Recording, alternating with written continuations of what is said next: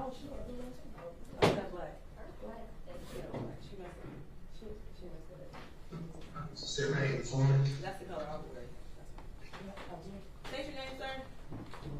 D'Artagnan Jones. Okay, your attorney wants to speak to you. I'm going to put you into a breakout room. Thank you.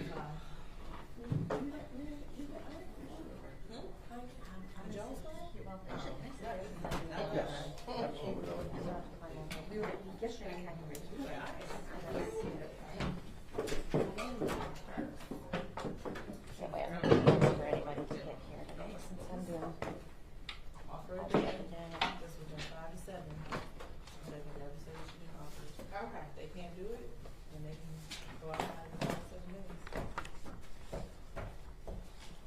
I know you want to get that 10th date. I already did it. Somebody said it?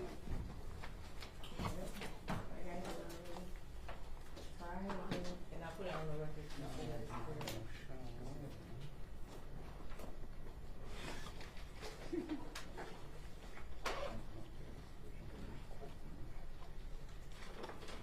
So I can do the same thing. You know, it's the first one.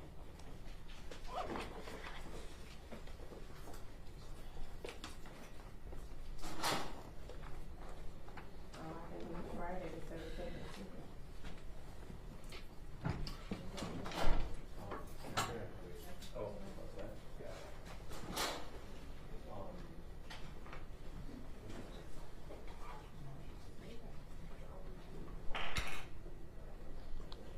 This file is not indicated in that.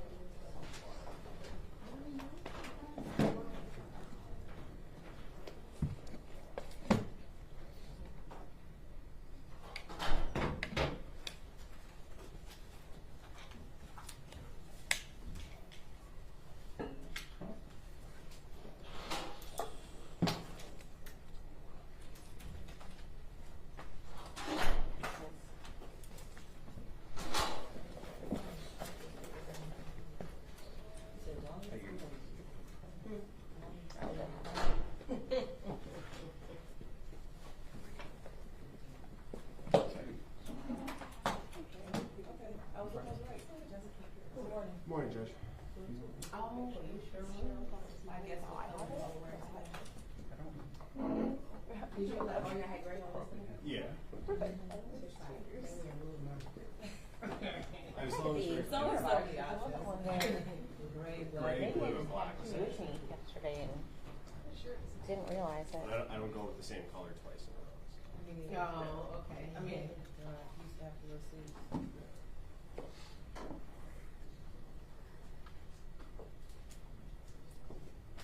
Oh, here's. Anything we need to talk about prior to?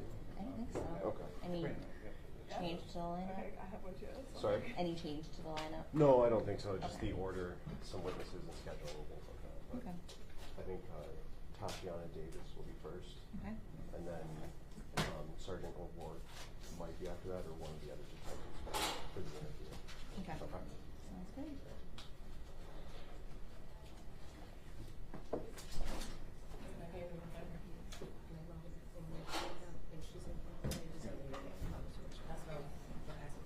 Yeah, I'm logging the GIS, so this is, yeah, this better work. Yeah. For her. Yeah.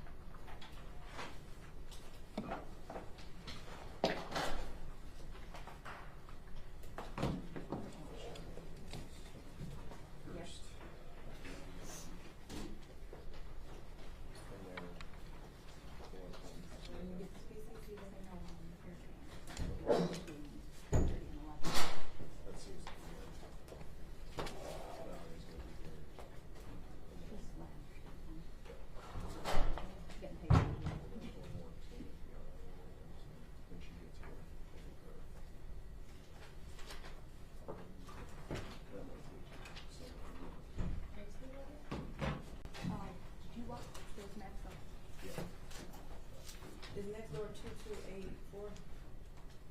Phone number? John. Let me check. I'll get you this back. 2282. 2282, yeah.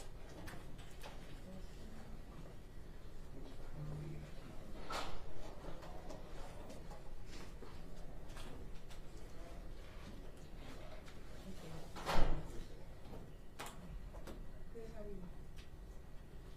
I don't know how to get, you know how to get anything somewhere?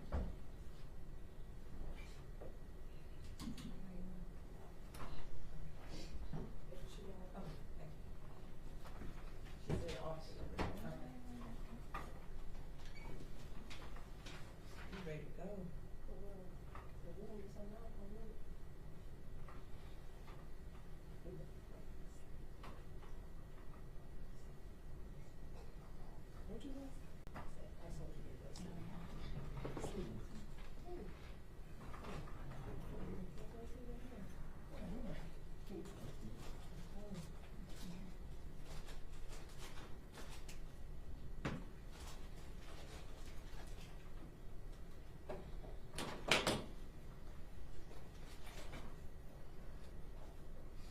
I just have PCC, the jail just walked on, so let me get them out the way before we start.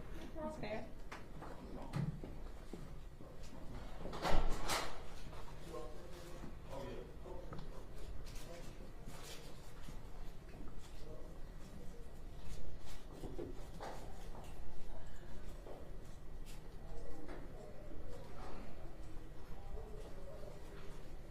Good morning. Thank you.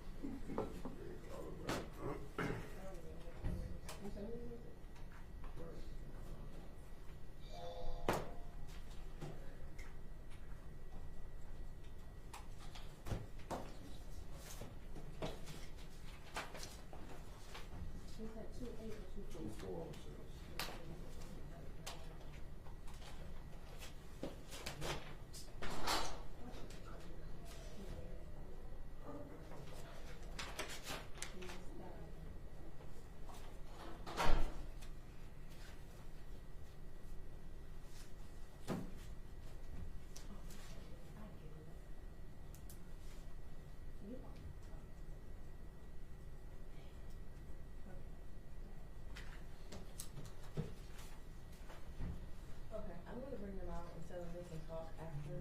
Okay. Because I need to go them. Okay.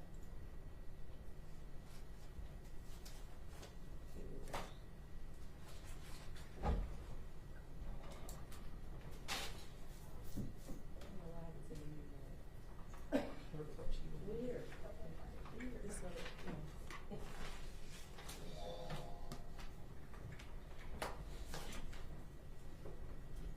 Ms. Castro, good morning.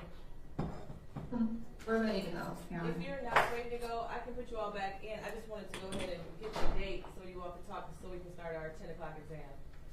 We're ready to go, Judge. Thank you very much. They'll be coming out in about 15 seconds. Okay.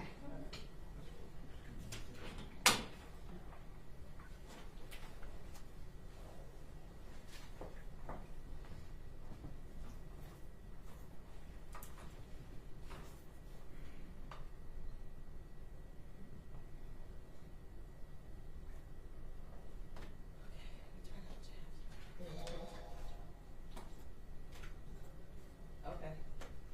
Ready, This is case 2461274, the people of the state of Michigan versus D'Artagnan Martez Jones.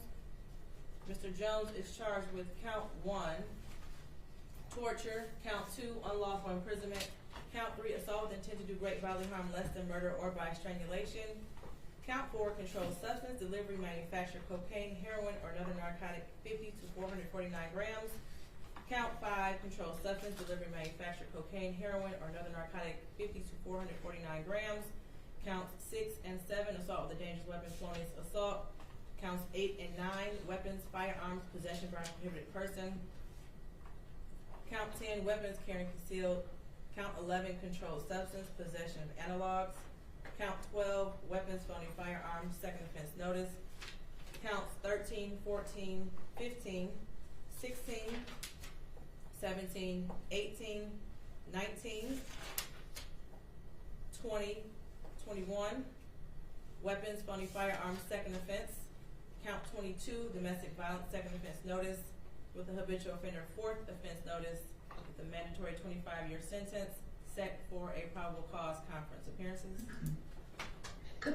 Good morning, Your Honor. Shelley Drink for the People, P number 60249. Good morning, Your Honor. Nancy Castro with NDS, appearing on behalf of Mr. D'Artagnan Jones, P number 80549. State your name, Mr. Jones, your full name. D'Artagnan Martinez Jones. Okay. Attorney Castro, do you have discovery? Your Honor, I speak with Ms. Strain regarding discovery. I am in receipt of paper discovery. However, I don't have any of the digital discovery. Ms. Strain indicated that she is going to be sending that over. My understanding is that it is voluminous, so we have agreed to, with Mr. Jones's permission, agreed to set this matter end of January for a preliminary examination, if that is okay with the court. Is the date that Madam Clerk provided to you? Correct. Okay. That works for the court then. Anything else for the record? No, Judge, not at this time. Thank you very much. Okay. No, Judge, thank you. Okay, you have a good rest of your day. Mr. Jones, I'll speak with you later. Okay, thank you. All right, sir. That's not all the cameras in the home. Yes, that's all.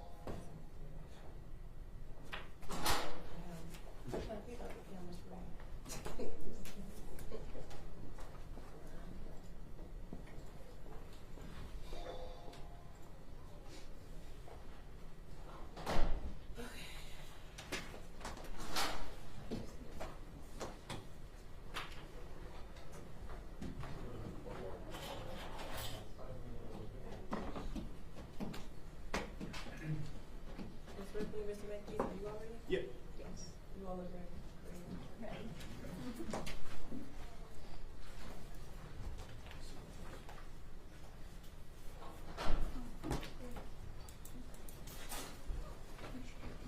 Yeah. After everybody.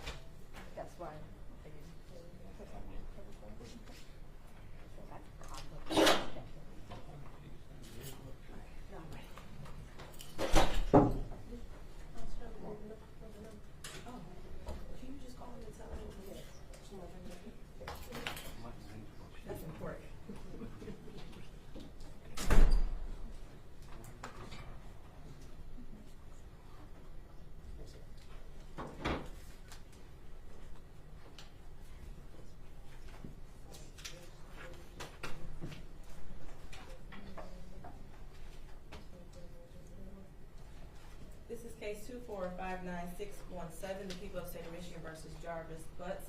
Charged with count 1, homicide, murder first degree, premeditated. Count 2, child sexually abusive activity. Count 3, criminal sexual conduct, second degree, person under 13, defendant 17 years of age or older. With the habitual offender fourth offense notice set for an exam today. Appearances? Good morning, Your Honor. Tina Ripley on behalf of the people, P83688. And good morning, Your Honor. Matthew Makepeace on behalf of the people, P82796.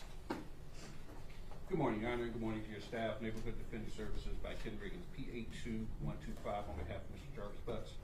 Good morning. Neighborhood Defender Service by Cheryl Quick, P83973, also on behalf of Jarvis Butts with co-counsel Lauren Butler. P88126. And Mr. Butts, state your full name. You can have a seat. Any preliminary matters before we continue testimony? No, Judge, just the continued order of mutual seat frustration because we are live as well. Okay. Agreed. If there's anyone on YouTube or watching this live stream or anyone in the courtroom who may testify or is a witness on this case, you must exit the courtroom. That includes the virtual courtroom as well. And with that, you can call your next witness. At this time, people call Tashiana Davis.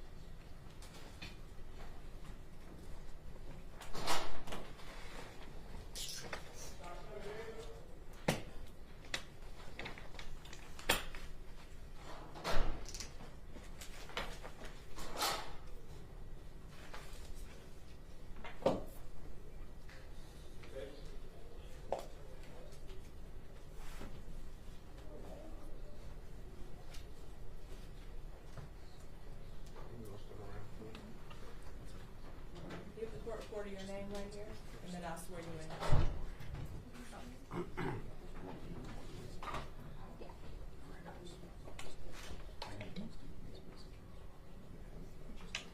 Raise your right hand. You swear to tell the truth, the whole truth, and nothing but the truth. Yes. Watch your step. And once you get situated, you can hold that whole microphone with the little white cap on it in your lap, or just link it to it. Okay.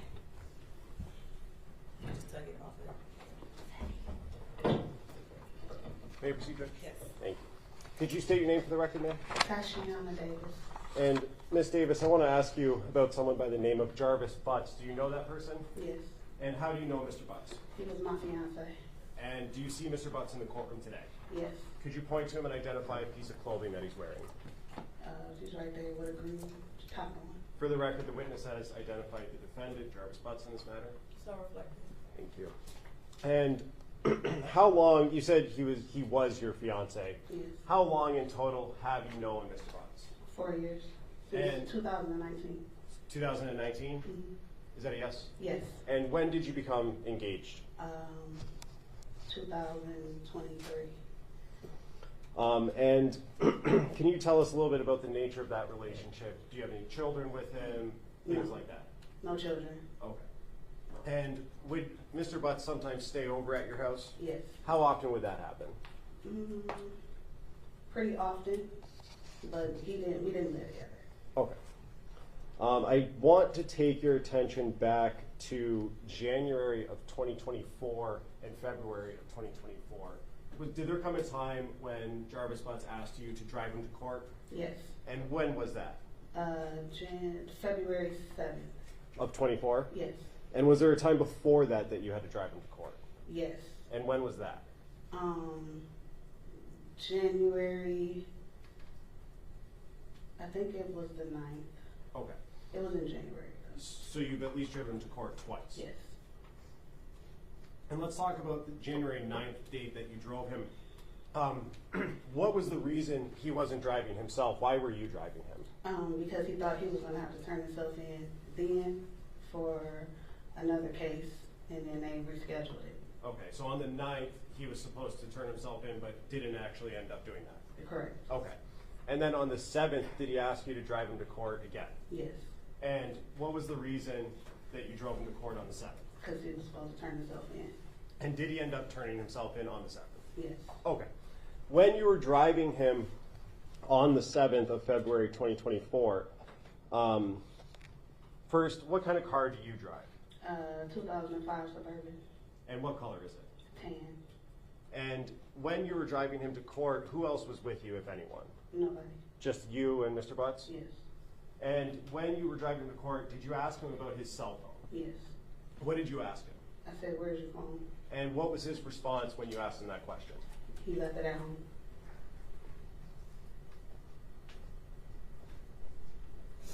And did you have any other conversation regarding his phone on the 7th when you were driving him to court? No.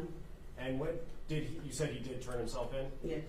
And so you drove back home, correct? Yes. Did you eventually have some contact with the police department? Yes. And where were you when you had that contact? In the hospital. And what did they ask you about generally? Did I know anything about a missing child? And do you know anything about missing child? No. Did they ask you about his cell phone? Yeah, I believe so. And did you know or have any reason to believe, other than what Jarvis told you, that his phone was someplace else? No. And did you know that his phone was in your car? No. Did you give permission to the police to search your car? No, they just came and took it. Okay. They had a search warrant? Yeah. Okay. And were you present at your house when they came and took your car? No. And did you observe them search through your car and pull anything out? No. Okay. May I have one moment, Judge? Yes.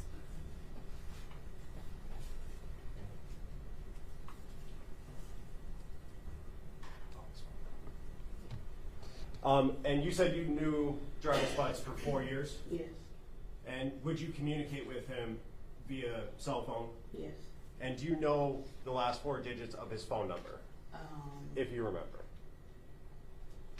9. If you don't remember, I don't remember. okay. With looking at text messages, refresh your memory? Yes.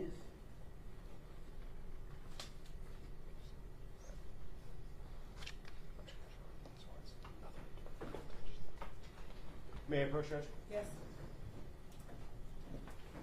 If you could just look at the phone numbers on it. The first one. And does that refresh your memory? Yes. And what were the last 4 digits of Jarvis Butts' phone number? 8719.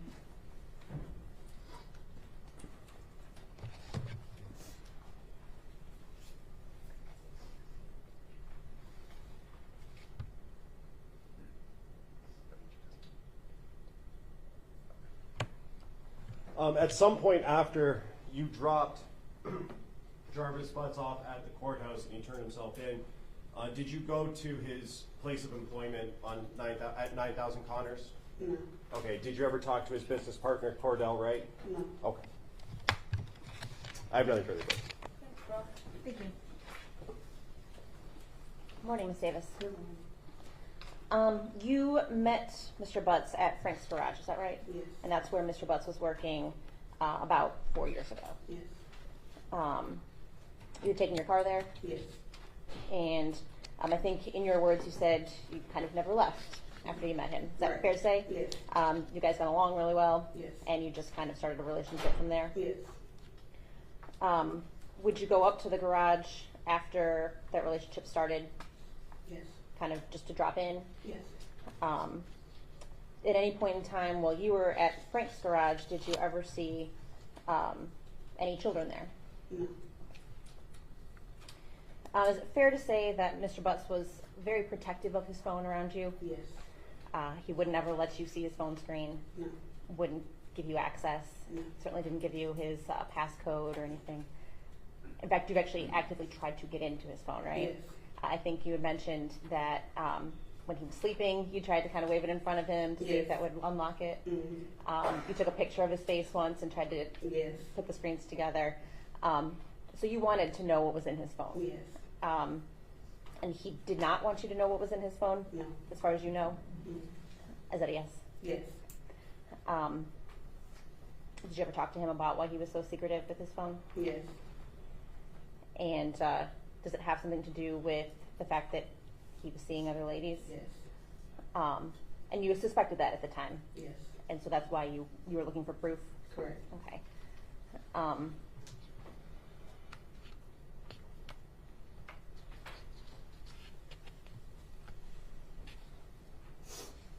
So even though you suspected that Mr. Butts was unfaithful to you, you still stayed with him. Yes. One reason for that is because he was good with the kids. Yes. He cared for your kids. Yes. He took them places. Yes. He took your son up to the shop. Yes, He showed him how to change the oil in the car. correct. And you viewed him as a good father figure. Yes. Did you ever see anything inappropriate or that would cause you to see a red flag with regard to him and your children? No. Did you ever see him acting inappropriately with any other children? No. Certainly, if you had, you would not have allowed him in your house. Oh, Fair to say? absolutely not. You knew that Mr. Butts had other children, right? Yes. With a woman named Angel Yes. and a woman named Shannon. Yes. He talked about his children with you. Yes. Did he ever talk to you about his niece? No.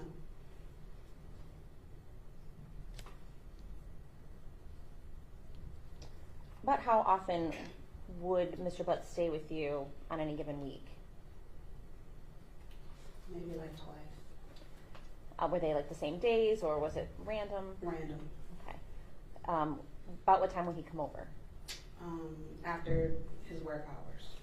And- After like 6 o'clock. Okay, so you think he would come kind of straight from work?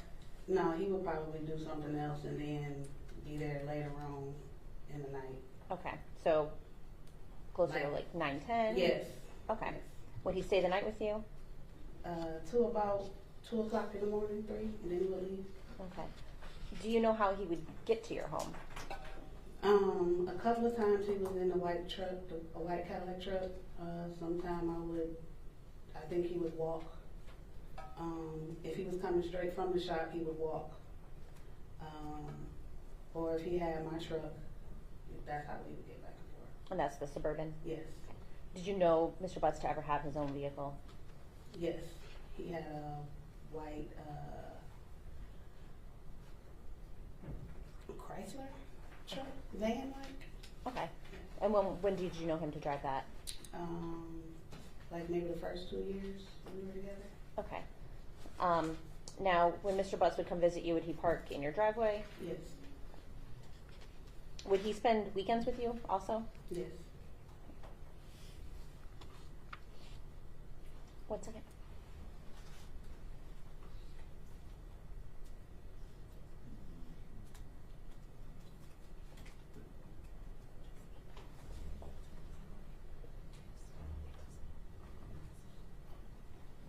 I don't have anything else, thank you.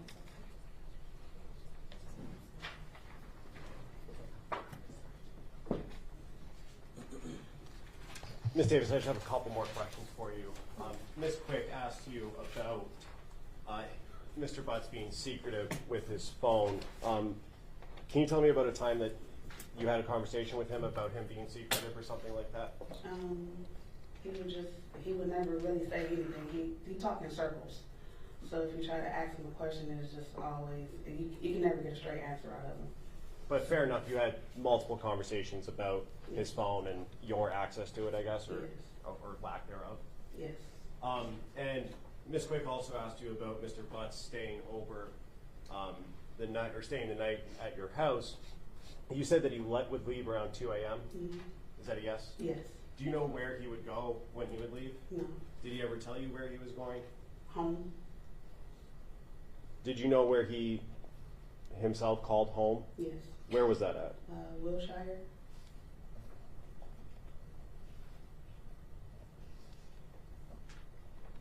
And you said he would walk from his place of employment if he was coming straight from there, right? Yes. How far from that on Connors, the auto shop on Connors, do you live? How far of a walk? No, that was when he was on Warren. Warren and Neff? Yes. How far of a walk from that location? Like 4 blocks. And did you ever see him drive but not park in your driveway or out front of Yes. your house? Can you tell me a little bit about that? He parked around the corner and he would walk to my house. And do you know He the, was in the white Cadillac truck. you said Cadillac? Yes. Oh. Was that an Escalade? If you know. I don't know. Okay. And do you know the reason why he would park around the corner? I don't know. I asked and he would just be like, I didn't drive. But then would you see his truck? I would see the truck. You have one moment, George? Yes.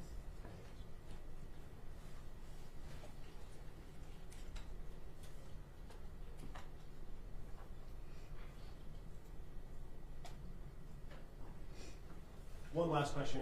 You said he lived or called home on Wilshire? Yes, Have you ever been to that house? yes, Have you ever been inside that house? no. Nothing further, Judge. Thank you.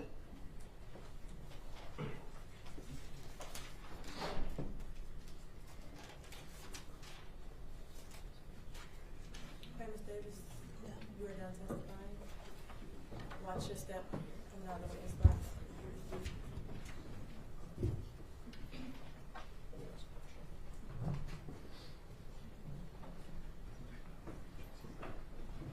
May we have one moment, Judge?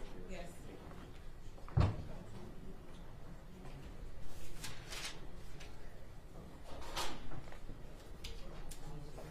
right.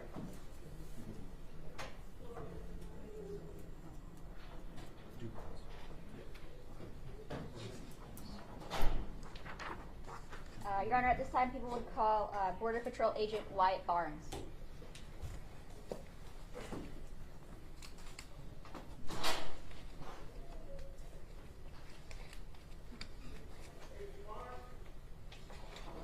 And I'm going to request permission to share my screen again. Okay.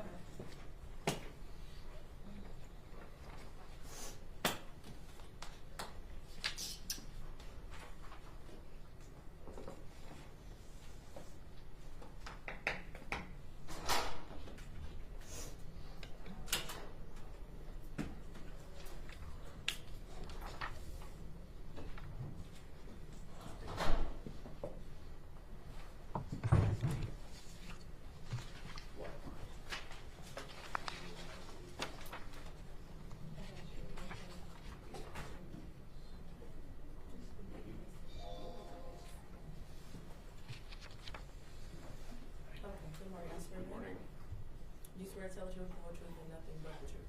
I do. Just watch your step. Thanks. And then you can pull that whole microphone off of the ledge once you sit down. If it's easy for you. Okay, thank you.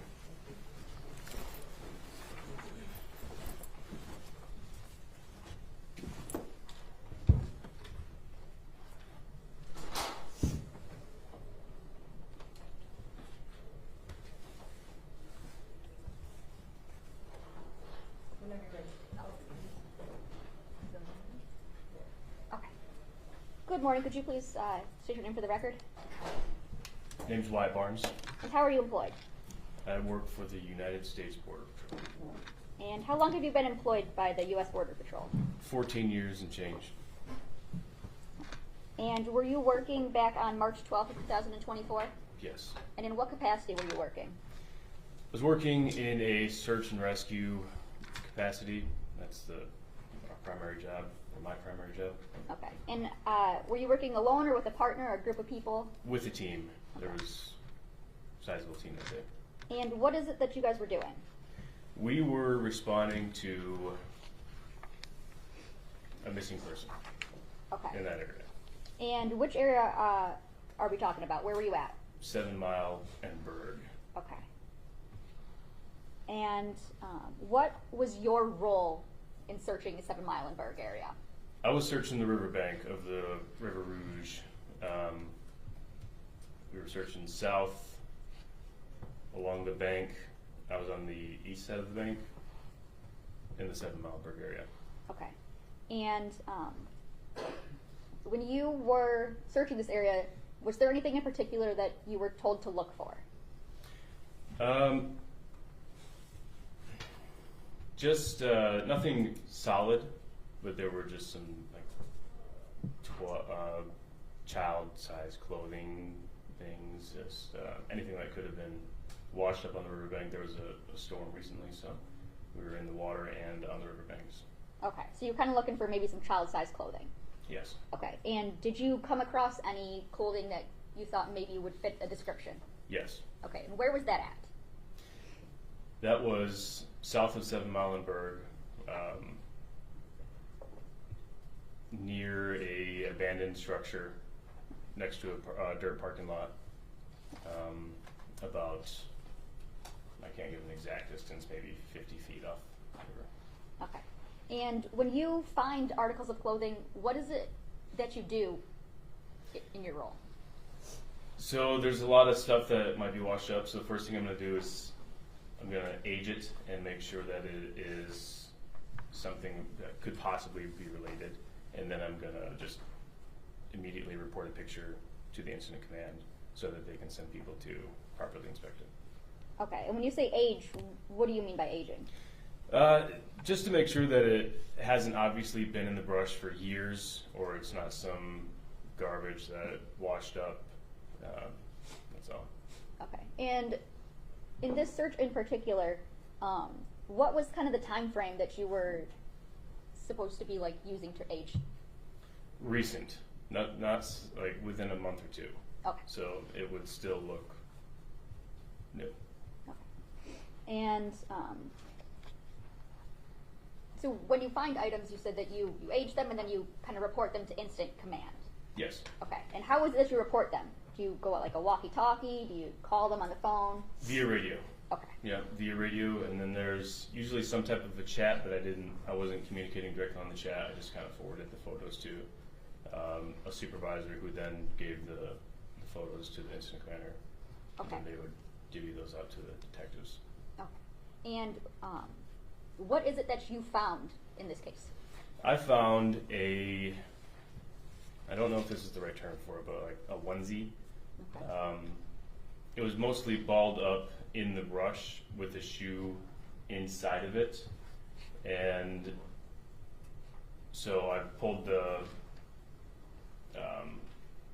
I didn't know it was clothing at the time, but I pulled it out of the brush just to kind of open it up and see what it was.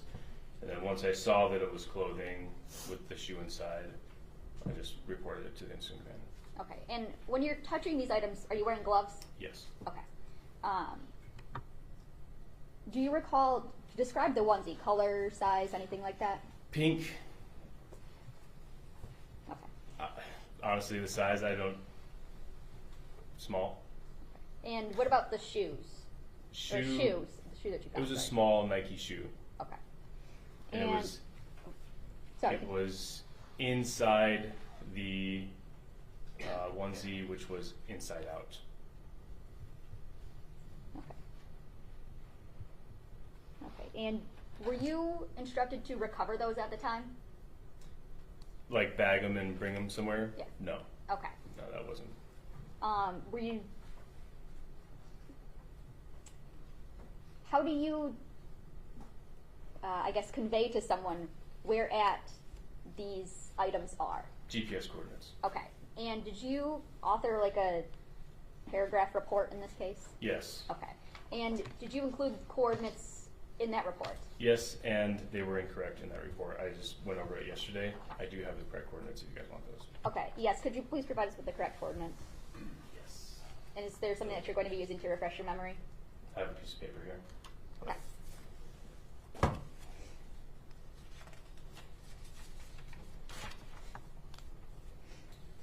So, the coordinates that were provided in the paper were for the incident command. These coordinates are very close to where that piece of clothing was found. Okay. Their decimal degrees: 42.426693. Okay. Negative 83.268497. Okay. So the coordinates that are in your report are where incident command was kind of set up. That's the incident command, yes. Okay.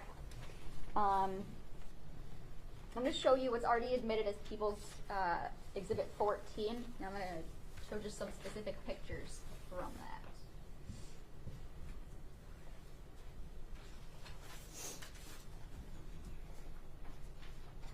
We're looking at picture 63 here.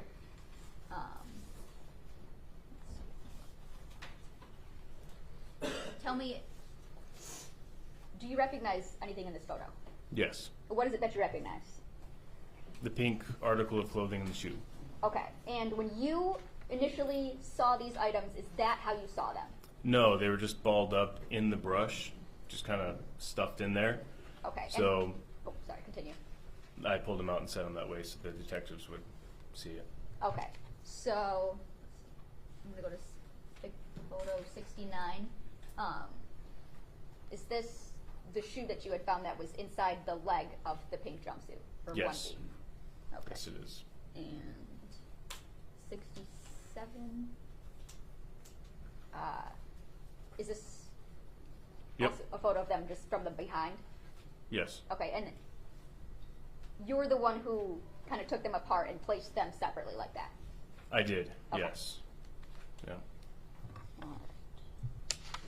And did you do anything else as it relates to this case? No. And nothing further, Judge. Oh, sorry, 1 minute.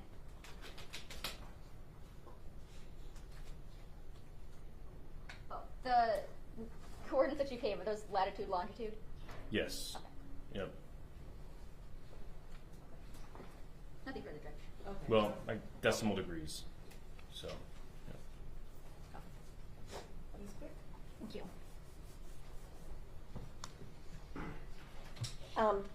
Agent Barnes, you said that you were taking part in a search of the area of 7 Mile and Bird. Was that, how large of an area was it?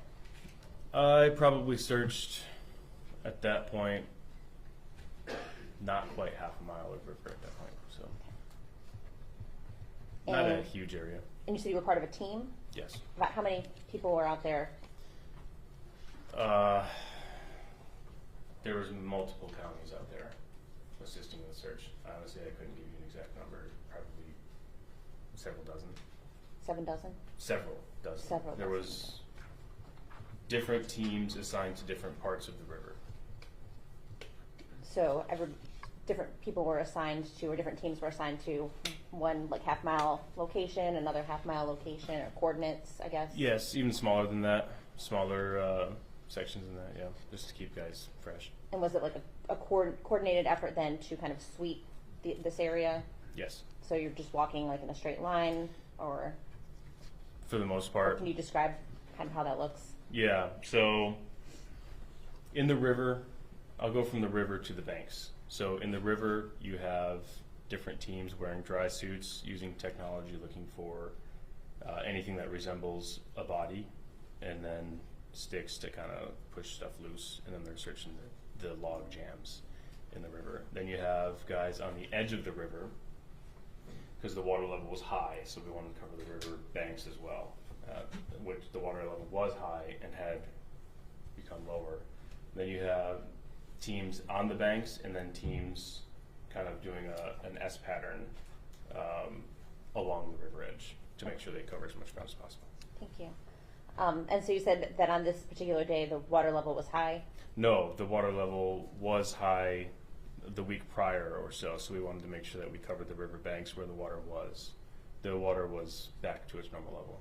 Was there a way to tell where the water level had been previously? Is there a way to mark that? Sometimes it's just where debris gets caught up in the brush. It was maybe a foot higher, but it wasn't. Okay. Yeah. And it was you personally that saw the pink onesie first, or the pink thing that you initially saw? Yes. Did you take pictures of it, how it looked when you initially found it? I didn't. No. Would you normally do something like that? There's just so much stuff. I wasn't taking. It would taken all day if I'd taken a picture of everything I found. So. But you stopped and kind of moved it, manipulated it. I pulled it up to inspect it, noted that it was worthy of reporting, set it back down, radioed it in. Okay. And how far did you set it down from the location where you initially located it? Same spot. Exact same spot? Same brush. Okay. And you said that part of what you do is kind of to note approximately how long it looks like it has been out there. Yeah. And Yes, in ma'am. this particular case, what was it that you kind of found or thought when you noticed it? There was no discoloration from the sun. You know, typically if something sits outside for a while, the sun's going to change the color that it sees, and then underneath it's going to be a different color. There was no discoloration in the article of clothing. So, and that can happen in weeks. And it's pretty quick. Depending on how much sun there is. There was no evidence of animals getting in it. There was no significant dirt. It looked very fresh. Okay. Did you find or see any other clothing other than the shoe in that area? very old clothing, years old. Like what, for example? Maybe just old coats, but it was nothing pertinent. Things Okay. that were Many under old layers coats? of lots. Yeah, I mean, there's a fair amount of debris. In that Under- general area, in that half-mile area that you were scanning? Yes. Okay.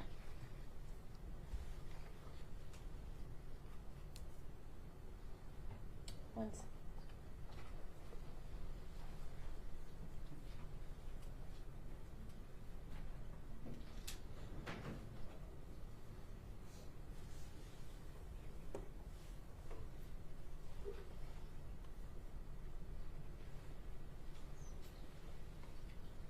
Anything else? Thank you.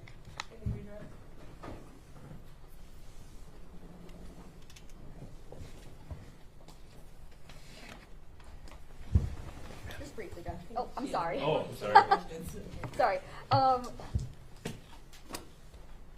Given that you photographed these and alerted these, did the pink onesie and the shoe, those matched your aging description that you were following?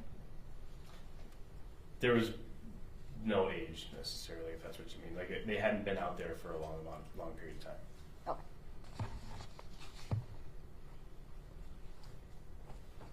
Nothing further, Judge. Now you're done. Thank you.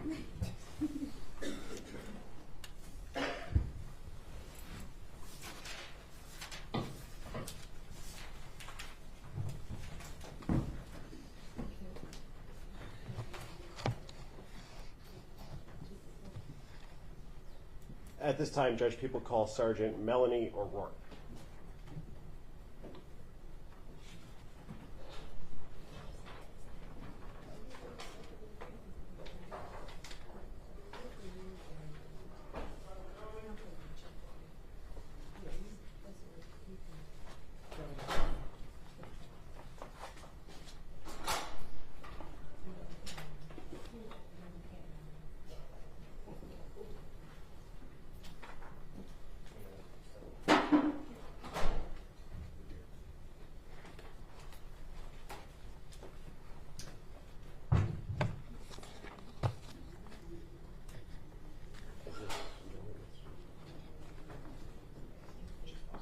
Good morning.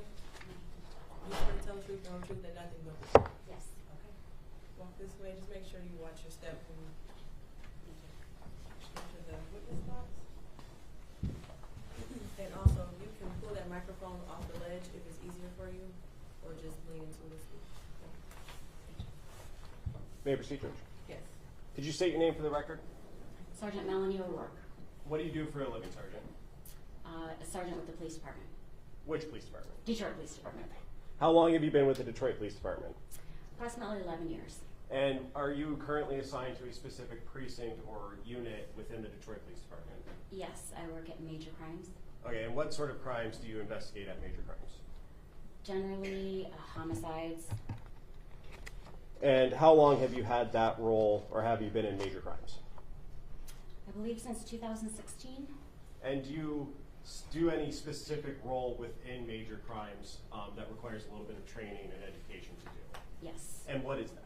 I do forensic analysis of cellular call detail records and tower mapping.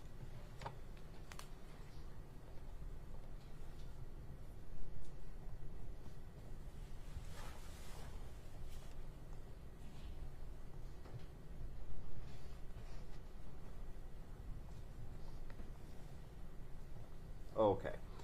And what sort of training, very generally right now, what is that?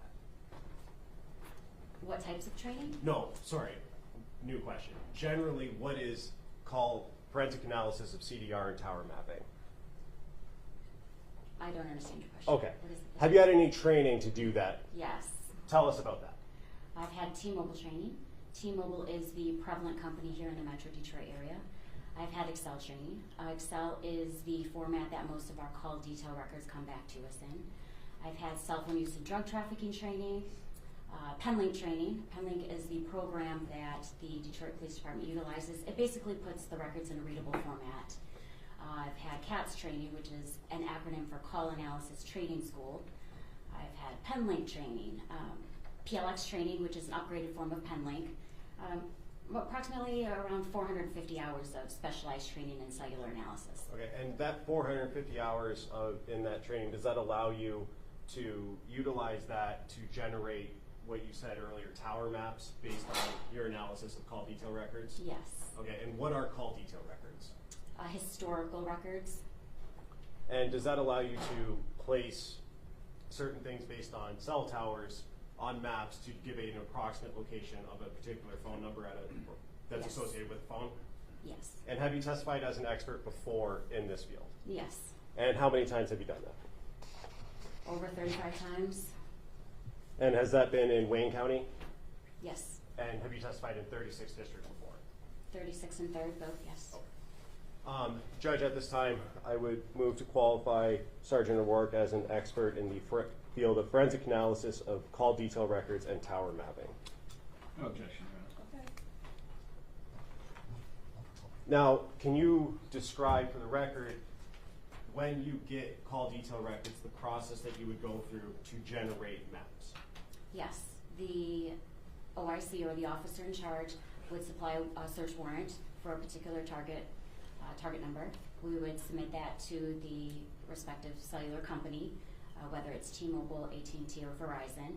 They will submit back to us in the form of raw records, usually in Excel format, the call detail records, and other various forms, subscribers, things like that. And in terms of the call detail records, what is contained in that spreadsheet? What sort of information is contained within that spreadsheet?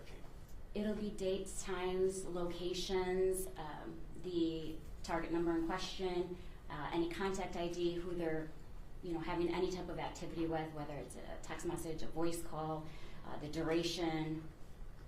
There's multiple things associated with the call. And you talked about location. How are those locations generated and inputted into that spreadsheet? So these records will supply an actual either latitude and longitude, or a location area code, or other location information for the cell tower that the, we're just going to say cell phone in this case, cell phone interacts with. Okay. And can you describe well, first, silly question, I know, but what is a cell tower? What do you mean by that?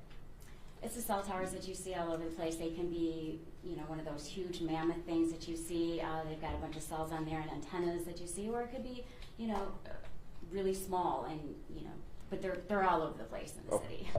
And the records provide a indication of which tower it was that phone number was interacting with at a specific time? Yes. And does that allow you to take that information and put it into a map, or go through a process to generate that location on a map? Yes, we actually receive the information and put it into a system called PenLink, and that information will, like I said before, will basically put it in a readable format. So the information that you receive today, that's what you're going to look at. Now let's talk about this case. Did you follow your process based on your training for a target number of 313-585-8719? Yes, I believe so. Okay, and that was a T-Mobile record, correct? It was. Okay. And did you generate maps based on your training and experience using PenLink to map that phone number and that phone at specific times related to this case? I did. May I approach, Judge? Yes. I'm approaching with People's Proposed Exhibits 33 through 39. If you could take a look at those, Sergeant, do you recognize what I just handed you?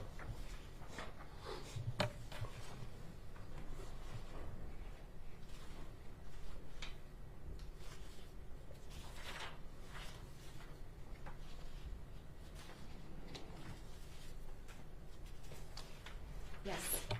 And are those maps that you generated for that target number ending in 8719? Yes. At this time, I would move to admit People's Proposed 33 through 39, Judge. Any Objection. objection? No? No objection. Okay. They'll be admitted People's Exhibits 33 through 39. Thank you, Judge. And permission to publish. Yes.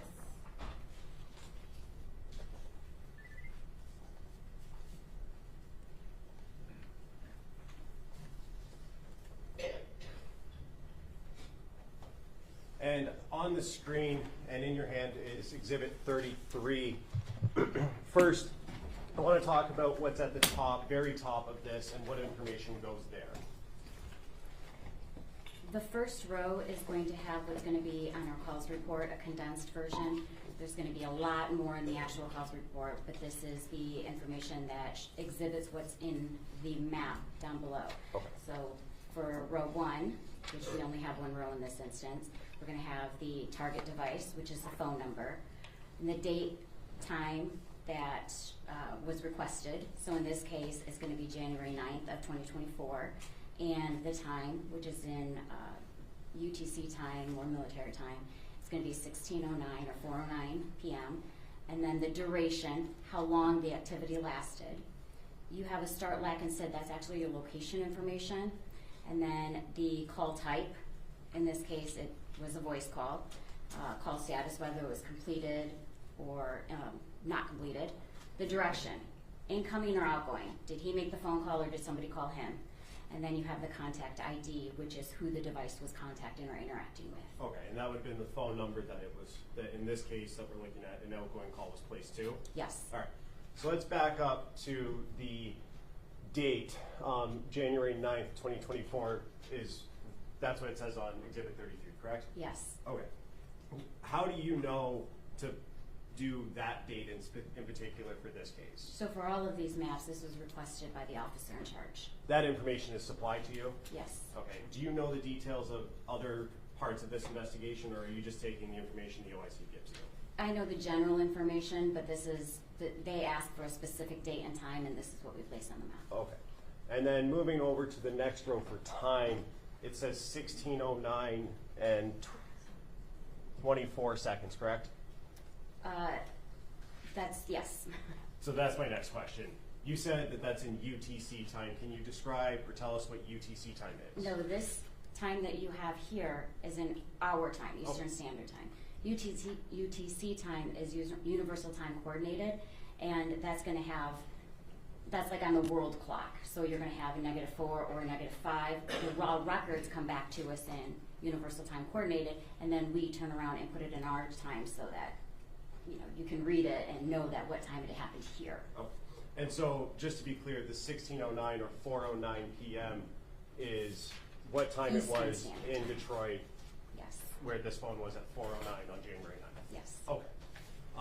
And that's a conversion that you have to do based on whether it's -4 or -5. Yes. What does that depend on, -4 or -5?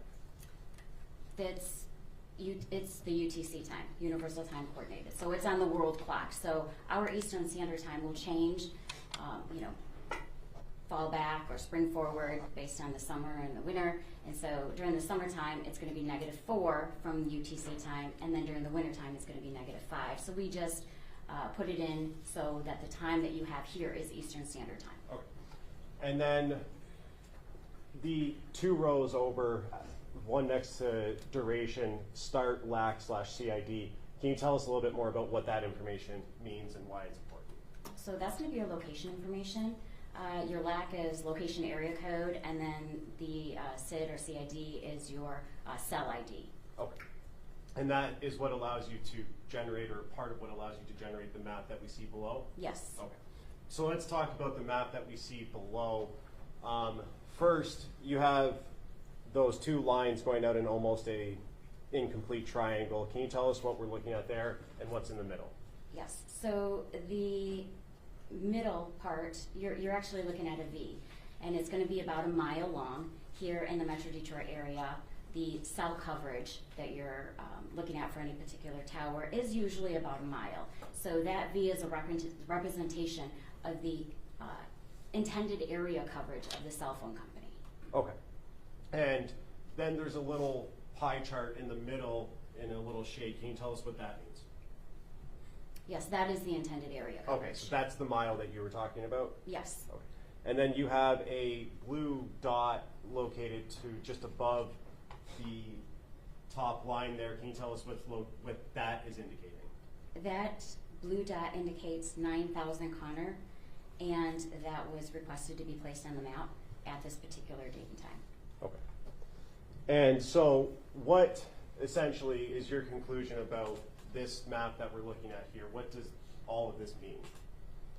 In this particular date and time, so January 9th at around 4:09 p.m., the target device that we're looking at ending in 8719 is consistent with being in the area of the 9000 Connor. And how precise is this location? I mean, you say in the area, there's no specific spot that you can say this was at this address. How precise can you get with this? So we can only tell you what the address and location of the cell tower and their intended coverage. They actually give you that. So you're working with radio frequencies. So it's not going to be an exact V that you see here. You're going to be working with radio waves. So it can be a little bit outside of the V or a little bit inside of the V, but basically this is just to demonstrate, you know, the intended area coverage of the cell phone company. Okay. Going now to Exhibit 34, which is on the screen. First, is this the same information that we saw in Exhibit 33 across the top of the map in Exhibit 34? Yes. Okay. And you have 4 rows here instead of 1. Why do you have 4 rows instead of 1 in this map? In this instance, the officer in charge requested to see a travel duration. So during the time between, I have 1838 and 1922, there are actually others in between which you can actually see in the raw records. But to put that many records that happened in between is a lot. So basically we are showing the travel from, the blue dot indicates 9000 Connor, and then the black dot indicates Ypsilanti. And they wanted to depict the travel from 9000 Connor down to Ypsilanti during this time period. And the first time period that you have for row number 1 is 1838 and 16 seconds? Yes. So that would be 6:38 p.m.? Yes. Okay. And is there a corresponding number on the map that relates to each row? Yes, on row, you can actually see the row column. So number 1 is going to coincide with number 1, which is just leaving the 9000 Connor area. And then you see on row number 2, it's depicted on the map as number 2. And it's traveling down 94 west. And then number 3 coincides with line number 3, and then 4 and so on. Okay. And so your conclusion, correct me if I'm wrong, would be that for number 4, at around 19:22 and 33 seconds, that phone was in the area of Ypsilanti. Just west of it. Just west yes. of it? I believe there's a little town there, but yes. Okay. And 1923, that would be 7:22 p.m., correct? Yep. Going to Exhibit 35.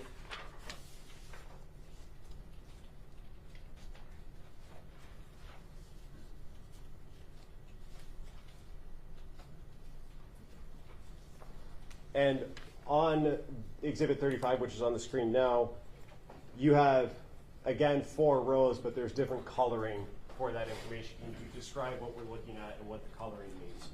Yes. So the blue dot indicates 9000 Connor, again, and the purple dot indicates 13362 Wilshire. And those are the 2 locations that the officer in charge requested to be placed on the map. And they wanted to show that this device was in the area of either of these locations and at what time. Okay, and so can you tell us about the lines closer to the 9000 Connor location and what ones those correspond to in your records up top there? So this is an RTT report, or a time in advance report, and the row number 1 and 2, which one is a dark blue line, and the other is a light blue line, all indicate approximately around the area of 9000 Connor during the time of 2028 and 2042, which is 8:28 p.m. and 8:42 p.m. Okay. And so is it fair to say that this phone was in the area of 9000 Connor at those times on January 9th? It's consistent with being around the area. Okay. And then the other 2, the purple and pink lines, can you tell us about those?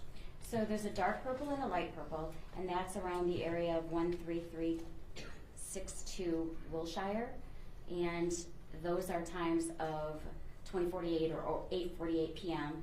and then 2059 or 8:59 p.m. So the RTT information has moved from around 9000 Connor to 13362 Wilshire during that particular time. And so does that indicate that the phone was traveling towards the direction of the Wilshire address? It could have been. Okay. And you've said RTT. Can you tell us a little bit more about what that means? RTT is a real-time tool or time in advance. Basically, it's a report that T-Mobile will send out, and it's historical location information. It's not necessarily based off of any type of activity, so you're not going to have phone calls during this time. It's not going to be text messages, or as long as the phone is on and the cell tower basically, or the base is able to get in contact with the device and back. So basically it's a time that it takes for a base station to send out a signal and then have it received back from the device. Is it fair to say that that's more of a passive interaction between the phone? There's no input on the phone that's required for this? There's no input required at all. There's not, any type of cellular activity at that time. It's basically for, efficiency and performance by the network. Okay. Going to Exhibit 36 now, which is on the screen. On that first page, you have 8 lines. Can you tell us the reason you have 8 lines and what they're indicating here?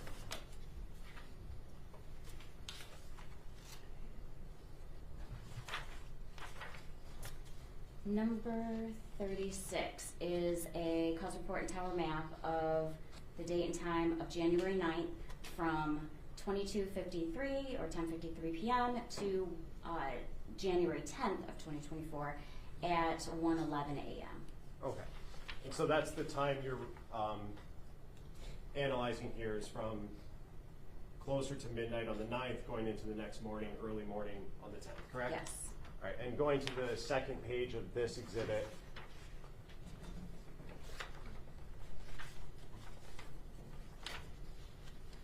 can you tell us what we're looking at in this map on the second page of Exhibit 36? In this map, we're looking at rows 1, 2, and 3. So the red dot that you have right there smack dab in the middle indicates 2000 Harper, which is the Park Crest Motel. And then the next slide has a different address associated with it. But what we're looking at right here is the 2000 Harper Park Crest Motel. And is that in Harper Woods, if you know? That I don't know. Oh. That highway that it's just off of, that's 94 highway, correct? Yes. Oh. And the 2 towers, or the 2 lines that you have here, does that indicate the phone was interacting with those towers at the times in rows 1, 2, and 3? Yes. You see the dark blue tower on the south side facing north. That's the area coverage. And then you have the light towers the light tower up top, the light blue, which is number 3, and that's facing downward, and they encompass the area. They overlap the area of the Park Crest Motel. Okay. And the phone was interacting with both those towers at, go up for a second, 12:37 in the morning on the 10th? Between 10:53 and 12:37 a.m. And then going to the third page of this map, what are we looking at here on the third page, and what rows do they correspond to? This third page is going to have a purple dot that indicates 4 East Alexandrine, and that is another location that was significant for the officer in charge to place on the map. And sorry, maybe I missed you saying this. What rows does it correspond to on this map? And that corresponds with the purple row. So each color represents the call detail records, the color on the call detail record report. So that's going to be row number 8 at 1:11 a.m. on the 10th of January. And this is all for that target number ending in 8917, correct? 8719. 8719, sorry, thank you. All for the same number, though. Yeah, all of these reports are for the same number.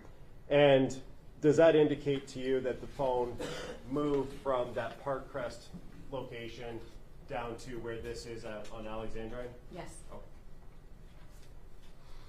And then the last page of this exhibit is this just an overview of both of those maps that we just looked at? Yes, it is. So you'll see in the beginning, or I'm sorry, at the end of the 9th at around 10:53, it's up at the Park Crest Motel up there on the northeast side, and then it travels down at around 1:11 in the morning on the 10th down to the purple area. And that's the Alexandrine? It is. Okay. Going now to Exhibit 37, which is on the screen. And do you have that there? I do. Okay. First, can you tell us again what we're looking at in the 3 rows on the first page of this exhibit? So this is a time in advance report. You've got the row, the target, the day, and these are going to be, these are all in the color black and on the map for the second page. And basically it's showing on January 10th, 2024 from 22:51, which is 10:51 p.m.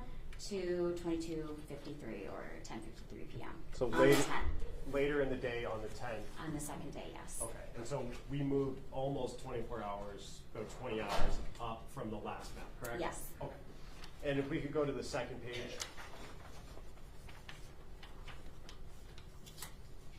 And where is this phone interacting with on, at the times that you just said, later in the day on the 10th? The information received from the cell phone company is right around Greenfield and 7 Mile. And is that in the city of Detroit, Wayne County? Yes. Sorry? Yes. Okay. And going now to Exhibit 38, we're looking at a lot more rows on Exhibit 38. Can you tell us what we're looking at here? Yes, this is the time period right after we were looking at 7 Mile and Greenfield. That time was all the way up until 22:53. So here we have from 23:40, which is 11:40 p.m. to 23:59, 11:59 p.m. and this is all on the same night of the 10th. Okay. And this is so just about 40 minutes after the previous map, correct? Approximately. Okay. And was there any information in the records, if you know, between those two times, that 40-minute gap there? They gave us a time in advance records. Okay. And going to the second page of this, on the map here, first, can you tell us what that red dot indicates on this map? So that red dot indicates 7 Mile and Berg. And in terms of the circles around that, what do those represent? The time in advance distance from the cell tower. So that's all going to be around 7 Mile and Berg area. And is it fair to say then that this phone was interacting with those towers at the times you indicated around the 7 Mile and Berg area? Yes. And can you go back up to the first page? Thank you. Sorry. In row 1, what is the time there? Row 1 is going to be on January 10th of 2024, 23:40, which is 11:40 p.m. And then the last row, what is the time on the last row? January 10th of 2024 at 23:59. And that was just because the officer had asked for just that day. It actually indicates that it stays there for a little bit more in the morning. Okay, how much more in the morning if you know? We actually have it in the next exhibit. Oh, perfect. And so that phone on this exhibit, was it there from 11:40 to, at the very least, midnight almost on the 10th, correct? The time in advance records, yes. And again, this is timing in advance. This is the passive interaction, no input from the phone or the user, correct? Yes, no calls, no text, no nothing. This is just the signals that the base station is getting to the device. And going to Exhibit 39, and can you tell us what we're looking at on the first page of 39? So this is going to be essentially a combination of the last two exhibits that we just saw. So this is going to be from January 10th of 2024 at 9:49 p.m. or 21:49 to January 11th of 2024, the next day, or the next morning at 1:34 a.m. Okay. And going to the second page of this exhibit now. First, on the far left side of the screen, what area is that again that we're looking at? On the far left of the screen is going to be the red dot indicating 7 Milenberg. And that's the same area that we saw in the last exhibit in 38, correct? Yes. And in terms of what rows correspond to that one, how long was that phone there in that area into the next morning on the 11th?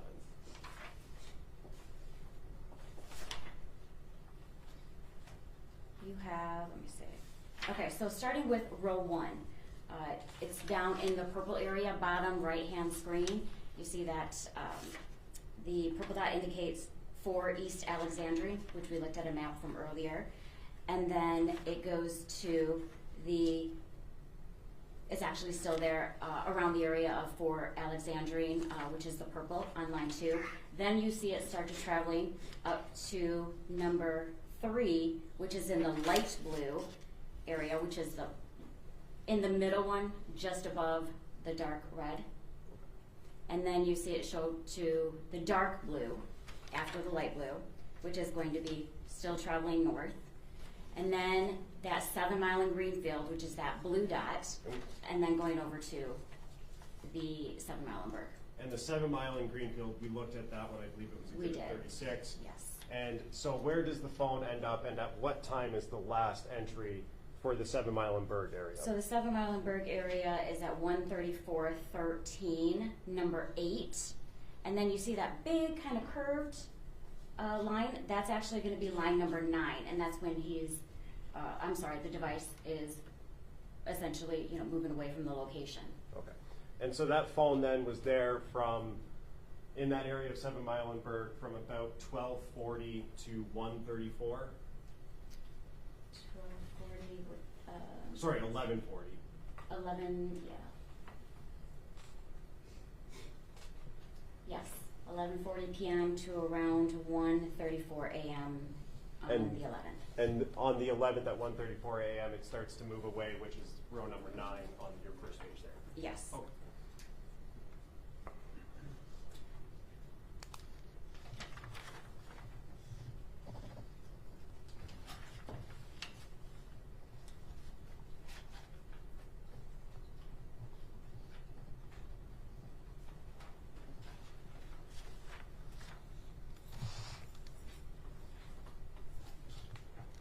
And you had mentioned earlier that part of the search warrant return from T-Mobile includes subscriber information, correct? Yes. And did you get the subscriber information for this phone, target phone number that we've been talking about? Yes. And do you remember what the name associated with this account was?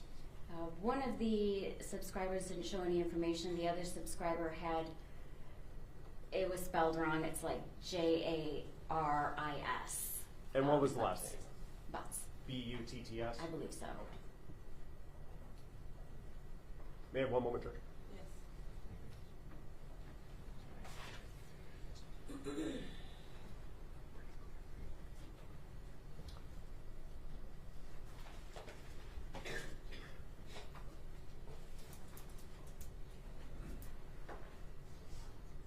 Can you go back to the exhibit that we were talking about for the Park Crest Motel? Yes.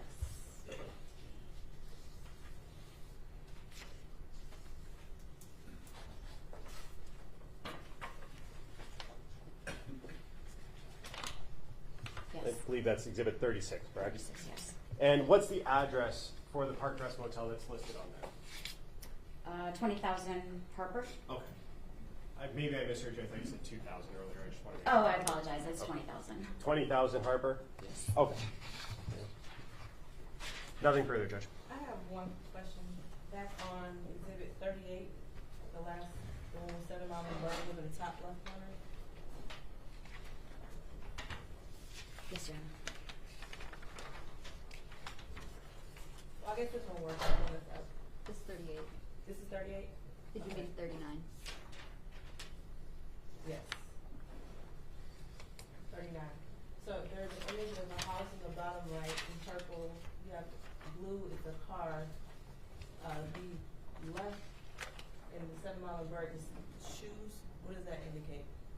or footprints? I believe there was possibly some evidence there. That's Okay, why I didn't know with the different images, if it was significant. No. Thank you. I don't know if you have questions based off of what I asked. No, I don't. Okay. Unless, man, one more.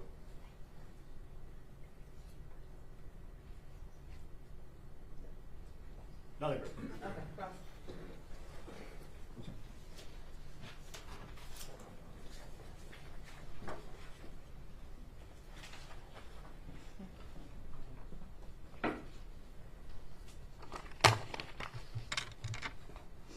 Good morning, Sergeant O'Rourke. Good morning. You're an expert on this. I'm not.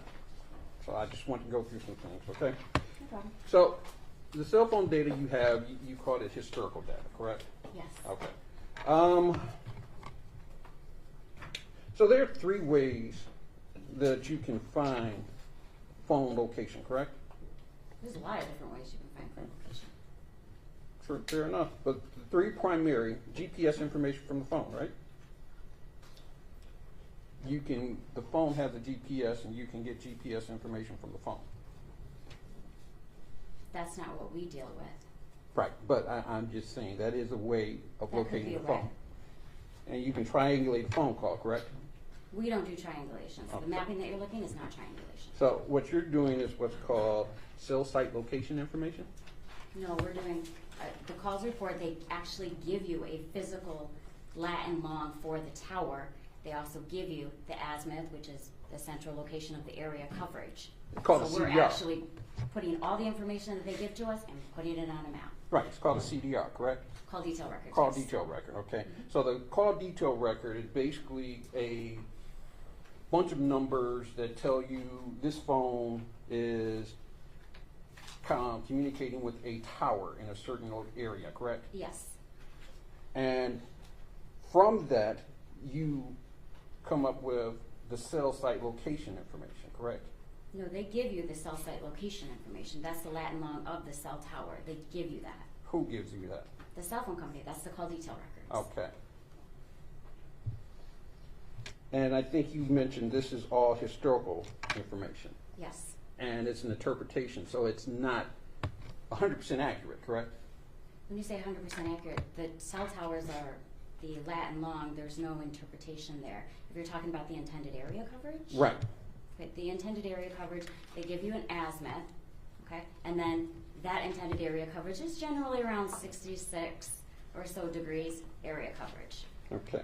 So the cell phone, the information you get is the phone connecting with a tower, sending information that tells you this is the location of the phone. For call detail records, they give you the tower, lat and long, the actual address of the tower. They also supply the intended area coverage, which is the beam width of how, how far or how big the intended area coverage is, along with the azimuth, which is why we do it in the shape of a V. So they're giving you the V-shaped and the azimuth, that smack dab in the middle. So they're telling us that's the intended area coverage. That is the intended area. Yes. Okay.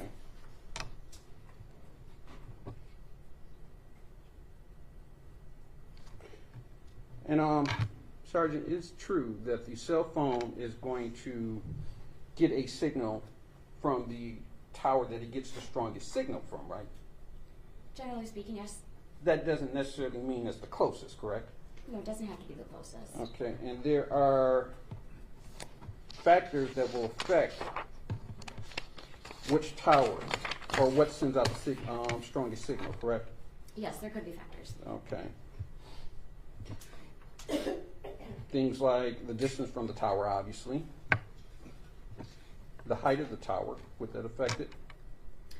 What normally affect, I mean it could, but what normally is going to affect anything regarding, connection to a tower, possibly weather, tall buildings, if you have a huge event where there's a ton of people trying to get on it, like, Ford Field or Comerica. Those are the types of things that can determine where the strongest tower is going to be. However, here in the Metro Detroit area, it's still going to be approximately a mile because we have so many towers that they can connect to. So you're not going to get one, that's 20 miles away. It's still going to be within a mile radius. Okay.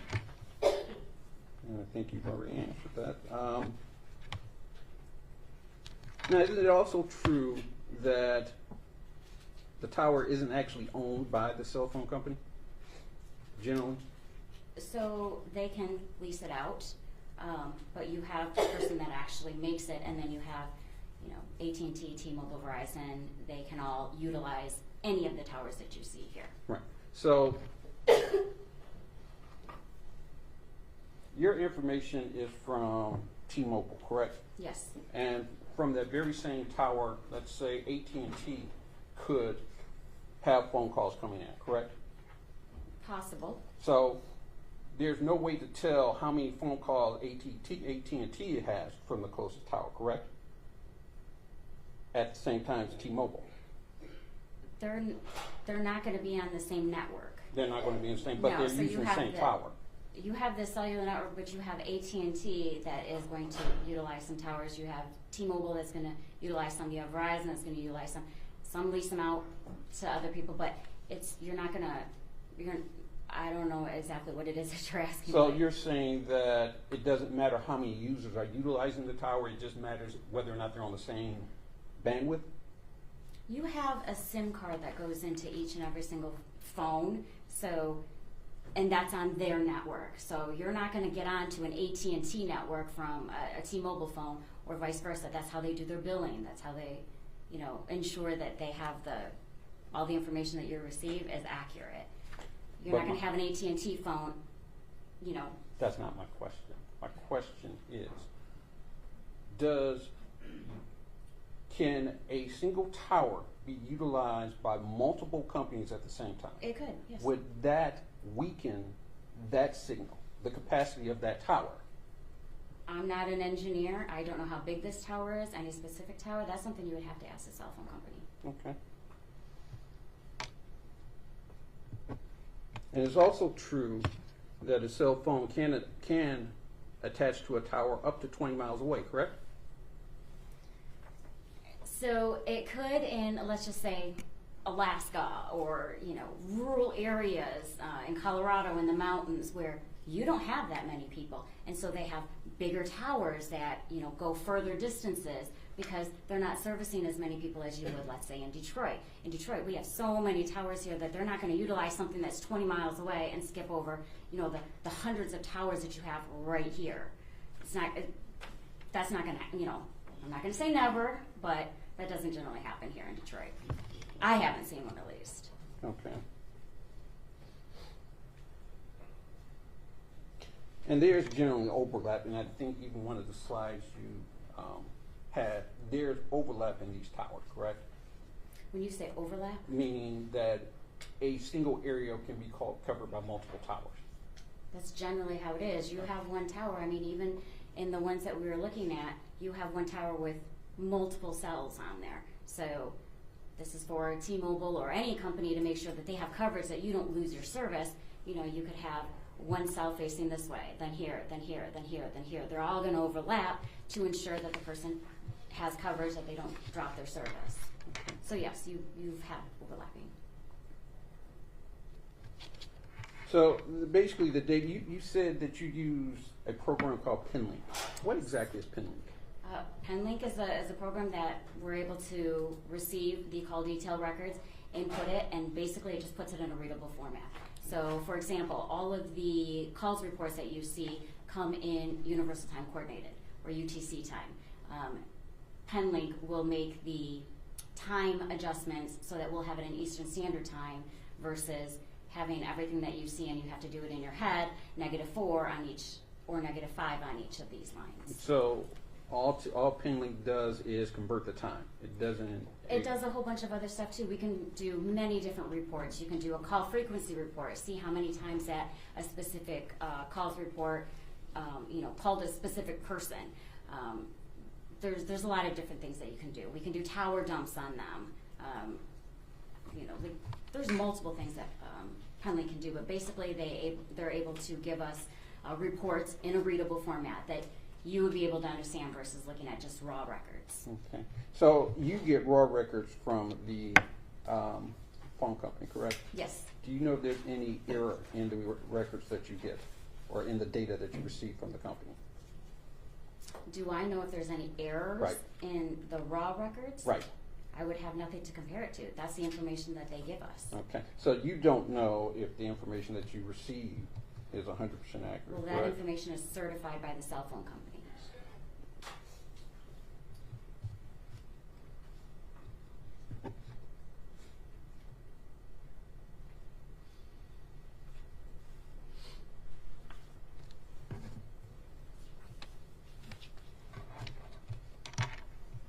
Okay. So we're in the Detroit area, and this is just hypothetical. We're in the Detroit area, right? We're across the border from Canada, correct? Yes. Have you ever gotten a message from Detroit that says you are roaming in Canada? Yes. Okay. But you're not in Canada, right? Correct. So that would be an error, right? Yes. So the cell phone can make an error, right? That's not an error.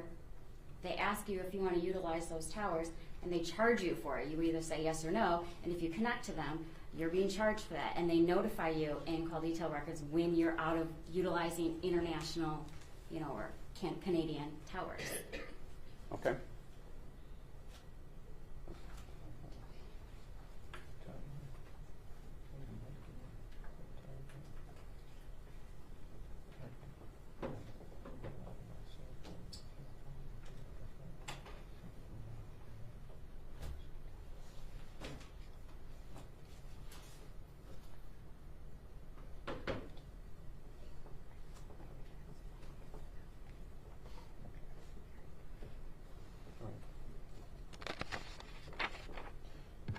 You also mentioned that there were multiple subscribers on this phone. Yes. So there was more than one phone? No. So you had the information from, I believe it was Sprint, who merged with T-Mobile. Okay.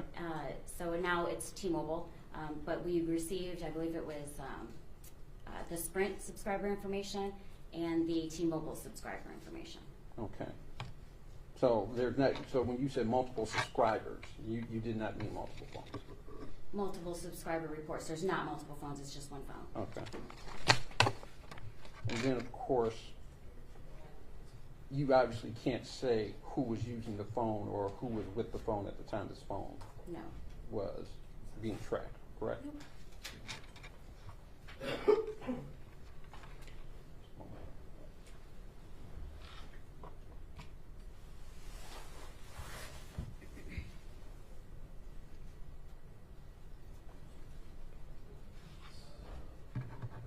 Yeah, I have nothing further.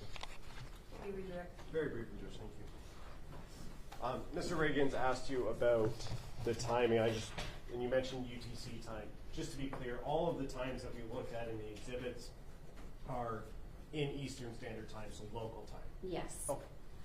And you mentioned something earlier, azimuth. Yes. First, can you spell that? for the court? AZMIUTH. Okay. And what is that? It's just the center of the width of the. Basically, it's going to be the center of the width of the triangle that you're Okay, or the V shape? Yes, the V shape. Right. And that has to do with the intended area coverage, correct? Correct. Okay. And you said that, well, Mr. Riggins asked you about connecting to a tower 20 miles away. You remember that question? Yes. You said you had never seen that in Detroit, correct? Not in Detroit. How many times have you done this analysis? How many times have you put these maps together for different cases? Since 2016. And is that like in the thousands then, or less than that? Oh, yes. Okay. More than 1,000? Oh, yes. Okay. And that's all been for the Detroit area or Metro Detroit area? Yes. For the most part? The Metro Detroit area, yes. Okay.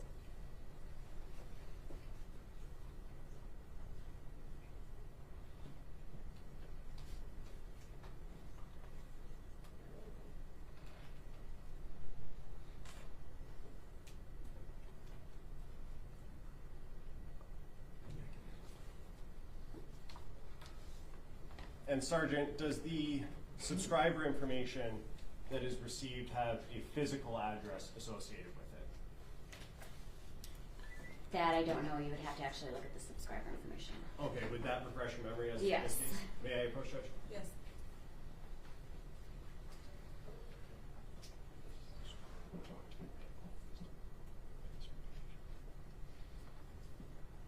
I'm approaching with the subscriber information. If you can just take that.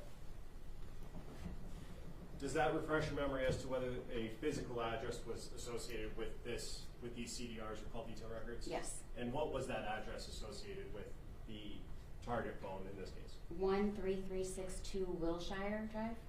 Thank you.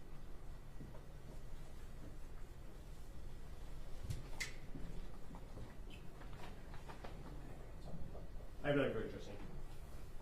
Okay, you are done, Mr. Valerie. Thank you.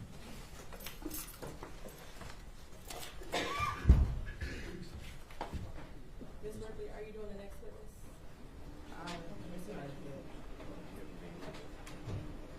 You all want a 10-minute break? Yeah, Judge. Let's do it.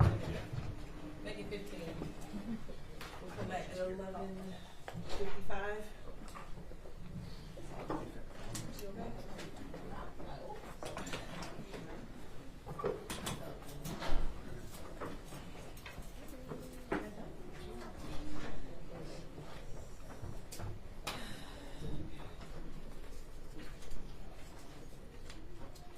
And Mr. Reyes, yeah.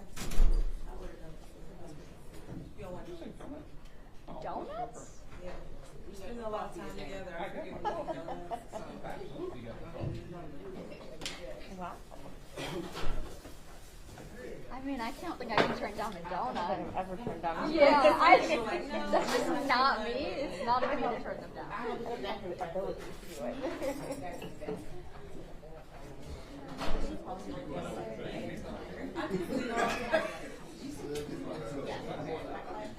And it's some glaze in it too. Just make sure you leave. Oh, I'll leave for. Yes, sir.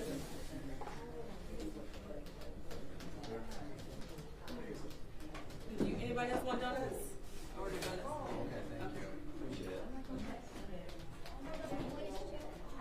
Girl.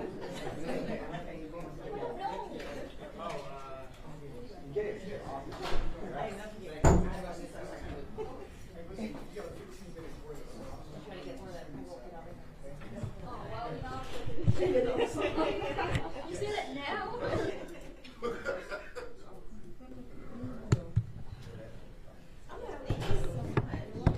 I didn't get any napkins.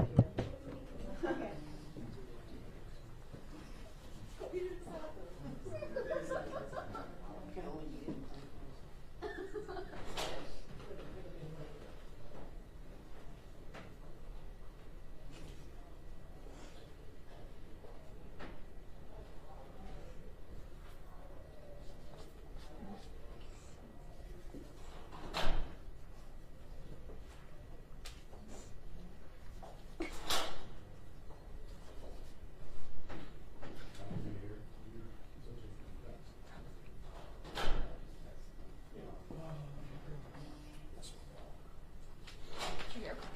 Valerie, yeah. Okay. Thank you, Jeff. You're welcome. They're donuts. Do you want a donut? No.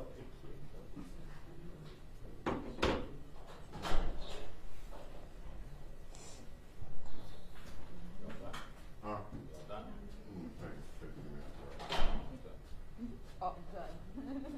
No.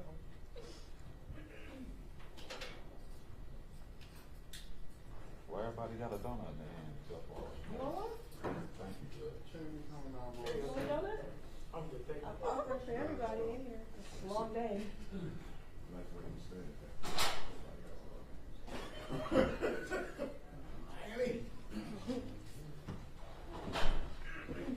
I saw it from all the way across the hall. What, the donut? The donut.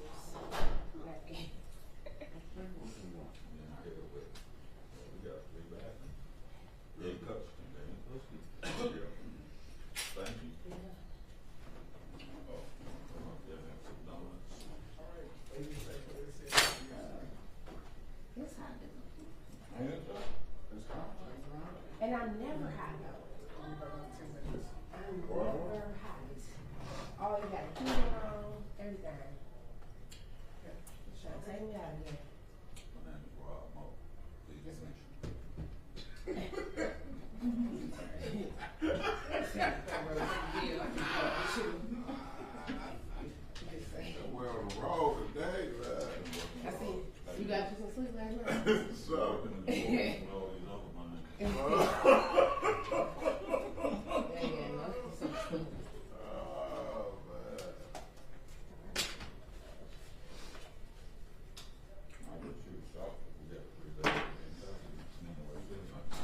Yeah, I got one. Hopefully that way. We just had, Oh yeah, cool. Last year? the little three. Oh, yeah, yeah. They, put police officers. Yeah. That was a few baby. One away. Like, of course, he had to let him charge. They let them raise though? They did. A lot of times they don't wait in capital cases. You know, because I think he was a shot in his assessment, that's what I think that's some other stuff. And they were trying to push out to April. They ended up letting him do March. And then the attorney, a verdict off the right. I'm ready, I've been ready, that's why I discovered. I'm gonna do it. I don't wanna keep waiting, I'm trying to get done. And that's the way. This is scheduled for, ours is scheduled for what, 10? Damn, I didn't realize it was And they're still waiting on 4 o'clock. That's the only way y'all went on? Everybody else here? Up in that tent. I'm saying here. And Judge Sessions? Oh, he was also glad to see about it. No, the judge, she calls. So Oh. when you call, Oh, wait. yeah, And okay. it helps that we have other stuff on. One, the okay, docket. I got you. Wait till this last one. He really gonna like call. But you ain't here in 10 minutes. He plays 6 Oh, he gonna have no target. Yep. You already know it.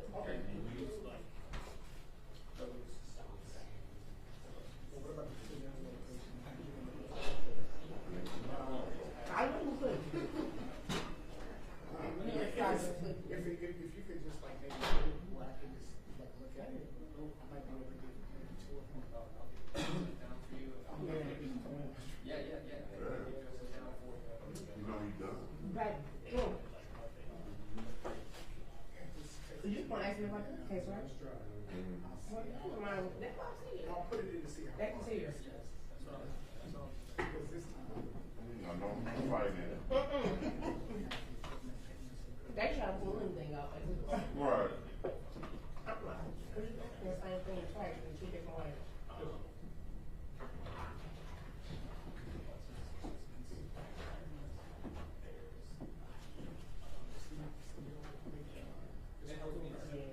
No. Just like, but I'll text you.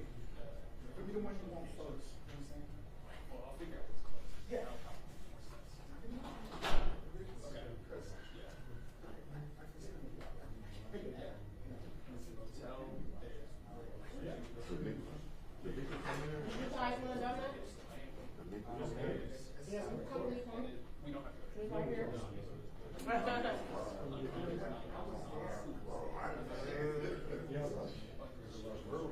Because I can see the parking lot. I was there. It was right behind the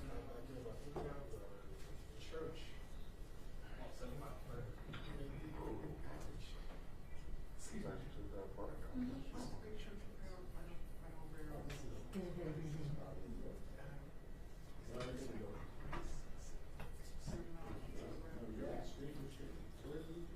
You can't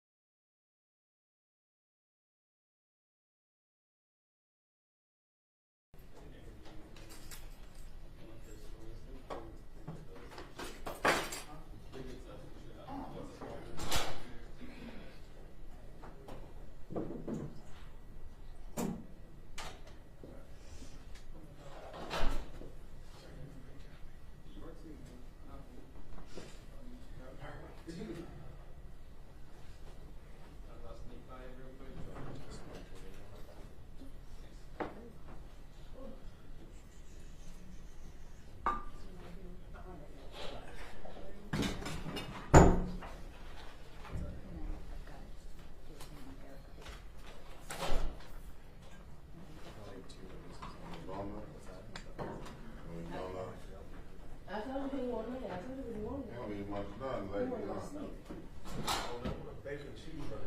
You, that dude sound, he's so.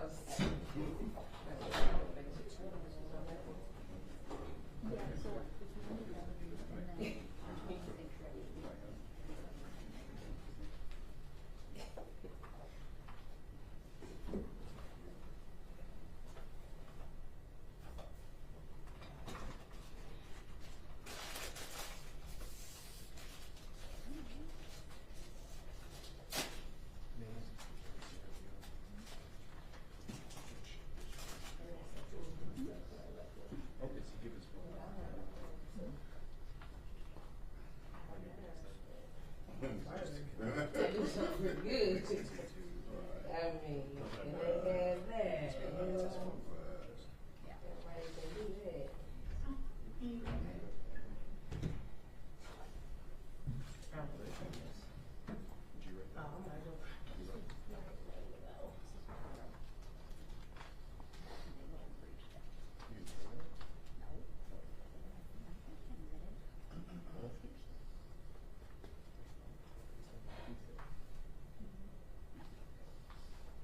It's not how that works. So, good question. Yes. So, just like they thought. Oh. So, it's a docket tomorrow. I don't know how she gonna play it. But, you saw how many witnesses we had tomorrow? 4 or 5. Yeah, 4 or 5. Well, it's the OIC, so not. That one will be long. So, just a heads up. Oh, starting, yeah. Yes. Oh. Just a heads up. Just That should be fine. depending on. Let me see. 1, 2. Take that back. Why she schedule things? She's. Oh, I'll talk to her. Please, cause we, it's 2 felony murders Oh no. in the afternoon. We got 2 in the On morning. Wednesday? What's tomorrow? Wednesday. I'm looking for one. Hold on. Cause I said it to the side, I wanted to say something to her. Yeah, I can't imagine she would do that. No, that's Thursday. I got Friday. Friday a little longer. Oh, we'll be fine. We'll be done. That's her goal. And I don't know how to do it. 1, 8, 2, 5.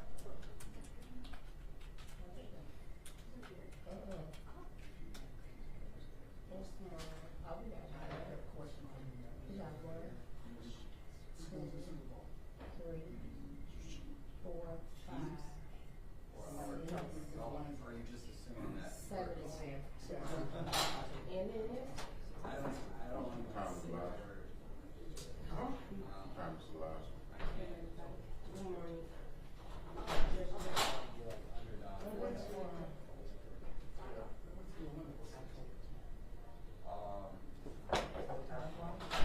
Did you lose? Eric yet? Okay. Uh-huh. Yeah, he used to work nights, now he's recently off Bayside.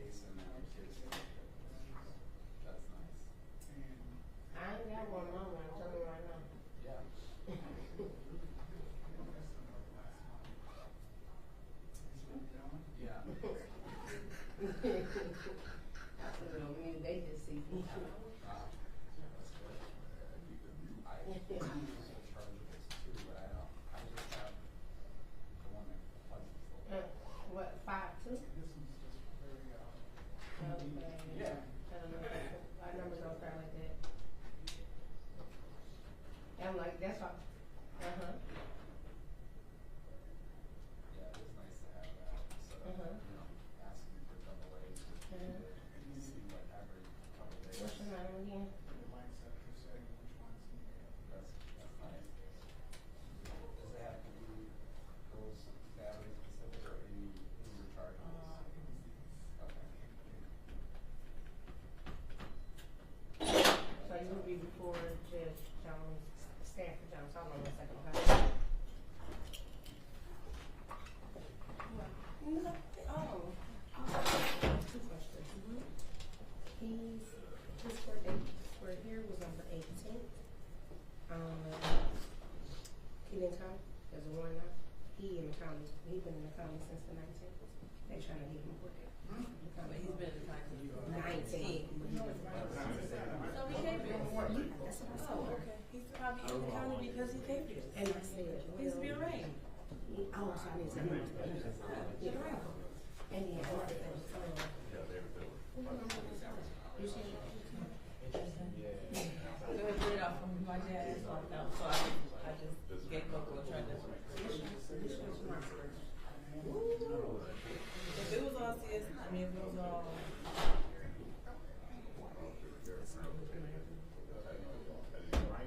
I'm gonna start this. I mean, I'll read the email. He's not even on here. Yeah, for I remember whoever. email yesterday. They didn't put it in there. Because I put on for today. It wasn't on for today. It was on for I saw sand. So they should have put it on. I told that to take it out. Oh, okay. When I was sitting here researching. And she said, it might not be quick. Orders on to them and I went to a YouTube.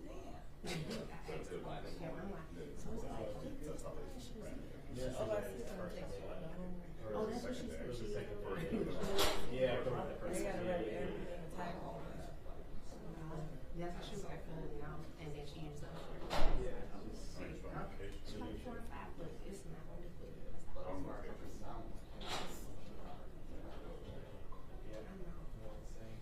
We don't pay more.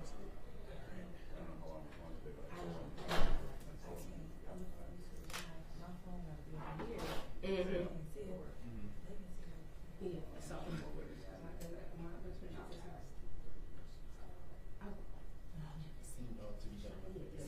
Okay. And then that, for that, look. Oh. Yes, I was like, okay, I'll put it there.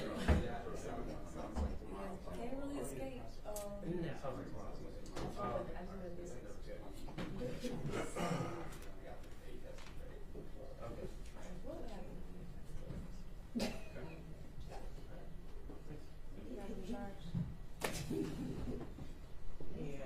You can talk this because, right?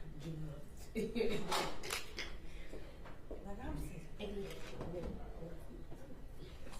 See, You should see my face. I was just woke me all the way up. I said, see, this is too much. She said, she said, well. I heard that.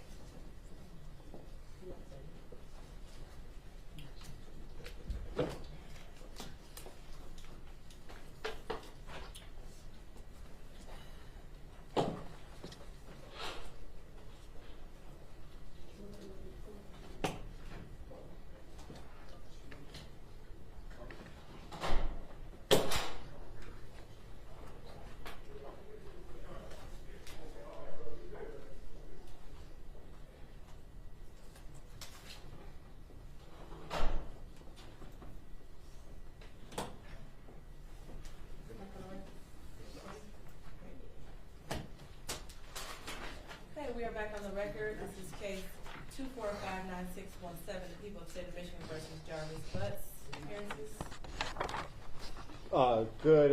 Good Morning, Your Honor. Afternoon. Matthew Mabe on behalf of the people. Good afternoon, Your Honor. Tina Ripley on behalf of the people, P83688. And good afternoon, Your Honor. Good afternoon, your staff. Neighborhood Defender Services by Ken Riggins, P82125 on behalf of Mr. Jarvis Butts. Good afternoon, Your Honor. Neighborhood Defender Service by Cheryl Quick, P83973, also on behalf of Mr. Butts, with co-counsel Lauren Butler. Key number 88126. Thank you. Mr. Butts, state your name again, please. Okay, you can have a seat. Mr. Makepeace, before we call your next witness, just a question about how many witnesses you intend on calling today. Today, Judge, we have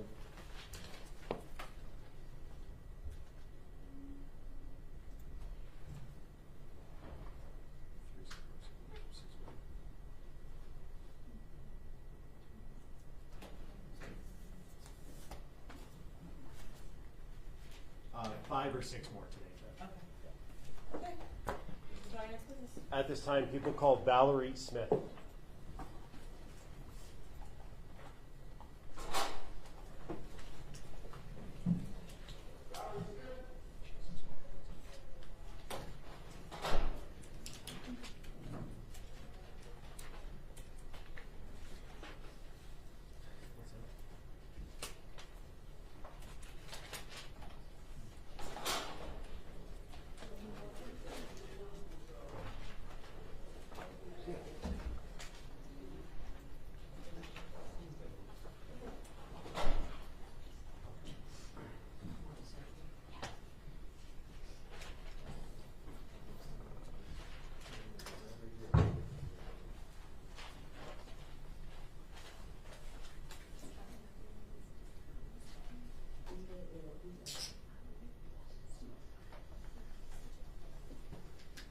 Good afternoon.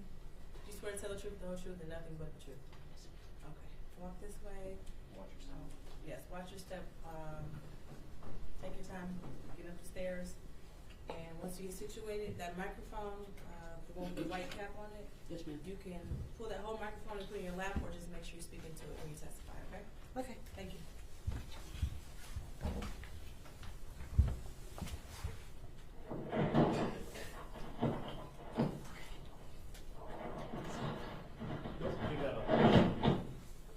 May I proceed, Judge? Yes.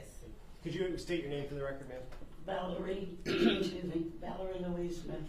And Ms. Smith, I want to call your attention back to March 7th of 2024.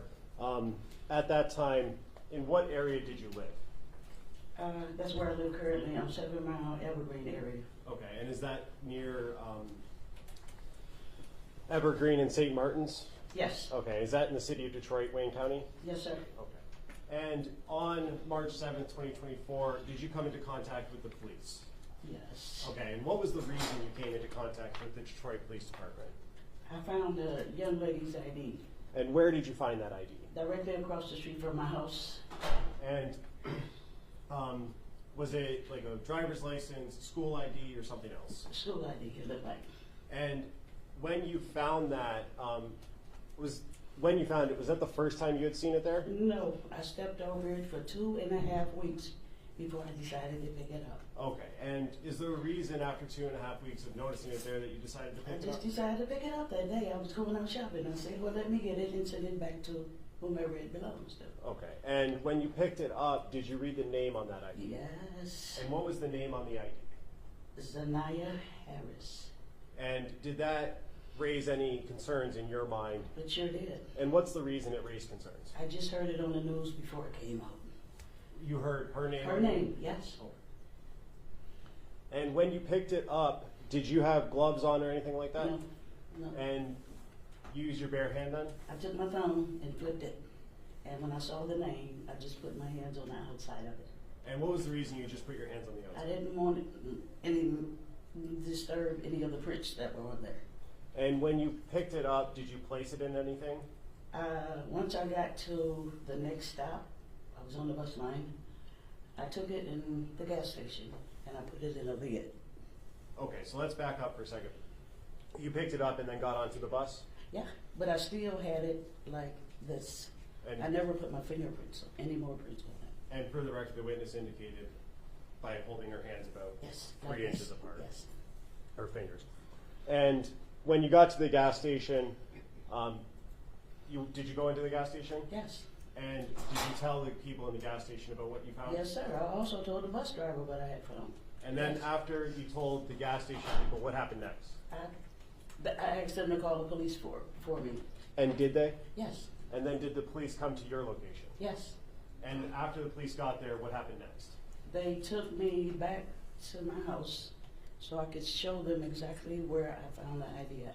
And did you show them that? Yes. And did you give them the ID as well? Yes. Okay. I gave it to them when they initially pulled up.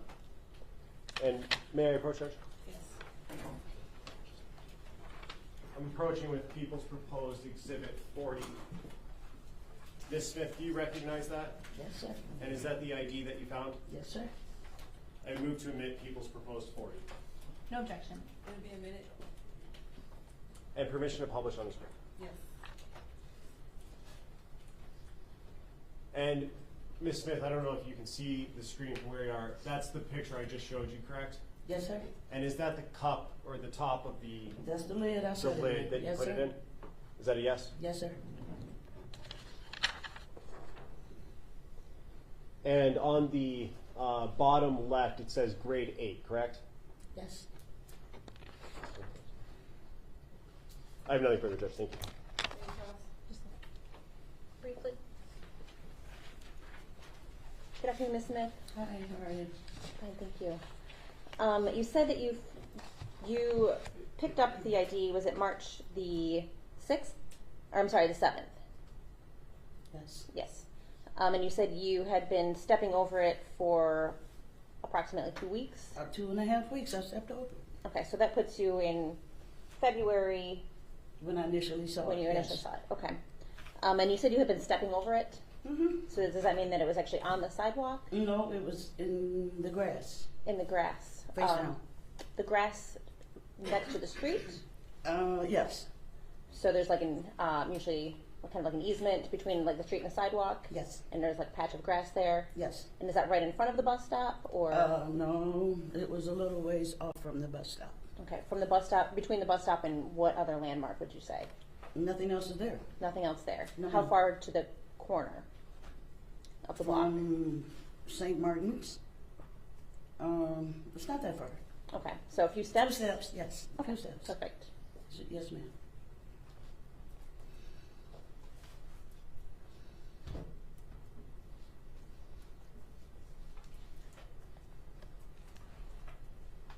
I think that's all I have. Thank you. Can we redirect? Yes, briefly.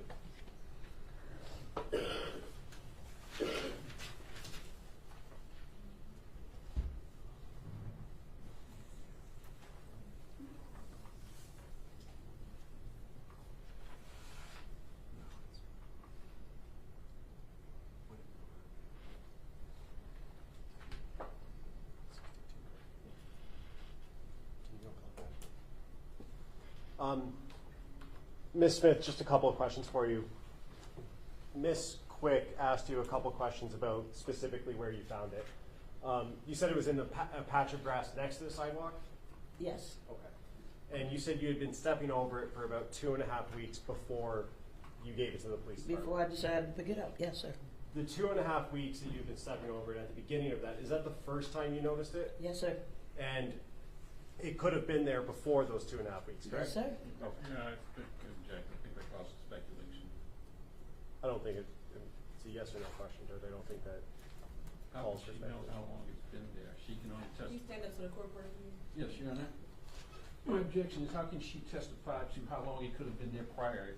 She can only testify to what she knows, and she testified that she knows it's been there for 2.5 weeks. Did you see it being placed there on the grass?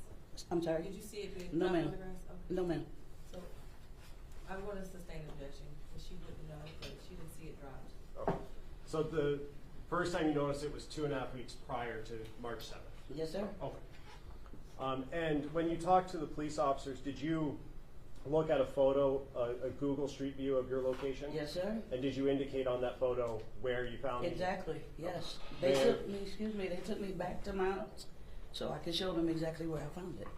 May I approach, Judge? Yes. I'm approaching with what's going to be marked as people's proposed 62. Do you recognize that, ma'am? Yes. And is that the photo that you signed and indicated where you found it? Yes, sir. At this time, I would move to admit people's proposed 62. No objection. Will it be admitted? And permission to publish, since I don't have a hard copy right now. Yes.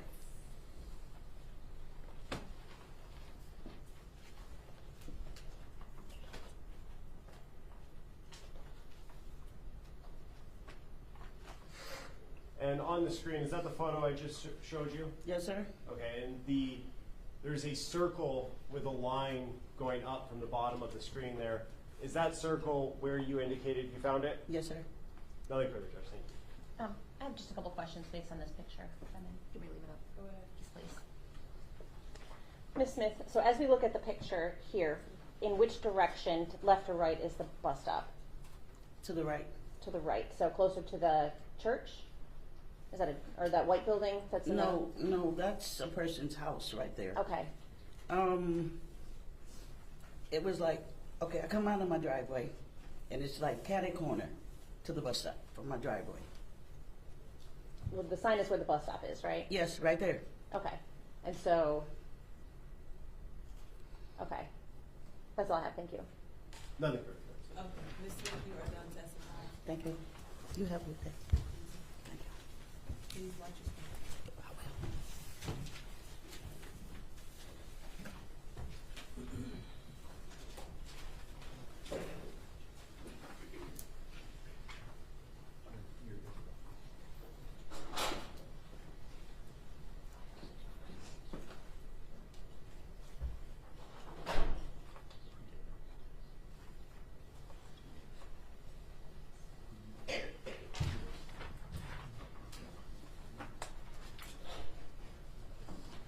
Judge, at this time, we would call Detective Jason Mabe.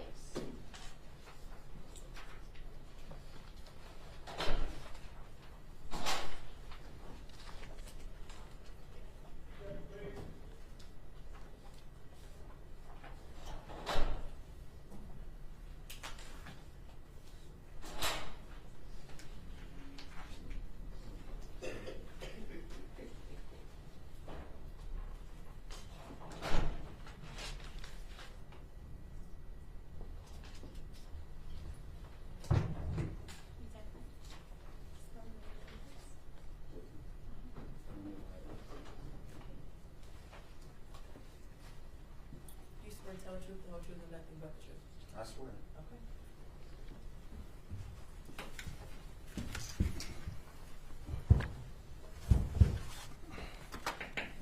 Whenever you're ready, Mr. Richmond. Thank you. Good afternoon. Could you please state your name for the record? Detective Jason Mays, And how are you employed? with the Detroit Police Department. And how long have you been employed as, in the city of Detroit? A little over 21 years. Is there a specific unit that you're assigned to? Homicide. And I'm going to take you back to February 15th of 2024. Were you working that day? I was Okay. When you're working alone or with a partner? with a partner, And who's your partner? Detective Lisa Johnson. And what is it that you were assigned to do that day? I was tasked with interviewing an individual. Okay. And do you remember the name of the individual that you were supposed to interview? Yes, Who was that? Jarvis Butts. And do you see the person that you interviewed in the courtroom today? I do. And can you point to them and tell me the color of the clothing that they're wearing? The gentleman sitting behind the fence with the green shirt on, the mask.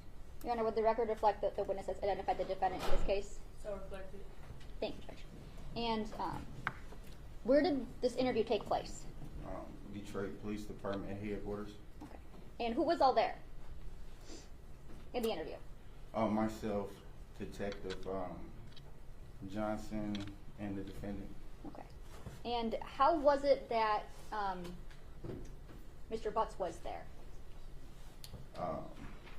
He was brought there by officers, I believe. And was Mr. Butts in custody for your purposes at that time? No. Was he in custody for other purposes at that time? I believe so, ma'am, yes. Okay. Did you ask Mr. Butts if he would talk to you? I did. All right. Did you offer him any food or drink, anything like that? No. Okay. Did you ask if he knew or understood English? I don't recall that, no. Okay. But by speaking with him, I knew he understood English. Okay. Did you ask him like his education level, things like that? Yes. Okay. Did you ask if he was under the influence of any narcotics or alcohol? Yes. Okay. And did you advise him of his rights at that time? I did. Okay. And did you use anything to assist in providing him with his constitutional rights? Yes. A constitutional right form. I also recited it to him verbally. Okay. And Your Honor, may I approach? Yes. Any good smart as people's proposed exhibit 20, and explain what it is I just handed you. Certificate of notification of constitutional rights. And is that a fair and accurate copy of the constitutional rights that you provided Mr. Butts on February 15th of 2024? Yes, ma'am. I move for the admission of people's proposed exhibit 20. No objection. It'll be admitted as People's Exhibit 20. Thank you, Judge.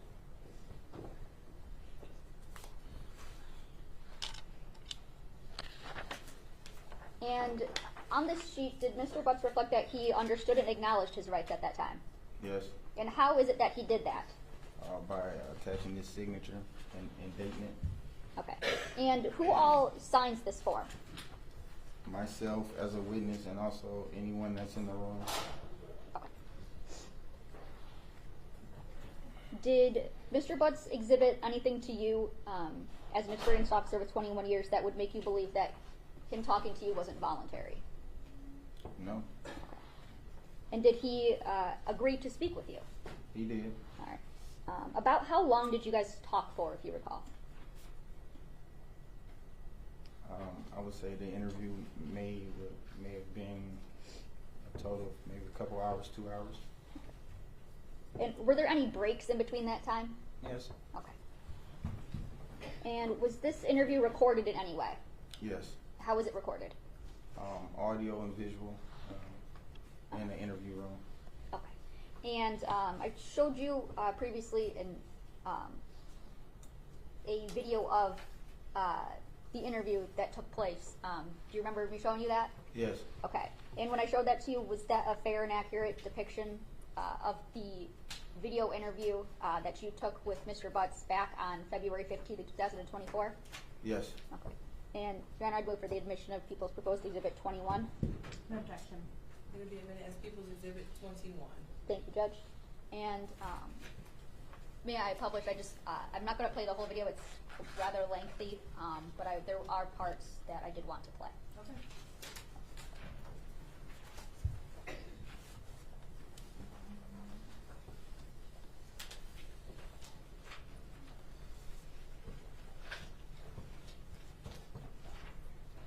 Now, first, detective, I'm sorry. Did Mr. Butts give you a phone number that he used? Yes. Okay, and do you recall what phone number it is that he gave you? I would have to review my report, but I believe it's 313-585, something or other. Okay, would reviewing your report refresh your memory? It would. Do you have your copy or? Yeah, I have a copy. Okay.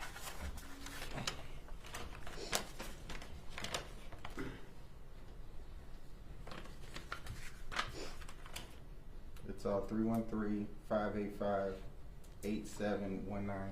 Okay. Now I want to jump to 1 hour and 46 seconds in 1 hour, 46 minutes and 56 seconds.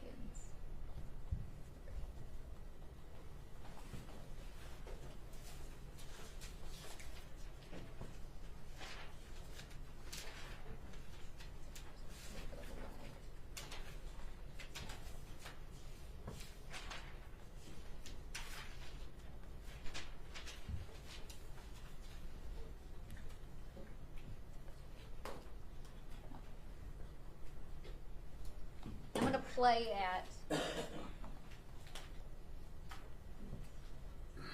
1 hour, 46 minutes and 38 seconds. Then women you deal with, right? No. Okay. They know about each other. Just living your life, man. They know what They know. You got them together. They know what's I going don't have on. them together, but they know about each other. Okay. So, reason why I asked you that, I wouldn't ask you no questions I wouldn't have an answer to, so I'm just trying to understand something. So, just right here is a brief synopsis of Zaza's interaction with you and the phone number that you had since 2019. And so right here on the day that I'm concerned with, just a minute. Don't forget to be there before. Yeah, that was when she said that I was supposed to pick them up that day. Mm-hmm. But I never responded. You did. Well, So then, the next one, she responded. if you send a message. Sorry, delete my number, delete your number. No, I don't, like I said, Before you explain, just look at the times they back to back. cool, yeah. And we in school, in school. And then right here, she tells you to respond, okay. That's received. I did receive it. So, and you said, okay. Yeah. Alright, okay. So, like I said, those are the numbers they were sending me. And pausing at 1 hour, 48 minutes, and 7 seconds. I want to go backwards in time.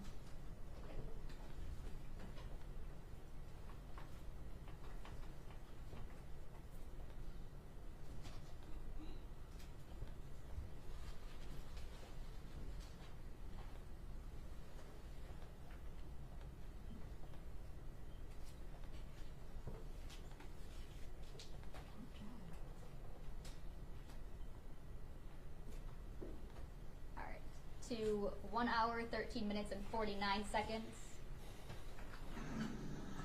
So, okay, so yeah, that's what we saw. Okay, alright, so your original date was what was your original date? November the 20th, the day before my birthday of last year.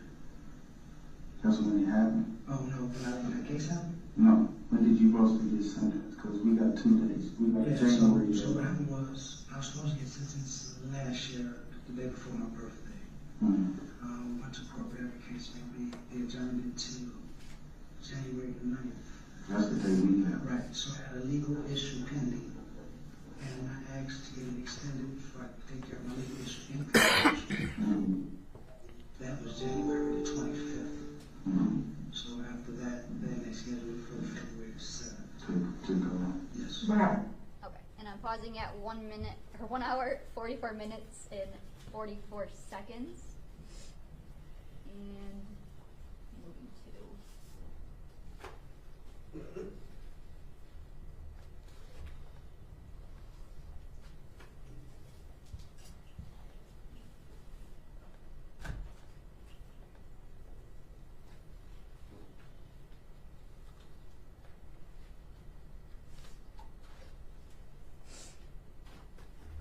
One hour, 15 minutes, and 52 seconds.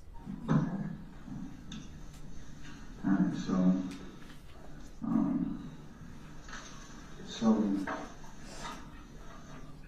what's your relationship with on the day-to-day? Like, are y'all having any interactions? Is this, y'all got a niece-uncle relationship? Yeah, we kind of like niece uncle, and I also get her and my daughter from time to time.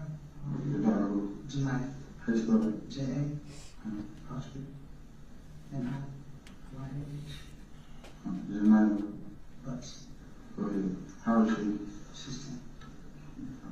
Black female, 16? Okay. No, 16. I thought you said, you spoke to her, okay. 10, okay. Go ahead. I get them from time to time. I do cleanups. Okay. All the time. Sometimes I see them when I work at my old job. Frank's, I used to have them come and clean up my office and my bathroom and stuff, like pretty much twice a month, give or take. Okay. And where's Frank's at? That's this morning. Did you pay him? And I'm pausing at 1 hour, 17 minutes, and 3 seconds.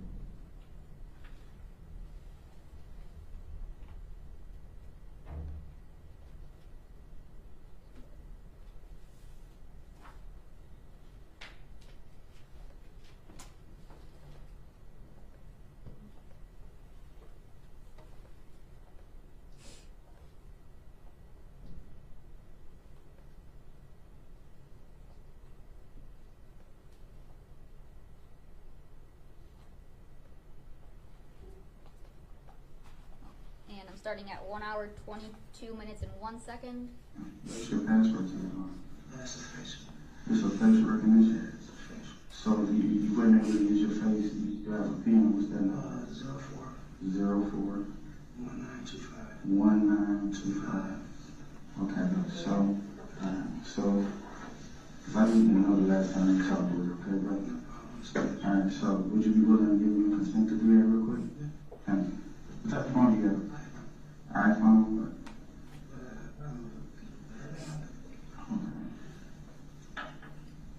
Yeah, that's what I thought. You looked at me like, what kind of? Zero. JRPIS. Yeah, I'm sorry, man. We have a Javaris, we work with. Yeah, I work with a Jabbar. So we keep trying to spell his name. Alright, so iPhone, what color is it? Okay, it's the last, you said it's 11? And then your phone number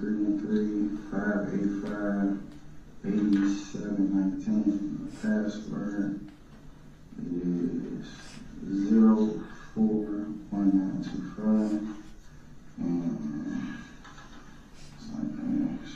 When was the last time you used that phone? Right before I got locked.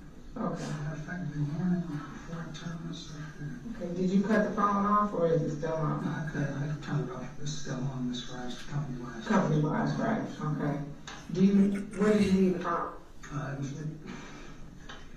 It was actually with one of my girlfriends, man, because she took me, she brought me. Oh, wait, stop it. You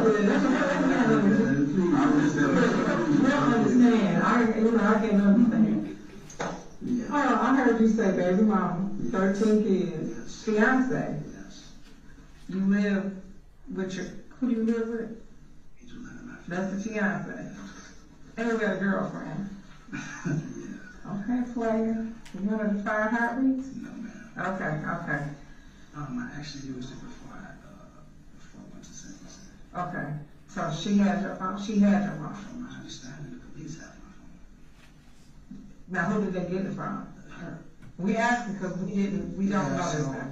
From my understanding, they conducted a raid on her house. Okay. Why they raiding her house? I don't know, that's the same thing. But she had the phone. But the phone was in her possession. Okay. So, And that's where you left it, when you got locked And in. my jacket in the car. Okay. what type of girl? So, What color? and Okay, I'm gonna go check. Is that your car or her car? hers. Oh, okay. Pausing at 1 hour, 24 minutes, and 50 seconds.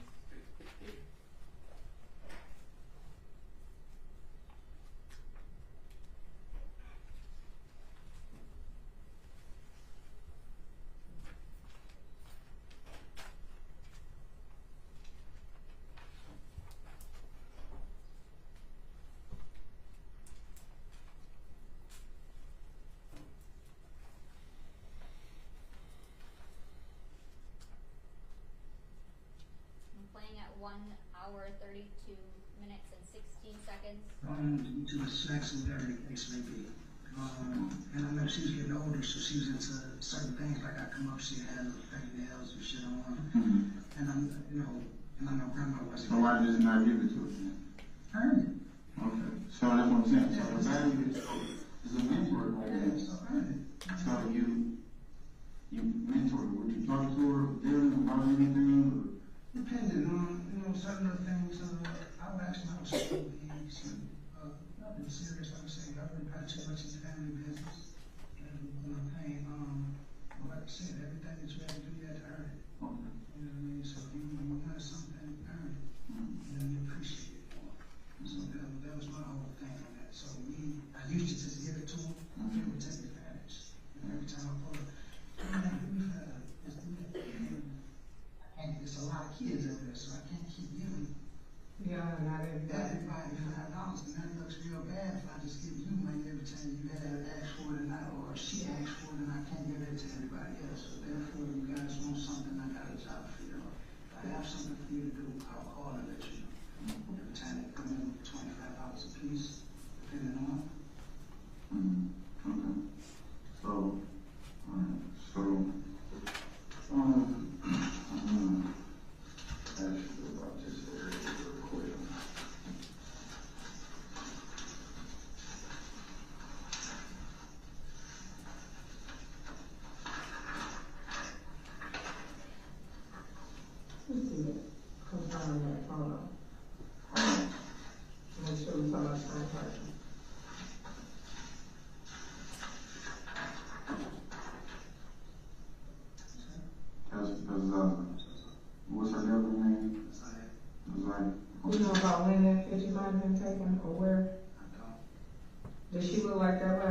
her?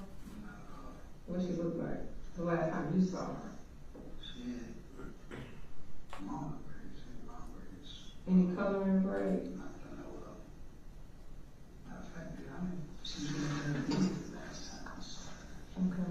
So it wasn't even done, so I don't even know what it was. But You talking about back and forth between the house? last time was very basic. So she wasn't back and forth. That day, no. The last time I seen her, she was getting her hair. Yes, she was. She was back and forth because the room, against the room, real sweet. And we stayed next door.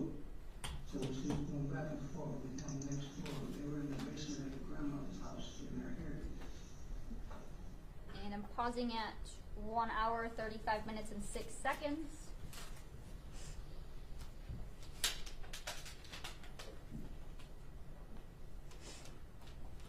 And I'm playing at 1 hour, 44 minutes, 34 seconds.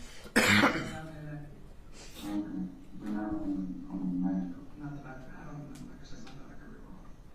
But it being my fault, I'm over there quiet. Okay. So, you do some amazing things with these phones. Go ahead, I'm sorry. No, I'm just trying to find out stuff. Okay. So, when I was asking you about you had any contact or text message or anything with Valerie, you mentioned business, you don't have any contact with like that at all. Because, you can't think of the last time that you talked to her? Right off the top of my head, it was.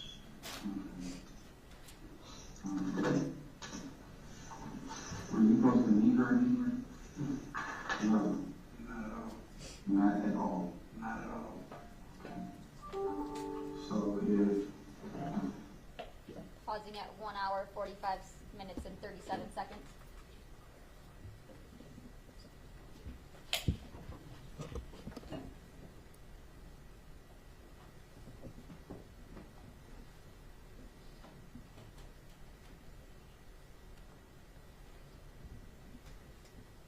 I'm playing at 1 hour, 50 minutes, and 44 seconds.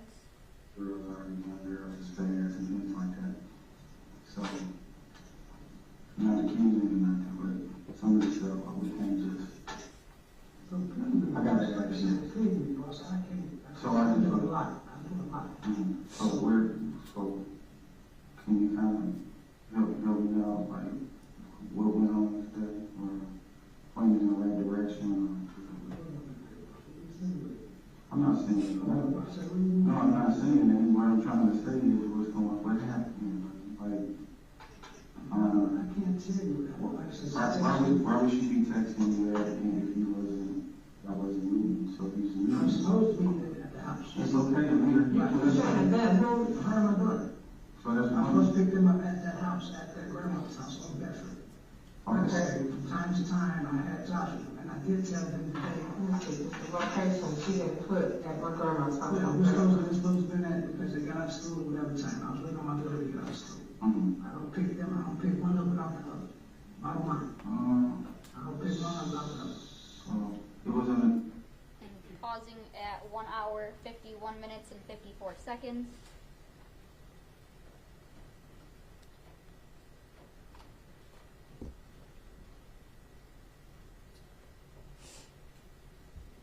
And I'm playing at 1 hour, 52 minutes, and 47 seconds. Okay, did she ever confide in you about like academic troubles with, with girls and boys? I don't know about the situation she had with some girls. Supposing I jumped on something like that. I'm not sure anything about that situation.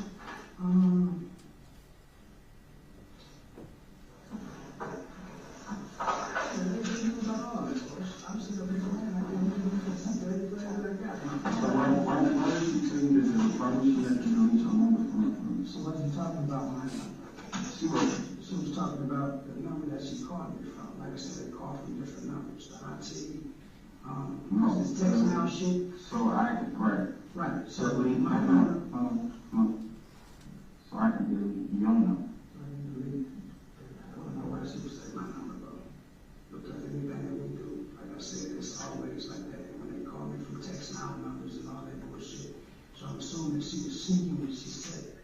Like I said, I don't have no reason to add nothing else.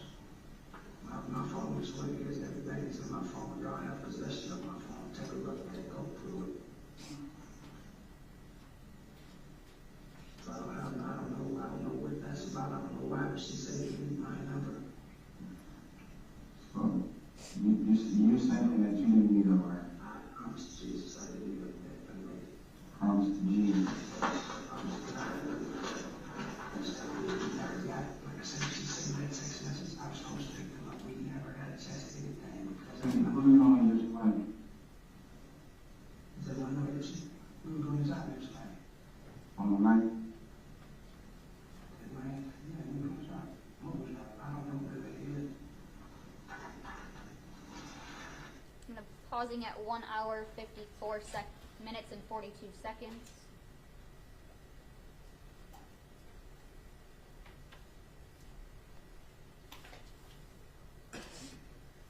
And I'm playing at 1 hour, 56 minutes and 53 seconds. She knew that she was supposed to come to me. Did you tell the mother or anybody that she was just, listen. I told my child's mother that I had that she had texted me. That Yes. to meet you. Yeah. I told her she had texted me and I asked what number was this. She was like, I don't know. I gave her the number. She said she didn't know what number that was. So, you see that y'all had correspondence the day before, on the 8th? Yeah, from the same number. What does it say? Yeah. So, It said, what are you doing? right, that's you. That was me saying what I'm doing? She's saying that she asked me you was at work and you was telling what you doing. Yeah, what are you doing? So, y'all have back and forth conversation. Not like that, or something. Like I said, they called me when I had jobs, and I told you when they had my half jobs. But I just, the way that the unit is coming in, I'm just trying to understand. So you trying to catch No, you waiting. Listen, again, at the beginning of the conversation, you asked, did you ever speak with her on the phone or text message?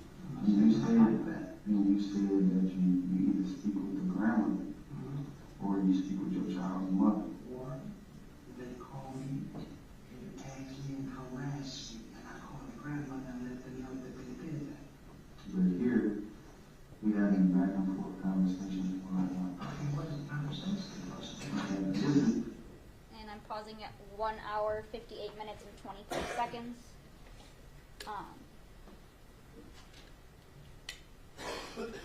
Detective, it's fair to say that these were just clips of this interview.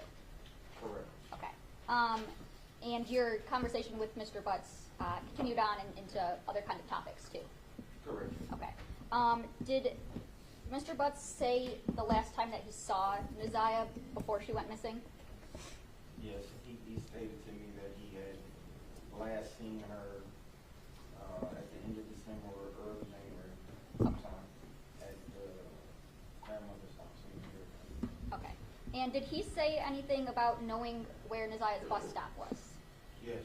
Okay. What did he say about that? He said that her bus stop was at a 3-mile drive in Cornwall.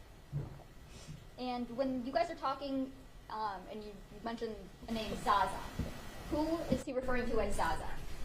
The decedent, he's talking about Isaiah.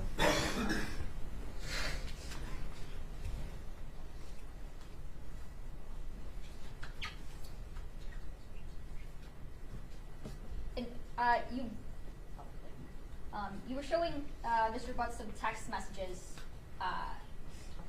What were the messages that you were showing him? Where were they from?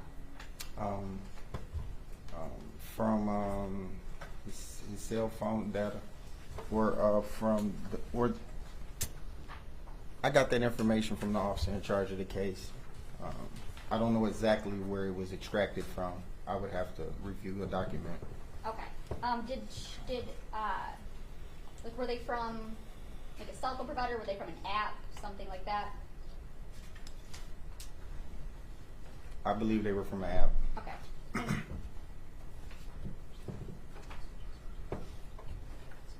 And was it your understanding that those were messages between Mr. Butts, the defendant, and Naziah Harris?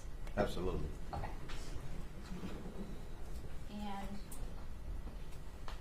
the photo that you showed Mr. Butts, where he identified Ms. Aya Harris,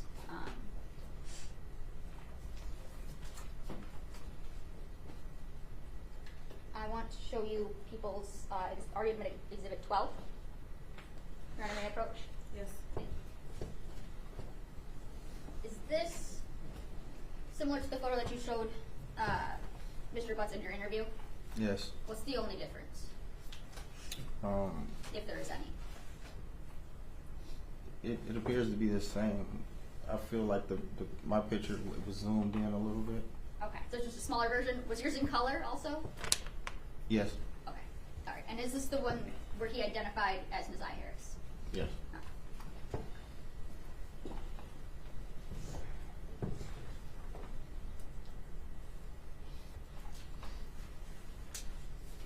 Nothing further at this time, Judge. Cross.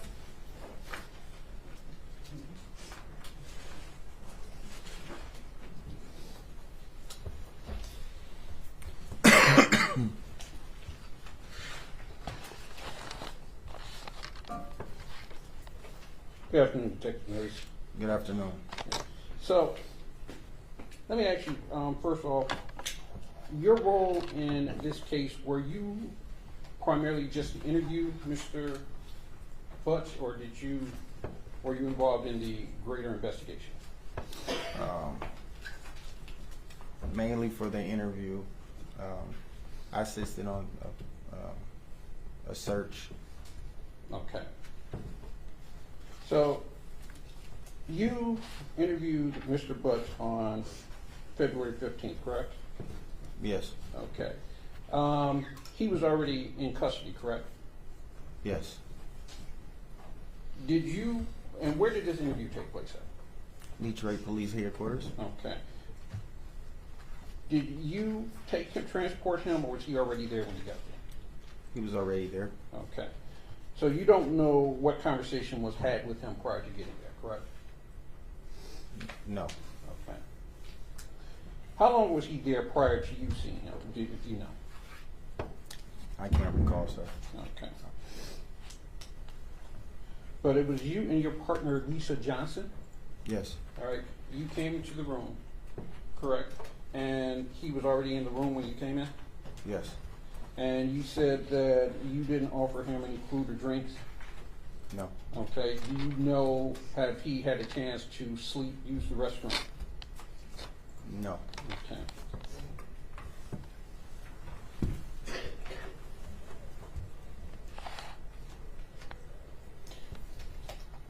So you begin the interview with the reading of his constitutional rights. Yes. All right. And you said you believe he understood English. He understood everything you said, correct? Correct. And you read the rights from him. Yes. Did he read them to you, or did you read them to him? I recited them to him first. Okay. And then I asked him to go over it and read it himself. Okay. You didn't have him read them out loud? I can't recall. Okay. I can't recall. No. All right. And he initialed behind each one of those, correct? Yes.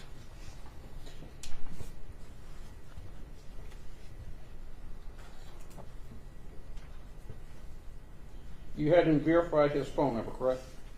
Correct. All right. First of all, let me ask you, what was Mr. Butts' demeanor at this time? His demeanor, initially it appeared to be forthcoming. Okay. So he appeared to answer all your questions, correct? Yes. Didn't hesitate in answering any of your questions, did he? No. All right. And it was a conversation between the two, correct? Yes. And you said this interview took place over 2 hours and 15 minutes. Is that what I had?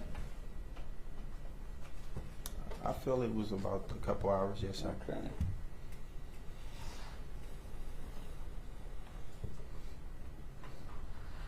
So you asked him about his cell phone, correct? Yes. He gave you the cell phone. He gave you his number, correct? Yes. And he even signed off to say, yeah, go ahead and search my cell phone, right? Yes. Okay. Now, you asked him about January 9th, correct? Yes. And he told you he did not do, he had a legal issue up in Clinton Township. I'm Yes. sorry, he had a legal issue, excuse me. Yeah, he said he had a legal issue, yes. All right. Did you check and verify whether or not that was true? I did not. Okay.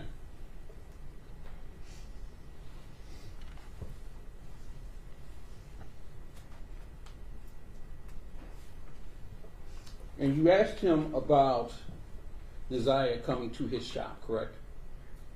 I'm Yeah. sorry, you asked him about his interaction with Nasiah, correct? Yes. And he told you that she would come to his shop from time to time, correct? Yes. And he would have her do work in his shop, correct? Yes. And he also told you he had his daughter do work as well, correct? Correct. Did you verify whether or not that was true? I did not. Okay.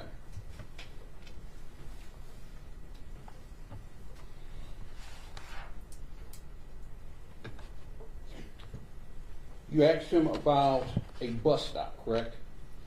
Correct. And he said, he told you where this bus stop was, correct? Correct. And did you find out how he knew where this bus stop was? I did not. I'm sorry? I did not. Did he tell you that anyone told him where this bus stop was? I'm not sure, sir. I can't recall that, sir. You can't recall? Maybe that's true? I can't recall, sir. Can't recall. Okay.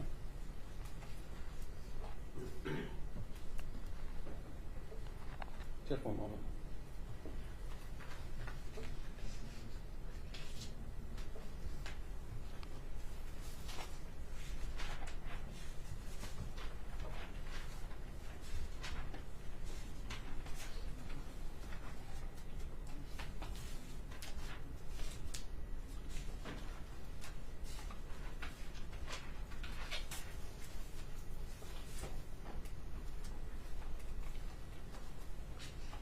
Yeah, I have no further questions. Can you redirect? No, Judge. Okay, thank you. You're done.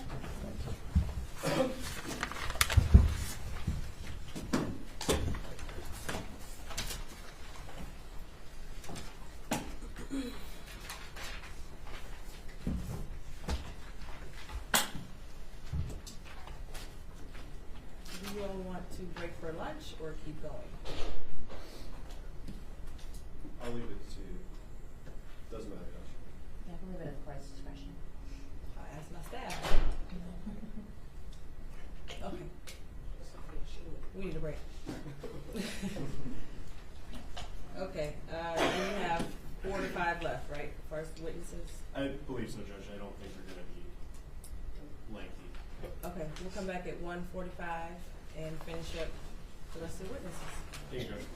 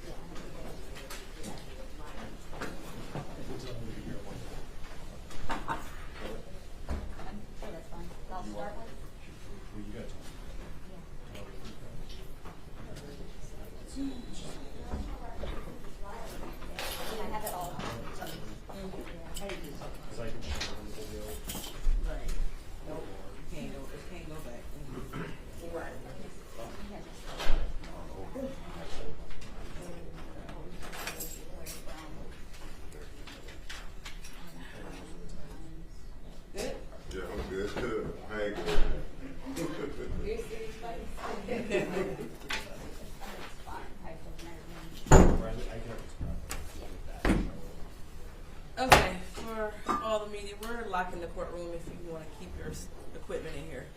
So it'll be safe. I'm switching out with another photographer. Is Okay. there a way that he can come in and set his stuff up? Okay. Just wait at the door. Knock. Yeah. Okay. Somebody be here. Thank you. Do you know when he's coming by any chance? I just texted him right now. I'll call call to make sure. Okay. Good. How about you? Good. Sure you don't want a donut? More donuts? It was good. What's on my bingo card, you know? If you can have some more, that's fair. Get through the day. I think I'm going to Moops. Oh, Moops Pizza? Yeah. It sounds good. Yeah.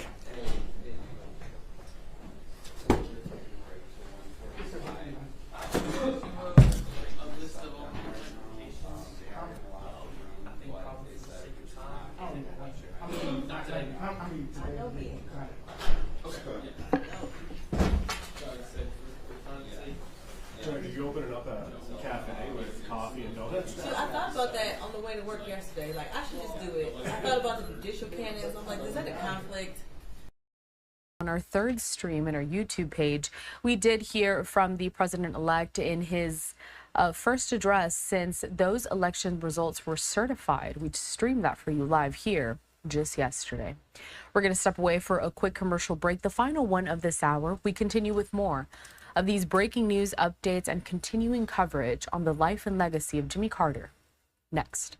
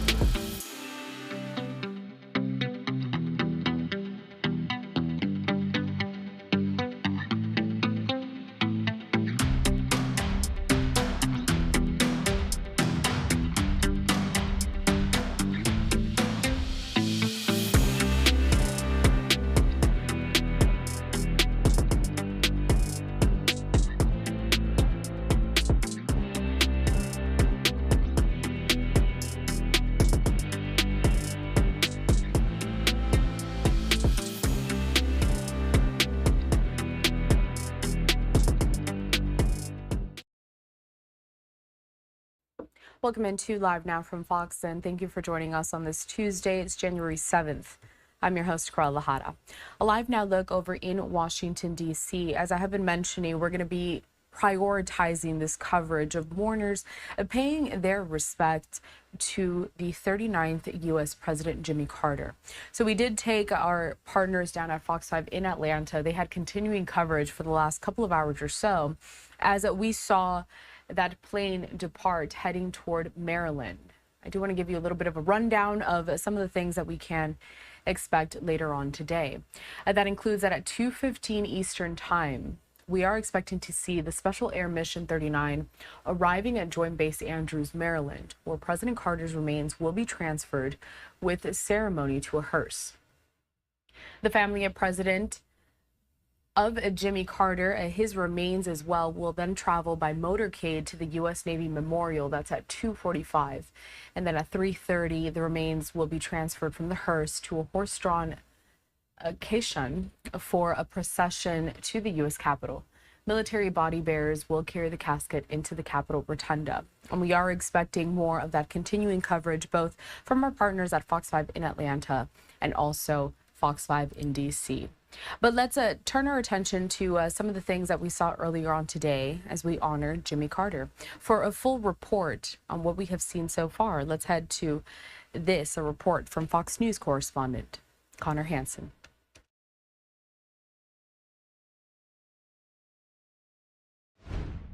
More than 40 years after leaving the nation's capital, the country's 39th president will be making one final trip back here to Washington. Joined by his family, former President Jimmy Carter's casket leaving the Carter Center in Atlanta on Tuesday, giving people another chance to pay their respects. He was an amazing man, and he was held up and propped up and soothed by an amazing woman. And the two of them together changed the world. After being flown to Joint Base Andrews, a motorcade will escort Carter's body into Washington, stopping at the U.S. Navy Memorial as a tribute to Carter's place as the only Naval Academy graduate to become president. The former commander-in-chief will then be taken to the Capitol, where he will lie in state until Thursday, when his funeral service will be held at the National Cathedral. I don't really know how you eulogize him, but he was such an example of an amazing man. Carter died last month at the age of 100, living longer than any U.S. president. But during his time in office, he was considered a Washington outsider, going from his family peanut farm to the governor's mansion and then the White House. The amount of what he accomplished, I mean, unfortunately, he was an unpopular president, but when you look back, he was way ahead of his time. After his funeral Thursday, Carter will be returned to his hometown of Plains, Georgia, where he'll be buried next to his wife, Rosalind. In Washington, Connor Hansen, Fox News. Thank you to Connor Hansen for that report. Now, in preparation for this continuing coverage that we are going to be having, we have pulled some archival footage of the late President Jimmy Carter. I'd like to showcase some of this footage for you next. So this footage comes from a press conference that he held at the Carter Presidential Center in Atlanta, Georgia. Let's watch.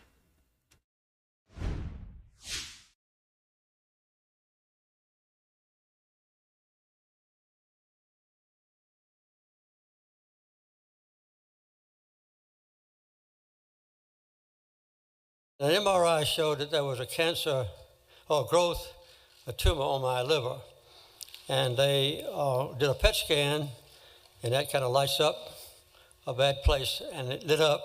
So they're pretty sure that there was a cancer before they operated on August the 3rd and removed it.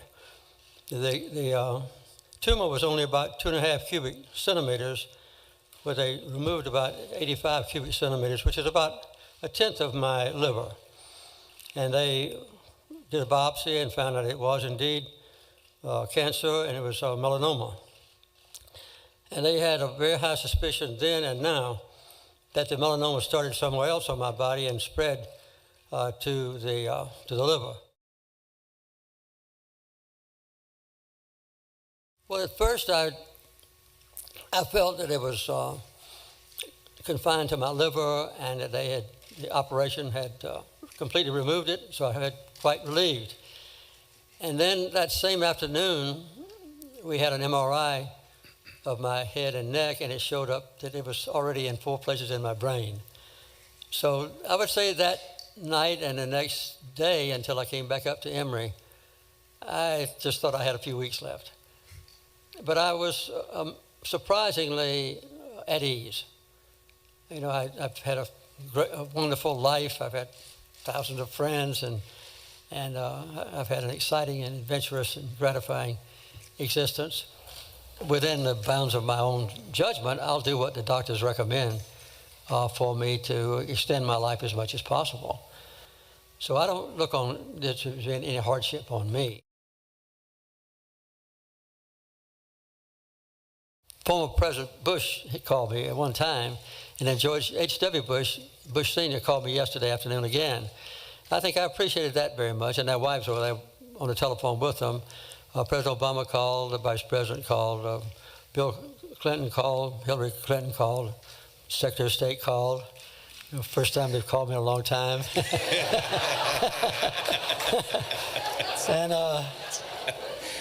But I think the close friends that I've had around home that have done special things to bring us, peach pie, stuff like that, I just had a multiple effusion of gratitude.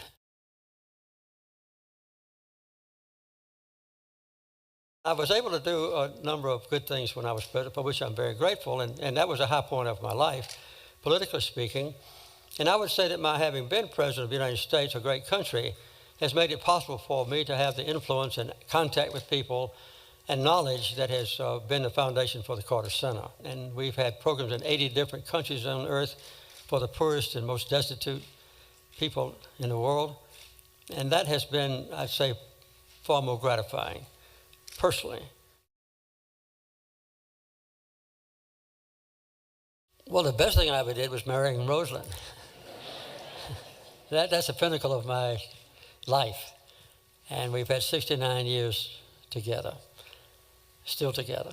And so that's the best thing that happened to me. And we have a growing family. We have 22 grandchildren and great-grandchildren, 12 grandchildren and 10 great-grandchildren now, and they come in every year. So we have a good and harmonious family. And I would say the haven for our lives has been in Plains, Georgia. I was born there. My wife was born there. And I knew Rosalind when she was first born. I was 3 years older and still am. And Plains has always been a haven for us. When I got out of the Navy in 1953, I came back to Plains. And I was a farmer for about 17 years. And then when I got through being governor, I came back to Plains. When I got through being president, I came back to Plains. And now, no matter where we are in the world, we're always looking forward to getting back home.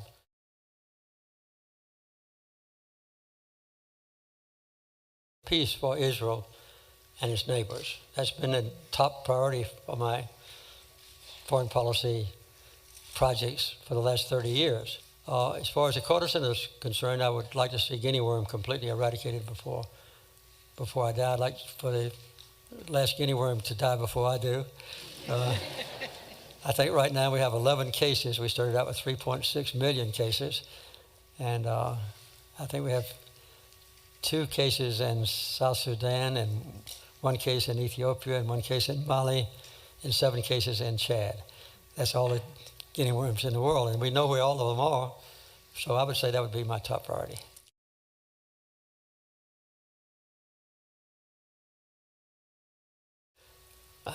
I think I have been as blessed as any human being in the world with having become the President of the United States of America and Governor of Georgia and the work of the Carter Center and a big and growing family and thousands of friends. So I don't think, and living till I'll be 91 years old, 1st of October. So everything's been a blessing for me. So I'm thankful and hopeful.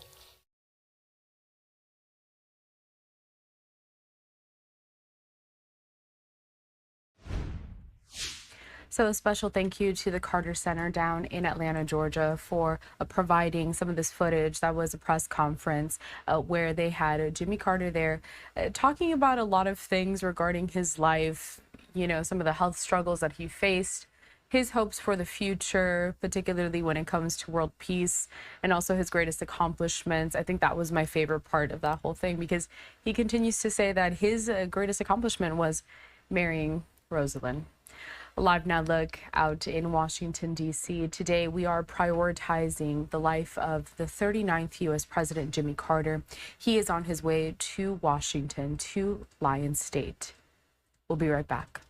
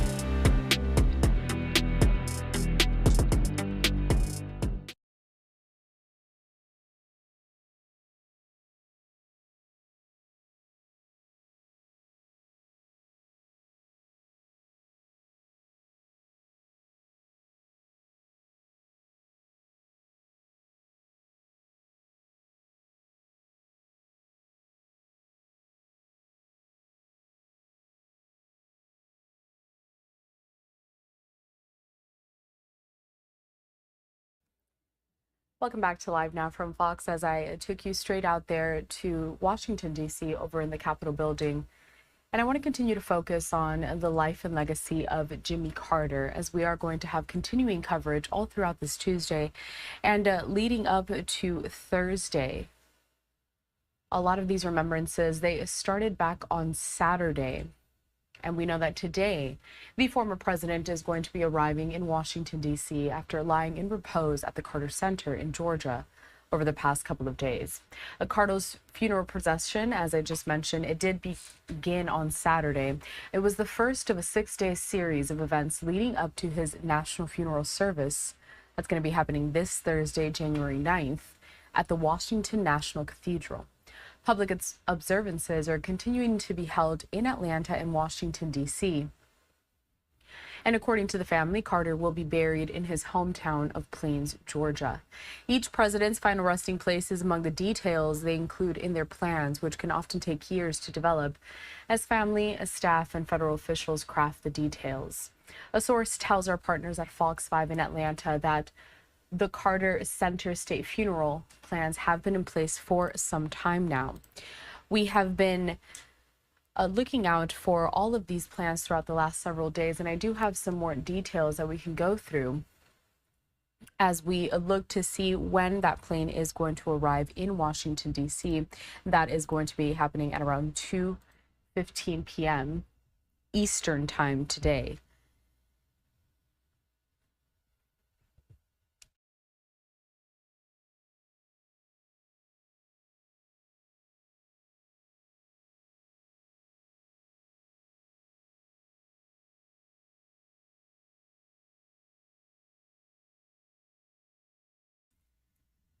But in the meantime, we do want to remember Jimmy Carter throughout his life, as we are going to be looking ahead, of course, to all of the plans and preparations. And we have been relying, as well as with our partners at Fox 5 and in Fox 5 in DC and Atlanta both, we have received some archival footage courtesy of the Carter Presidential Center down in Atlanta, Georgia.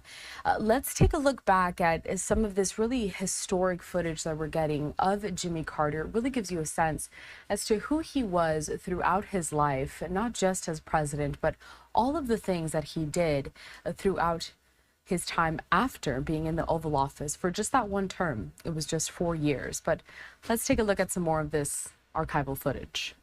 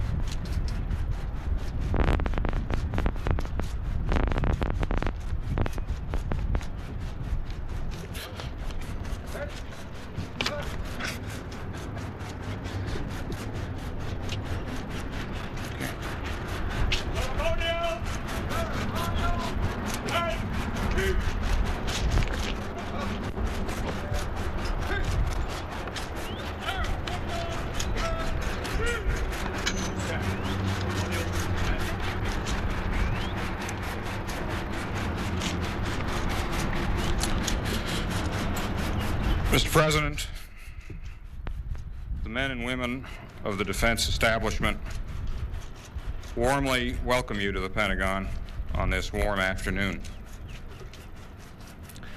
Today, you appoint 3 military officers to positions of the highest responsibility. These 3, General Jones, Admiral Hayward, and General Allen, together with General Rogers and General Wilson, are men dedicated to peace, but necessarily concerned with war. On their shoulders rests the heavy burden of ensuring the readiness of our armed forces, readiness to deter aggression, and if need be, to defend our country by force of arms. Mr. President, I know that you and I can count on these new members of the Joint Chiefs of Staff to give us candid and unrestrained advice. We have received this from their predecessors, and we expect nothing less. Our country's professional military corps has unique strengths and a uniquely close relationship with the civilian leadership.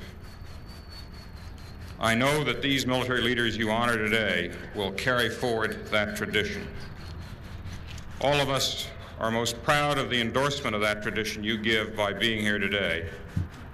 Ladies and gentlemen, the Commander-in-Chief of the Armed Forces of the United States, the President.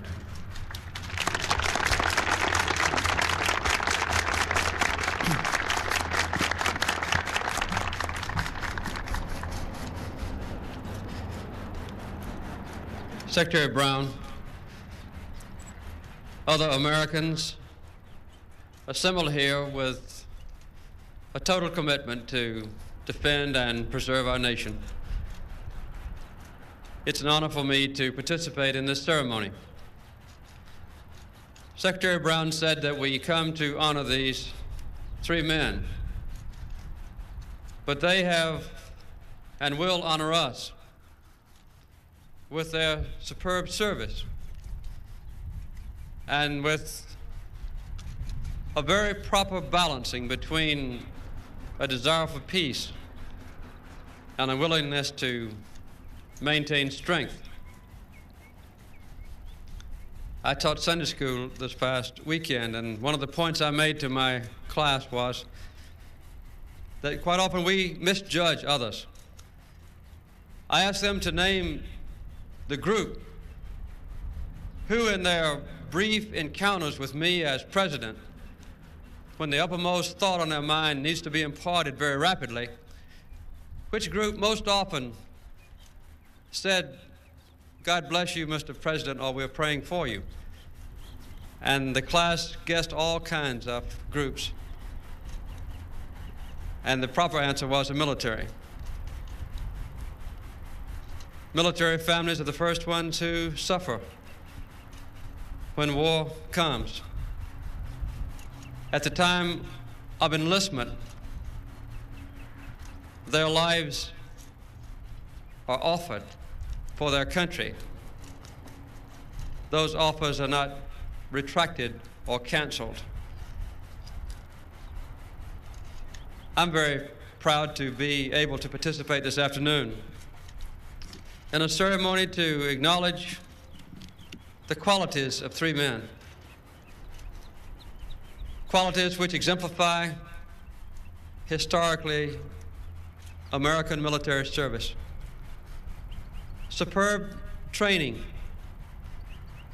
preparation for war in times of peace, experience derived from complicated interrelationships between men and women and the other elements that comprise military capability. Personal character, honesty, integrity, reliability, dedication, patriotism. The qualities of leadership to inspire others to emulate the finest qualities among those who head our military forces. And an important but quiet realization of political truths so that international and national politics in a nonpartisan way can be understood and accommodated and even used. I have been privileged to work with General David Jones the last 18 months. I know about his background and his experience. 300 hours of combat, over North Korea. A superb strategist, a man who, in both military and political definition, is a statesman. He is our new chairman of the Joint Chiefs of Staff, General Lew Allen, who had perhaps the nation's shortest period of service as a vice chief, only 5 days. And his superb qualities were recognized so quickly and instantly that he was immediately promoted to be the Chief of Staff of the Air Force. A man who has 4,000 hours of experience in the air in strategic bombers, who brings to the Joint Chiefs of Staff a continuation of his superb qualities as a scientist, able to use the resources of our nation in the most effective way for military strength to prevent war. Admiral Tom Hayward, a fighter, squadron participant and leader, experienced as a teacher in the nation's War College, advanced training as a student of international affairs. But I think the characteristic that sticks in my mind is that he is a superb operational commander. I would really have preferred a submariner. But Tom Hayward's qualities are so superior that even the Navy submariners preferred him to be the Chief of Naval Operations. I would like to say in closing that we are a strong nation. We have strong alliances with other people who themselves represent the traits of character that engender strength. We are able even to withstand, if necessary, a strategic nuclear attack and still have the capability of punishment so severe that other potential adversaries can be completely destroyed. This is the best assurance that this mutual destruction will be avoided, and it's necessary that we maintain that strength. Our conventional forces, also strong, tested in combat, interrelated in an effective and superb way, competitive in the finest sense of the word among the forces of our military capability, but still correlating one another's strength in the finest fashion. We have an ability for self-examination in a nation based on the consent of the governed. And when one particular element of our security does become in need of change, we recognize it and make those changes. One example, I think, has been the recent recommitment of the strength of NATO in the military, in the White House, in the Congress, throughout our nation. We have said anew that this collection of democratic countries would stand together for mutual defense, and I think our own action has been an inspiration to other members of NATO, and that alliance has been strengthened. We now face a challenge on the southern flank of NATO. We want to remove the problems with Turkey, remove the embargo against that country.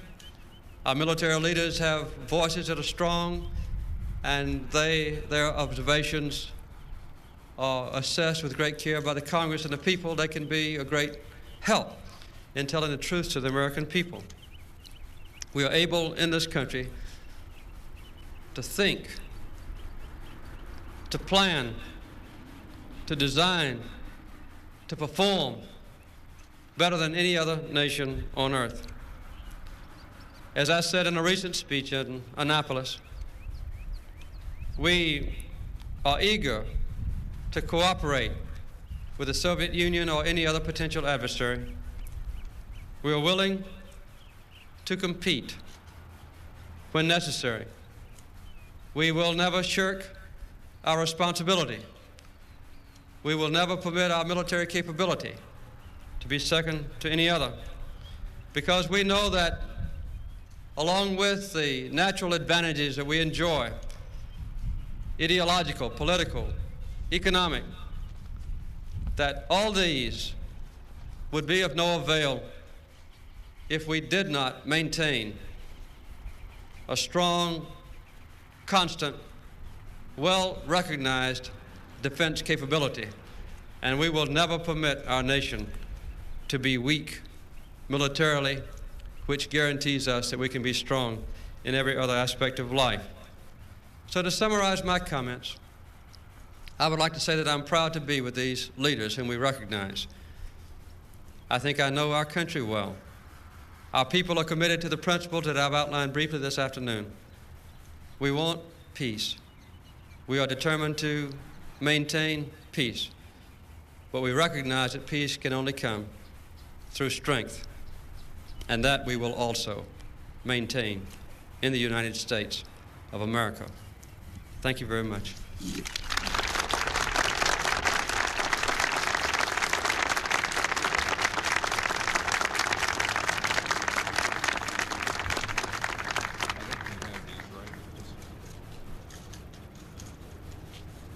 The President of the United States, as Commander-in-Chief of the Armed Forces of America, appoints General David C. Jones as Chairman of the Joint Chiefs of Staff.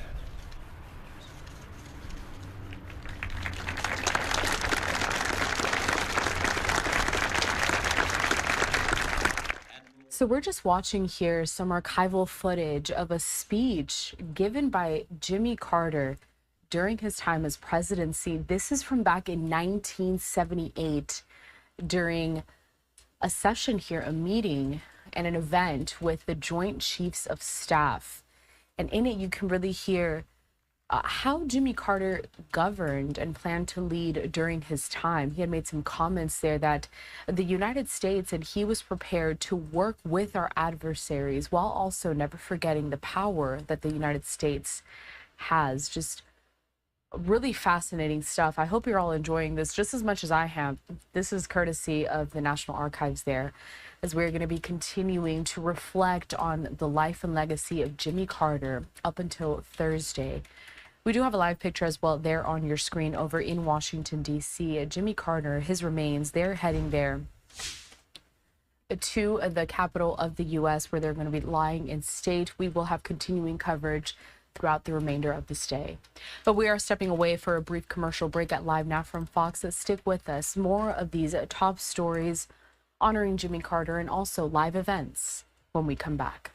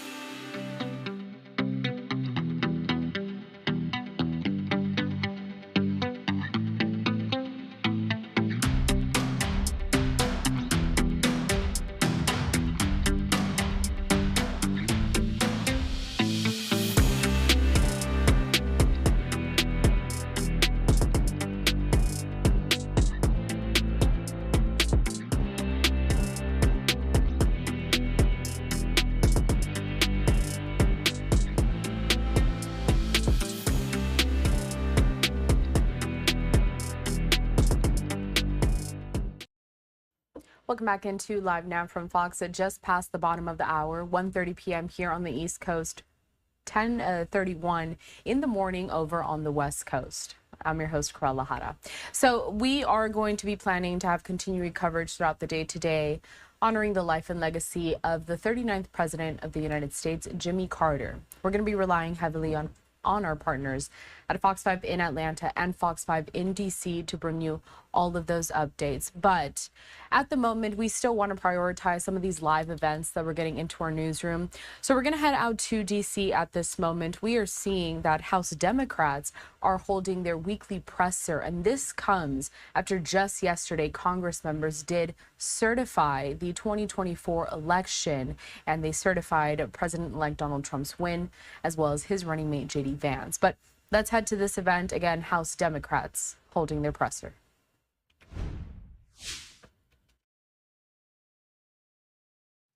That's what this is about. And so they're going to have a lot of closed-door meetings. They're going to say a lot of things. But at the end of the day, that is their fundamental focus, is how they provide tax cuts to millionaires and billionaires, and how they cut programs that hurt people. That's all they're trying to do. Sure. I agree with Chairman Aguilar. I don't think their procedure matters, whether it's one bill or 5 bills. I think the standard that the American people are going to see is, does this bill help their lives? Does it make the economy better? Does it lower prices? And that's what we're all going to be looking at. And if it doesn't do those things, then I'm not going to support it. And it doesn't really matter the number of bills that they put out. It's going to be what's in those bills. Mike, did you have one? I didn't have my hand up, but I'll take one. Sure. Meta this morning announced that it would do away with its independent fact-checking, policing of its platforms, and that duty would now shift to the community of users. Democrats have said a lot from that podium about the dangers of misinformation, especially around elections and politics. Just get your reaction to Meta's shift in policy. Well, taking the meta piece, out of it, and just saying broadly, misinformation, disinformation continues to be a concern of the Democratic caucus. It continues to be a concern of members on the Energy and Commerce Committee. We're going to have some robust debates, but what the American public need to have certainty behind the information that they see, or it needs to have a disclaimer that this is some news outlet that is making things up. I mean, that is the concern that we have.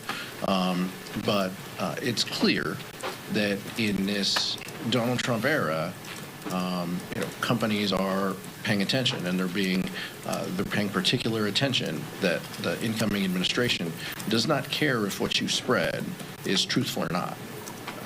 And that should be a problem to all of us who care about a free press, who care about honesty, integrity, the rule of law, and in trusting the information that you're reading, while navigating the complex world that we live in, that people are getting their information from a variety of sources. That's the world that we live in.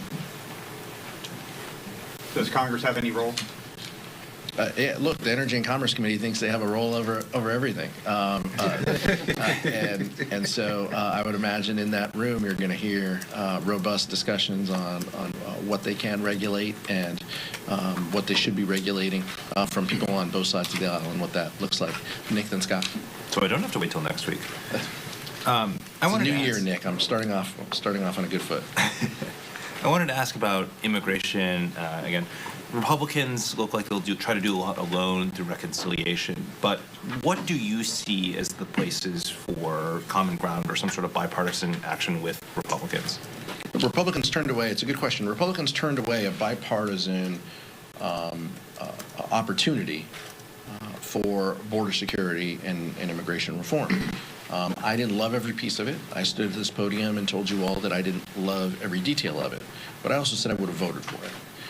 So they do not have a rich track record in working to solve these issues. You heard Leader Jeffries in his speech the other day, and I have said multiple times, the Vice Chair has said, we will work to make lives better for our constituents and everyday Americans. That's our responsibility and our mandate. If they present us with an opportunity to do that, we will consider it. If it is genuine bipartisanship, we will consider it. But what we have seen from them is just reciting time and time again, anti-immigrant rhetoric, and then wrapped in a policy bow that they present. That's not going to do it. But if they genuinely want to do this, I've got a track record in working with Republicans, many who have since come and gone from the chamber, on real reform. In that case, that was DACA and border security reform. There are serious members on the other side of the aisle who may want to have discussions about that. There are also very unserious members on the other side of the aisle who have no interest in working in a bipartisan way. They just want to be on Fox News and they just want to be loved by Donald Trump. We will see which House Republicans emerge when it comes to immigration as a policy topic. Scott? I have one question for each of you, if you don't mind. Mr. Liu first. As part of the announcement Mark Zuckerberg made today, he said Meta is going to shift their content moderation teams from California to Texas to be more fair, to eliminate the perception of political bias. So what do you make of him referring to Californians as politically biased and not trustworthy? I have no idea what he's talking about.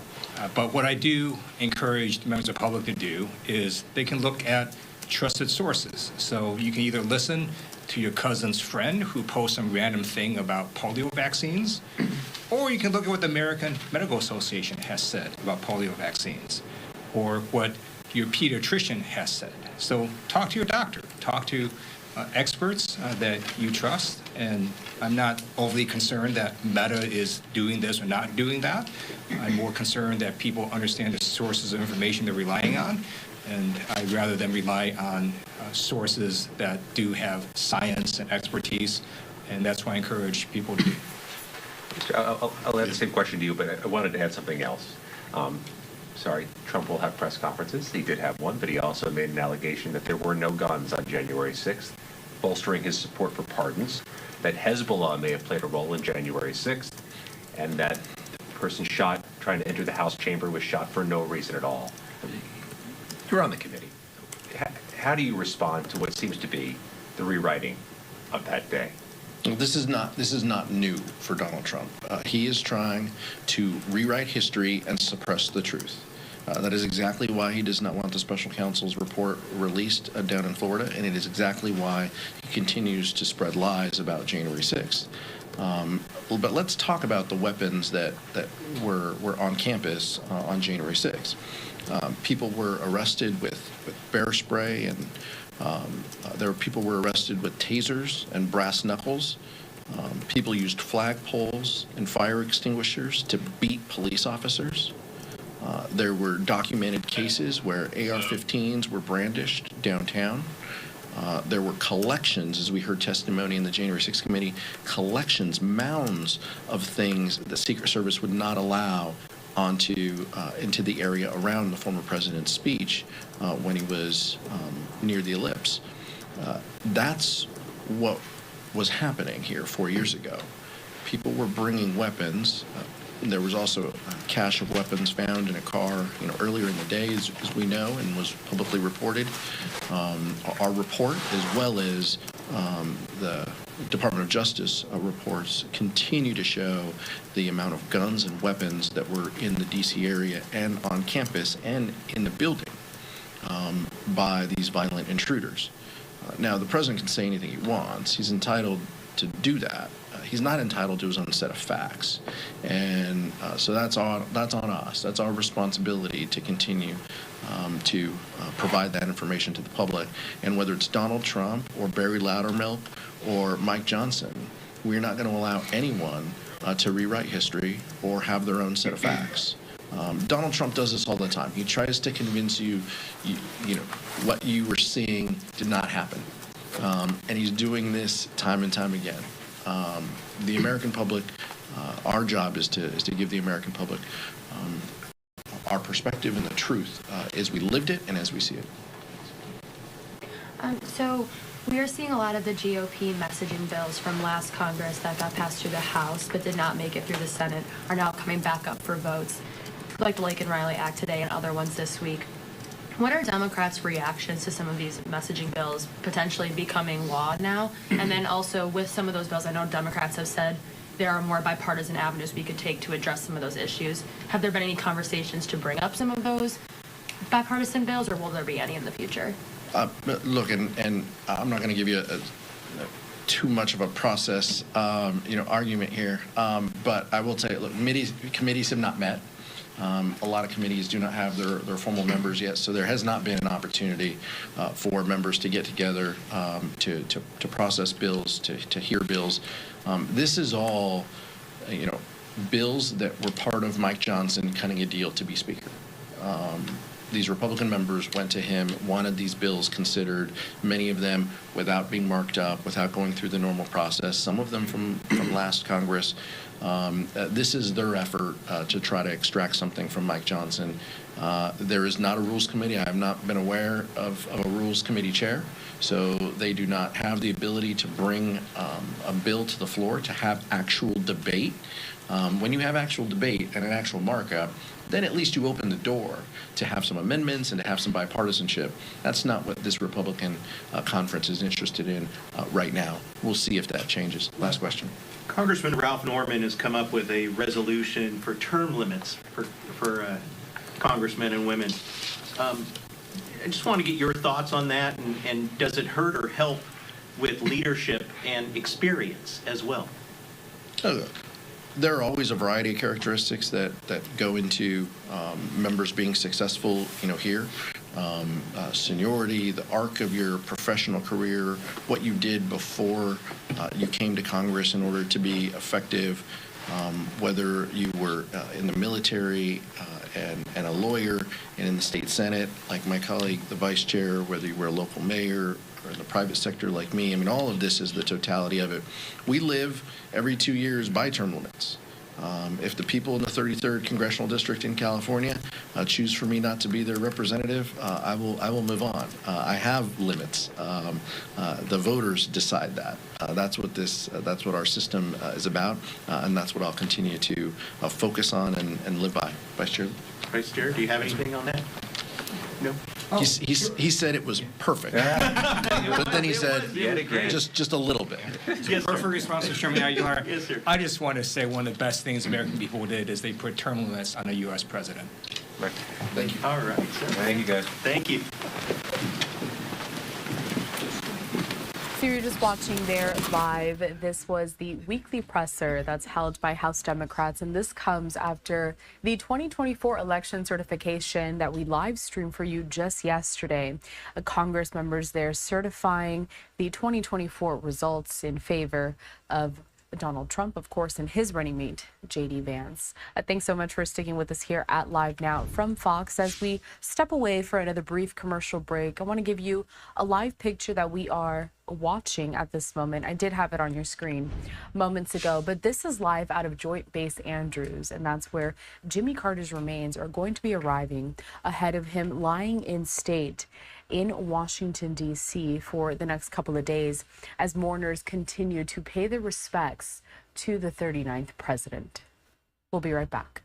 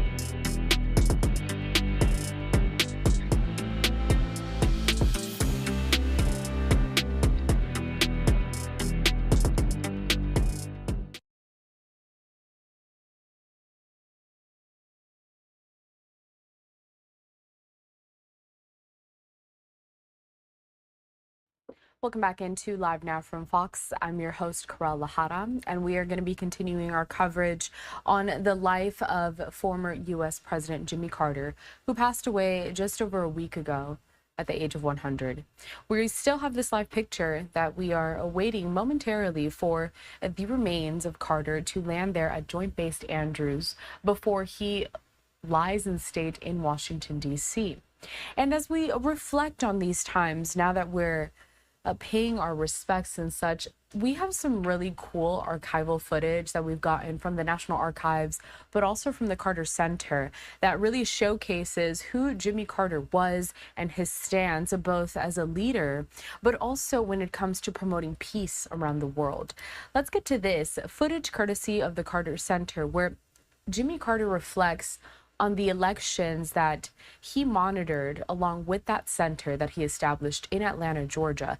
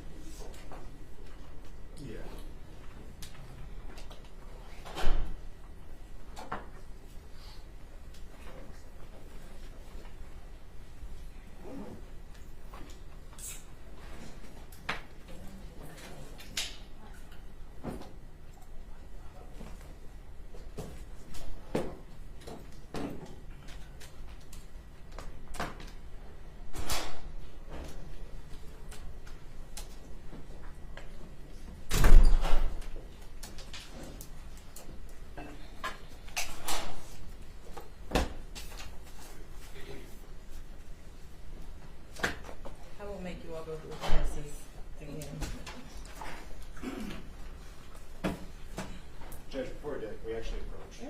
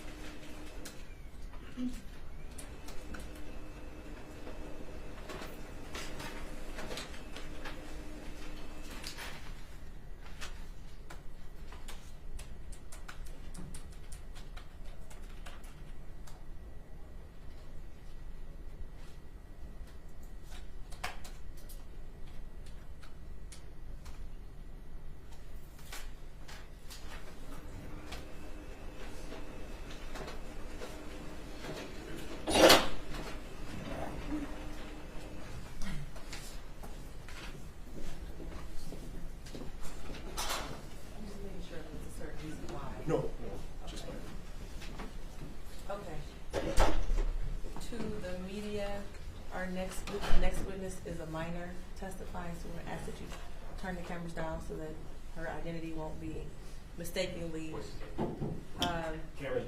Cameras off. Okay. Okay. Gotcha. And what about audio recording? I would say no audio recording. Okay. Yeah. Okay. No, and we're not going. I'm not going to live stream it either. What's that? No live stream either. Are we able to take notes? Yeah, yes. in person. Without name, of course. Yeah. Yeah.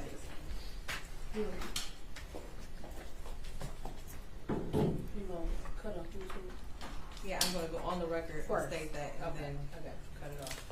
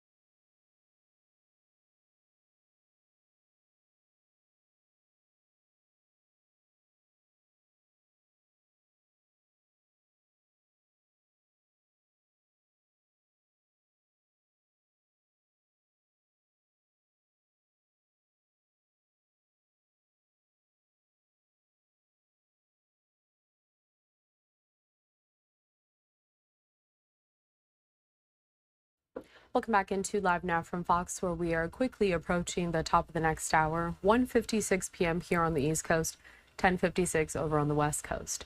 My name is Karel Lahada, and as I have been reminding you all, we are going to continue our coverage on the life and legacy of Jimmy Carter, bringing you live looks and also checking in with our partners down at Fox 5 in Atlanta and at Fox 5 in D.C.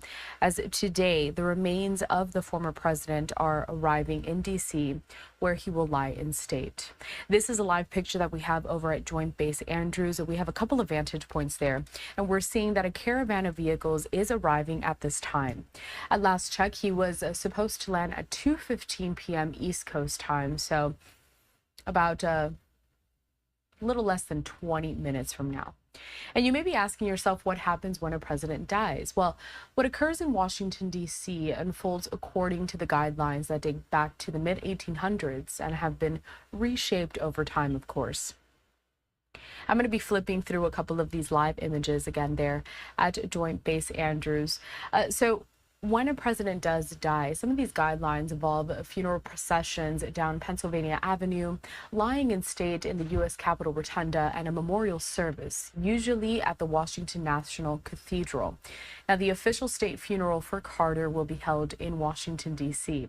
The president, former presidents, and president-elect are all entitled to a state funeral, but then family does get to decide if they actually get one or just how involved it will be.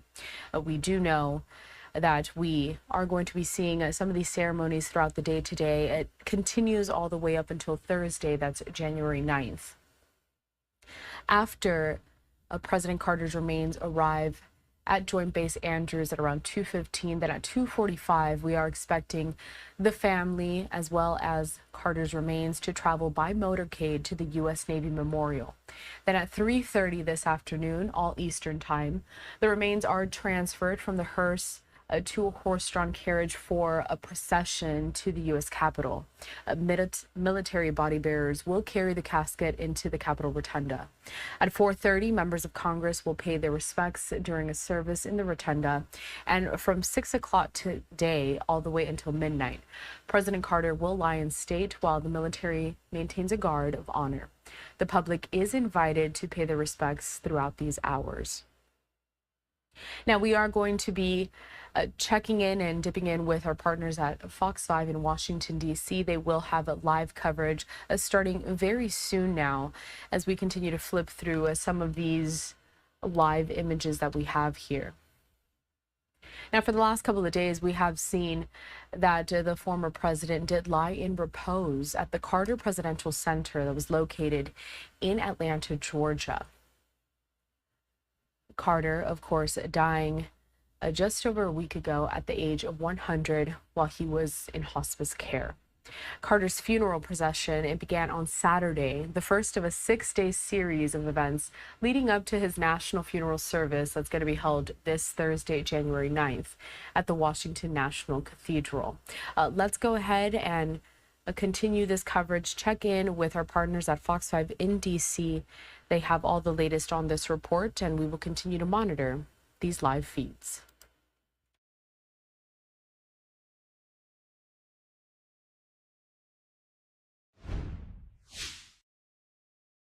Over the weekend. Let's get out to some live pictures as we await the arrival of Jimmy Carter's coming into the nation's capital. Of course, the live look here at Joint Base Andrews. You're looking at the presidential hearse.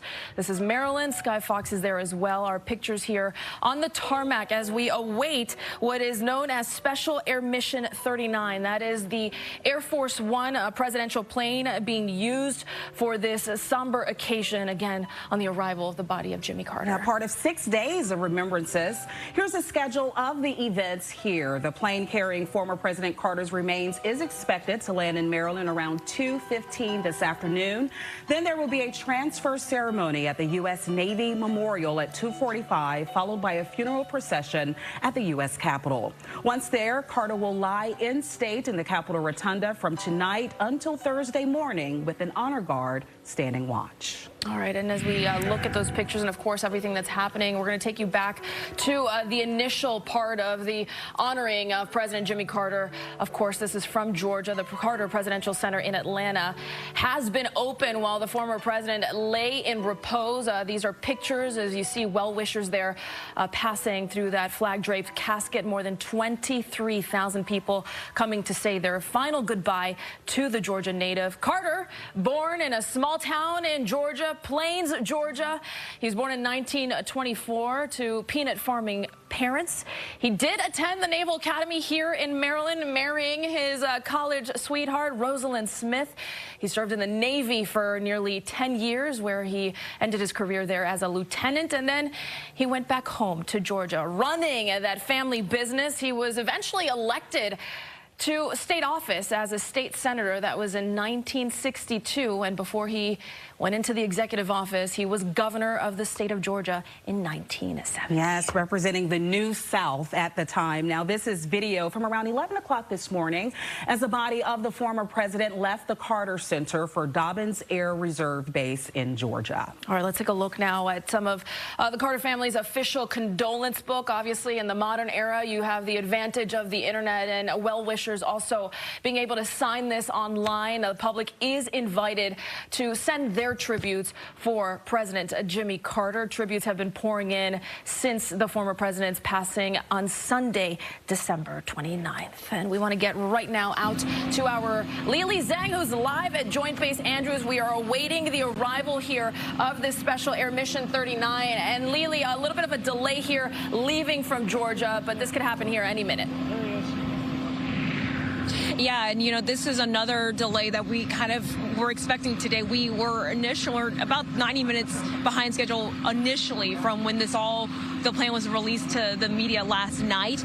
But so far, we're told we're just a few minutes away from the actual landing. From what we saw, like you mentioned, just a few minutes behind schedule in Georgia. We actually just spoke with the commander a few minutes ago. He tells us that to pull off an event of this size behind the scenes on the grounds, this takes roughly 3,000 or so people to make sure that this goes off without a hitch. Just an idea of some of the work we've seen with our own eyes out here is just making sure that all the ice is removed. So they've been working hard all morning to make sure that, again, all this goes off without a hitch. As you mentioned, Special Air Mission 39 is expected to arrive here at Joint Base Andrews around 2:15. That is when the former president's remains will be transferred with the ceremony to a hearse, and then from there, 2:45, the family and President Carter's remains will travel by motorcade to the U.S. Navy Memorial. For ultimately, this will be transferred from the hearse for procession to the U.S. Capitol. So a lot of work really does go into this. We just spoke with that commander about just an idea, a little glimpse into what they've been doing out here, what it takes to really plan something of this size. So all of that we'll bring to you later on our newscast, and we'll certainly bring you the ceremony live as it happens. All right, Lily, thank you. That plane set to land just in about 10 minutes. If it's on time, we're expecting a 2:15 landing. We want to get over now to Tom Fitzgerald, who is live at the U.S. Capitol, where people will be there soon, Fitz, in order to pay their respects tonight. And there's also a service that we expect to see later on.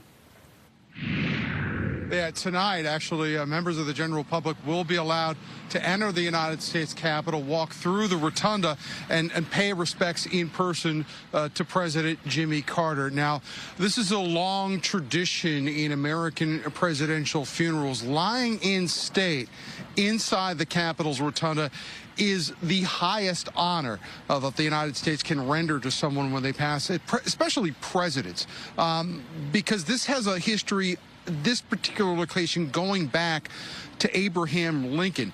The wooden statue that will actually hold this casket today, that was first constructed in 1865 for Abraham Lincoln's funeral. It has been held in storage throughout the years in the basement in the crypt area of the United States Capitol, and then it is brought up for special occasions. It has been used for funerals over the decades, including that for John F. Kennedy, and also, more recently, President Ronald Reagan and President George H.W. Bush and President Gerald Ford in recent years. So that private service that we're going to see when the horse-drawn caisson brings the casket here to the Capitol, that is only going to be a very select group of people in there. The Carter family, invited guests, and members of Congress are going to be participating in that. Once that is concluded, the Carter family will have some private time, and then the general public, and this is a sliding time right now because originally we had thought this was going to be around 7 p.m. We're now hearing 7:30. It could be 8, but they are going to be allowed to drive here or come in here to 2nd and East Capitol Street. They'll be able to enter the underground Capitol Visitor Center. That is where they're going to have to go through security. U.S. Capitol Police have already told us that while people are allowed to bring in their cell phones, you're not allowed to take video. We'll have much more. We'll send it back into you. All right, Fitz, thank you so much. And let's get back out to that live picture there from our Fox 5 camera. We're looking at that Special Air Mission 39 as it is arriving to Joint Base Andrews. You can see it there. It is about to land, and this is going to be not just your average landing. As you can imagine, there's going to be a lot of pomp and circumstance, a ceremonial, if you will, with a special honor guard as we see that plane touch down there, move into position. Eventually, the Carter family, of course, will also join that motorcade as they proceed. Now, they're not going to go directly to Capitol Hill. We heard Tom Fitzgerald talk about the casket lying in state. It'll lie in state on the Hill. Obviously, look at the conditions there on that runway, which, of course, knowing all the snow that we got, make sure that that runway was in perfect condition for this big arrival. And that's part of the reason why this has been pushed back by about 90 minutes in terms of the ceremonies for today. But when you watch this plane comes in, this is the final time that Carter will be making his way to D.C. So you let that sink in, and you mentioned, Marina, his family. This is a man, of course, a father of 4, grandfather of 11, great-grandfather of 14.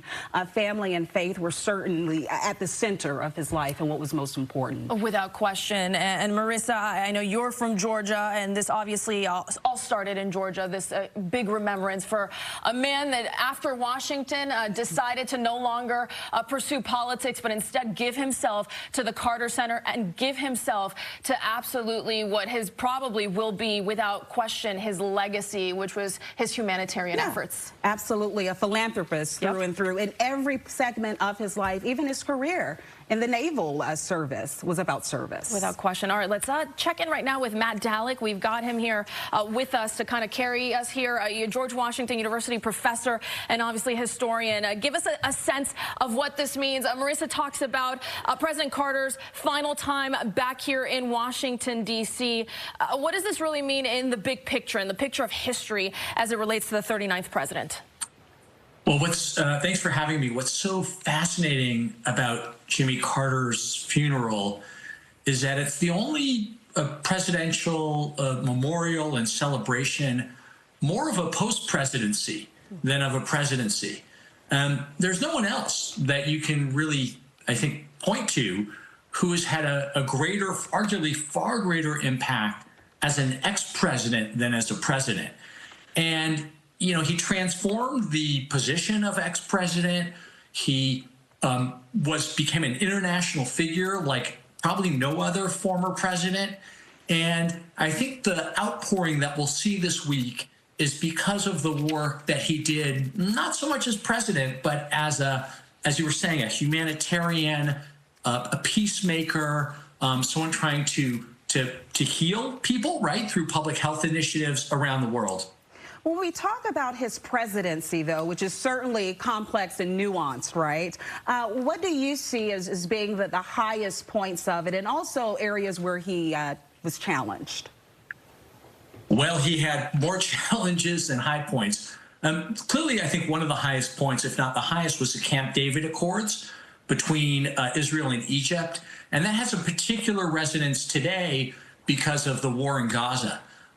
You know, it's one of the historic agreements, peace agreements in the Middle East.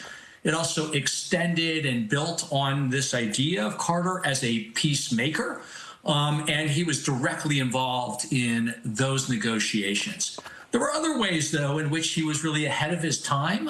You know, he put solar panels on his roof. We just got solar panels put on our house within the past few months. You know, he was decades ahead of himself on environmental issues. Challenges were many. The most notable, kind of obvious ones were stagflation, right? A huge inflation, much higher inflation than we've seen in the past few years. High unemployment, so-called stagflation. The energy crisis, the oil shocks, right? Where people had to wait in line for hours to fill up their cars with gas. And then, of course, the really horrible Iran hostage crisis, where dozens of Americans were held hostage for almost a year, hundreds of days in Iran. And that really damaged him. And he was really seen as feckless, as powerless to control the situation, bring the hostages home. And it was only a few minutes after Ronald Reagan, his successor, was inaugurated, that the hostages were, in fact, released. Matt, as we talk about that, because as Marissa said, challenge presidency without question. And here's the thing, born in 1924, died at the end of 2024, 100 years old. We were talking about this. So many Americans right now weren't even born for President Carter's presidency. So really what we know is what we hear through historians like yourself. How do you think time will eventually remember, even though clearly flawed and there were many mistakes along the road, and I think you could say that for pretty much every president that has seen the White House. But also, in the end, when you make everything an aggregate here, what will be the sum total? It's a great question, and actually it's so fascinating because, in a way, he's followed a Harry Truman-like trajectory. When Truman left office, he was really unpopular. Carter, similarly, deeply unpopular. I mean, he got hammered in the 1980 election. You know, he lost, I think, something like 49 states, right? It was a real landslide for Ronald Reagan. But as the years have gone on, a couple things have happened. One is he has been seen more favorably because some of the issues he championed, human rights, environmental concerns, peace in the Middle East, have become more salient. You know, it's resonated with more people. The other thing, though, is that his post-presidential works have really risen above. He did something unusual. He rose above really partisan politics as an ex-president and redefined the ex-presidency and became really one of the great humanitarians of the late 20th and early 21st century around the world.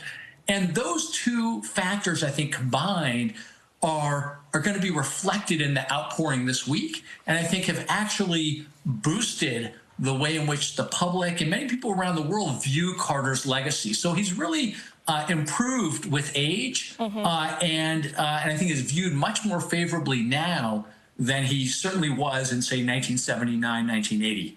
Yeah, without question, a lot of issues throughout his presidency, but no combat there, which was one of the pros. Matt, I'm sure we'll be talking to you much more as we continue our coverage here through at least 4 p.m. and we see the arrival here of Special Mission 39 back at Joint Base Andrews. And what's to follow here is going to be so ceremonial. And also, we talk about President Carter being an incredibly man of faith, a born-again Christian, and we're going to see how that ties in through what we're going to see here in the next couple of hours in D.C. Absolutely. Even some of the music that will be played. I know we expect to hear Abide With Me, which is a very popular gospel hymn right there at Joint Base Andrews, when we hear some of the traditional ceremonial music following that. And I was reading some of the lyrics of it, and the end of it is, "Where is death's sting? Where, grave, thy victory? I triumph still if thou abide with me." He took his faith all the way from the pride of plains to the presidency. You can't think of a more ordinary person to have lived such an extraordinary life as Jimmy Carter. And that's across the political spectrum. One thing I noticed online since his death on the December 29th, people of all political persuasions, ages, races, backgrounds said, you know what? He was just a decent man of character and conviction. And I think that's what Matt was alluding to. While, yes, his presidency, I mean, the way that Reagan was able to not just win the presidency following that second when he attempted re-election to the White House, President Carter, but regardless, after, it was how he lived with his life and how he gave back, really. We know his dedication to Habitat for Humanity, the hundreds, if not thousands, of homes that he built for people that were in absolute dire need, his dedication to Sunday school till the very end as much as he could. But, you know, I think that nobody thought, even when he entered hospice, which was about 2 years before he passed, that he was still dedicating himself to God. I remember the night that announcement came out that he had had metastatic melanoma, cancer of the skin that had spread to his liver and his brain. And I was working in Atlanta at our sister station, Fox there. We got the word, and I reported outside of the Carter Center because it was a dire prognosis. We didn't know how long we were going to have Carter, and that was back in 2015, 10 years ago. And he fought his way even through that. You mentioned Habitat for Humanity, still building homes Jones in his 90s, still preaching and giving Sunday school lessons at Maranatha Baptist Church in Plains, Georgia. So he kept going, and maybe that was one of the keys to his longevity. I think you're right, and I think that's why, regardless of his presidency, he's so beloved by so many across the political aisle. Again, we'll give you a live look here from that special Air Mission 39 arrived. It taxied. It has now parked, and now they are waiting there as the passengers will move down those stairs, and you'll be seeing many of the people that were not just close to President Carter in terms of family, but also people that worked alongside him and that have been through much of his life that'll be part of this processional. In the meantime, let's head over to speak with Alan Sanders here, a former Time Magazine senior reporter and professor for political science at St. Peter's University. Alan, as we look at these pictures, we've talked to Matt. I'm sure you have, you probably remember this presidency. What stands out on a day like today? Well, certainly all the things that have been mentioned so far, and those things are important. But I think what stands out for me, and I think for many Americans today, is the humbleness, the decency that Carter embodied both while he ran for president, during his presidency, and certainly after his presidency. This is in such stark contrast to the politics of today, where bombast, vitriol, from the top on down dominate the political landscape. That's not true with Carter. I mean, he was a determined politician, and he could be cold and hard on many things that he did. But nonetheless, overall, he was decent, and he was a man of morals and faith, and he believed in compassion and in encompassing everyone that he came across. So that really was the hallmark of his humanitarian work after the presidency, the humbleness and the view that all of us are part of the same world, all of us are people, all of us are human, and all of us deserve a fair shot at having a decent life. When it comes to things that he passed, you know, during his presidency, his legislative achievements, is there one that you believe deserves more coverage in this conversation about his life and legacy? Well, yes, I think so. One of the very important things that he did, which has often been skipped over and not discussed enough, is that he basically integrated the judiciary. He appointed more federal judges than anyone in history. Now, he didn't get to appoint Supreme Court justices, but in the lower federal courts, he appointed something like 262 judges to the lower federal court. That's a record. But he made it a point to diversify the people who staff the judicial bench. So he appointed 41 women and 57 minorities. That was a record, and I think it was more of these types of judicial appointments than combined for all prior presidencies. So I think that's important. He really diversified the federal bench. He believed that we should appoint people of high quality, high professionalism, fairness, integrity, and also to diversify the judiciary so that it looked more like America. Yeah, I think there's a lot of talk about the late Justice Ruth Bader Ginsburg, who he did appoint to the Circuit Court, and while he was not unable to appoint to the Supreme Court, and many would argue that is the legacy of a president, he did, to your point, Alan, set up what could be remembered as one of the greatest Supreme Court justices. And we'll definitely be hearing from our chief legal correspondent, Katie Barlow, who'll break down more of what that legacy means. And Alan, right now we're looking at a special honor guard there moving into position as the Carter family will now disembark that special Air Mission 39 for the military body bearer team that will remove the casket from the aircraft. So, John, we continue. Alan, I believe. Excuse me, we're getting reports here of who's coming on. So we have John here. John Nowell, is that who we've got right now? Okay, we're going to continue with these live pictures here of the Special Honor Guard. Again, you see that presidential hearse that'll await the casket to be removed from the aircraft. And in just a few moments, we will hear, as we normally do in these type of ceremonies, 4 ruffles and flourishes, of course, and hail to the chief, the 21-gun salute, and of course that gospel hymn I spoke about, Abide With Me. That's coming up in a few minutes. Yeah, and certainly we'll move you all through this as we get word of what's next to come. In the meantime, we've got John Nowell with us, President and CEO of Navy Memorial. John, good to see you, have you with us. A very important point person that we get to talk to now, because obviously when you talk President Carter, you also talk about his years with the Navy and what that means, especially as he began his career as a politician. But it all started there in Annapolis as a midshipman. Walk us through that part of his history. Sure, thanks, and it's I'm very proud to be here, and what an incredible day. As I'm speaking, we have about 80 midshipmen from the U.S. Naval Academy with the Superintendent and the Secretary of the Navy who will soon be out on our Granite Sea. We're proud that Jimmy Carter started at the Naval Academy. He went in with the class of 1947. They accelerated that due to the war, and he graduated in 46. And after that, after 2 surface ships, he went into the submarine service, a very elite service for the Navy. And he was on, his first ship was the Pomfret that was out of Hawaii and did patrols off the Chinese coast during the Communist Civil War.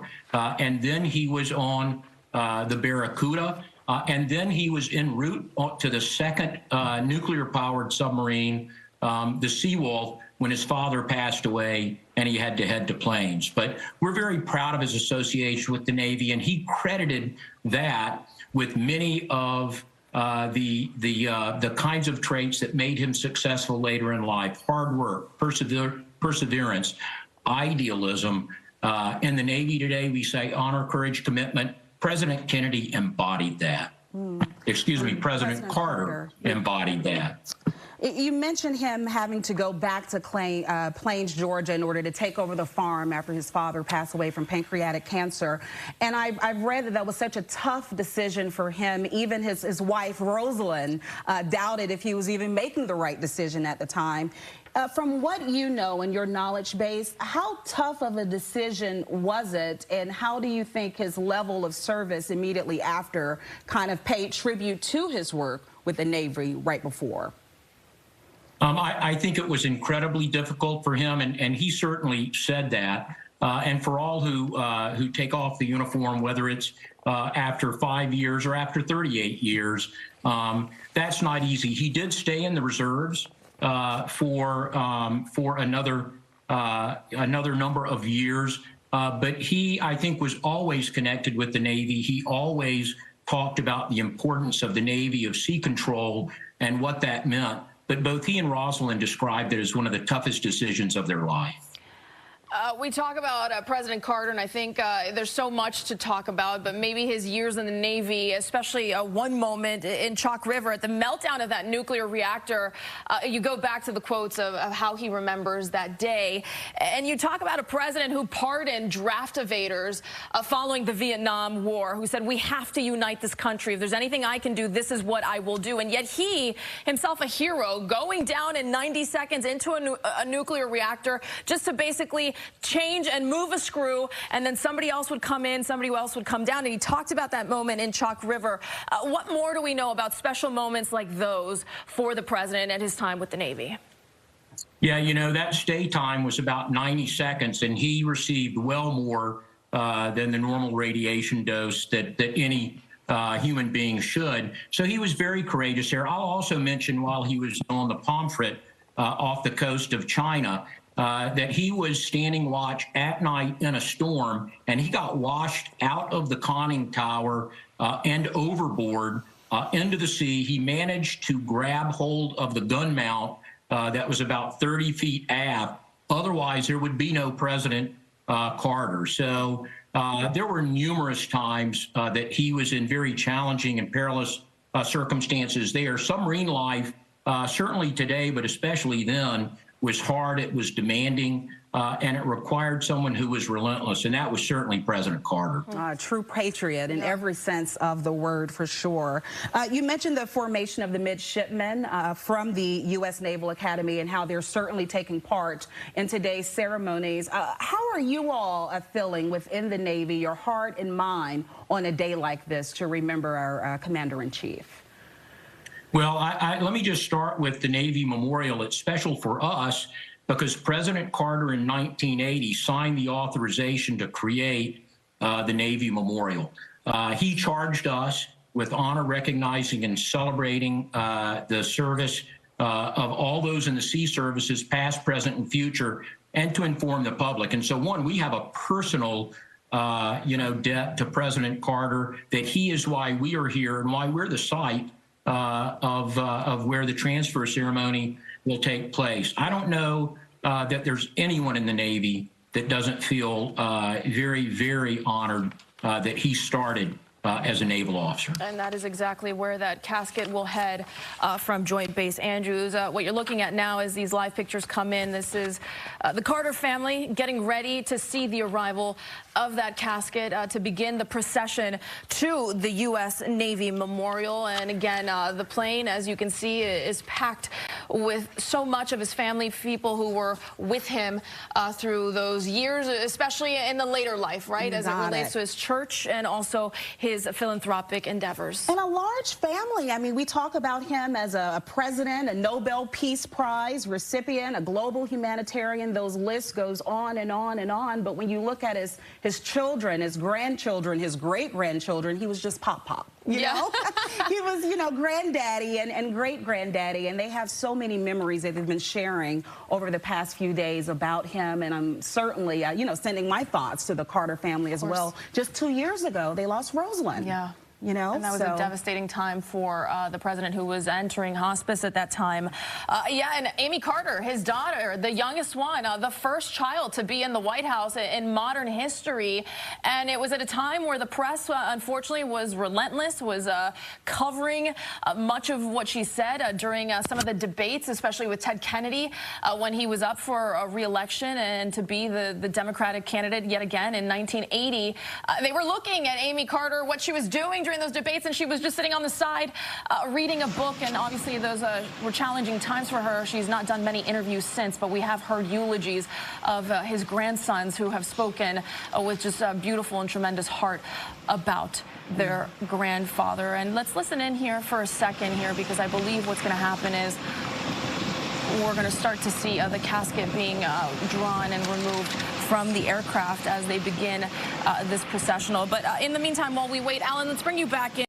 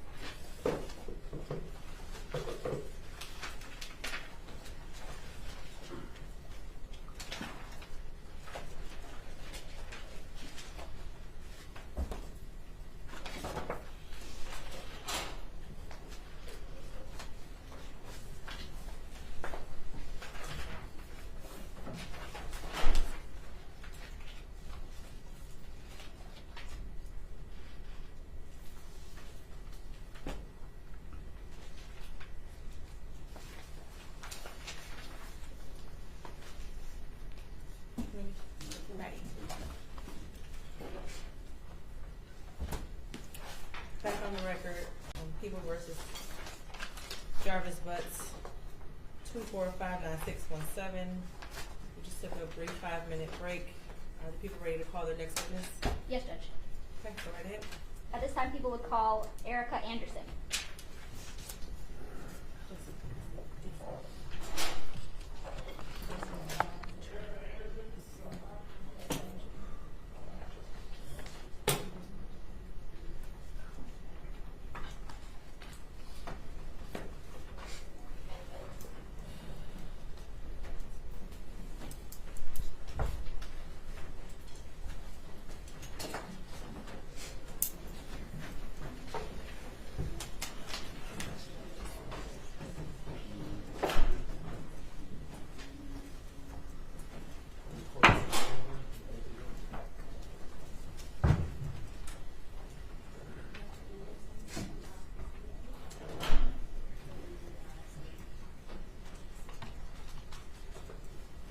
Careful, don't trip.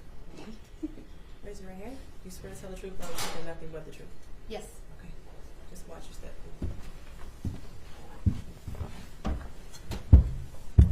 And you can pull that microphone off the ledge if you want, so you don't have to keep leaning into it. Whenever ready. Thank you, Judge. Good afternoon. Could you please state your name for the record? It's Erica Anderson, ERICA-ANDERSON. And how are you employed? I'm with the Michigan State Police Northville Crime Lab in the Biology Unit. And how long have you been employed by Michigan State Police in the Northville Crime Lab? For 15 years. And what kind of education do you have for your job? I have a bachelor's in biochemistry from Eastern Michigan University. I also have training with the National Forensic Science Technology Center and the Michigan State Police. That was approximately 1 year of testing in biology, forensic biology and DNA analysis. Okay. So, what kind of training, I guess, do you have to have for your role that you do, and do you do any continuously?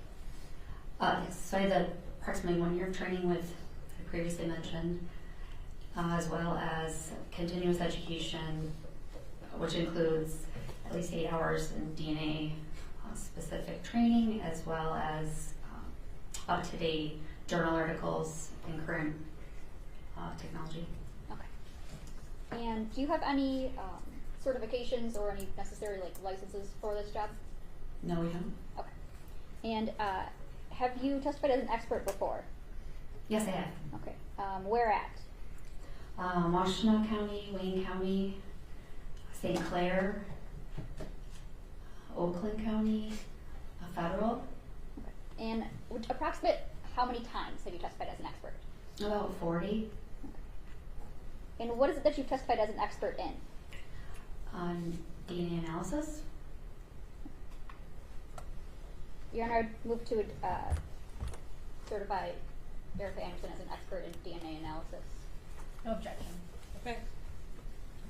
Thank you, Judge. I want to talk about this case specifically, and when I say this case, I'm referring to lab number MD24-691. Did you author reports as it relates to that case number? Yes, I did. Okay. And what record numbers did you author? Record 4, 6, 8.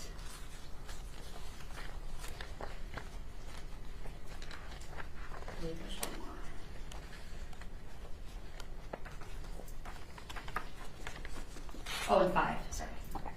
So 4, 5, 6, and 8. Correct. Okay. And, Your Honor, may I approach? Yes. Handing to this mark the People's Proposed Exhibits 22, 23, 24, and 25. If you look at these and tell me if you recognize what I've handed you.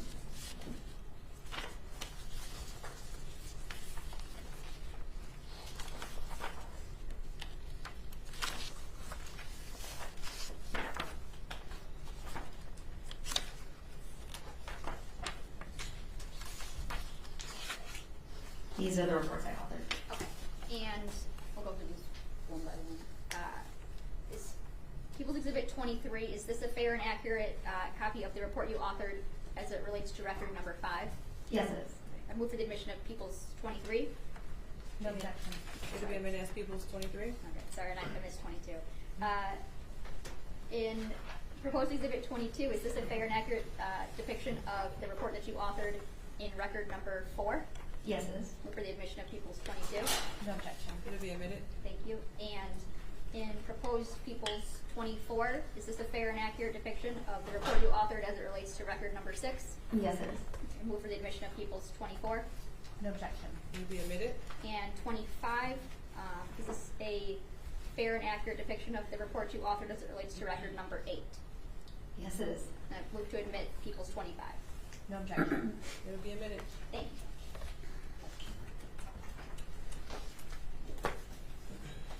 Now, may I publish, Judge? Yes.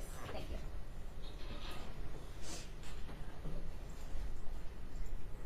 Oh, you turned off sharing, sorry. She wants to share her screen. Oh, sorry. Thank I you. think she walked away. Okay, so we're looking at People's 22 right now.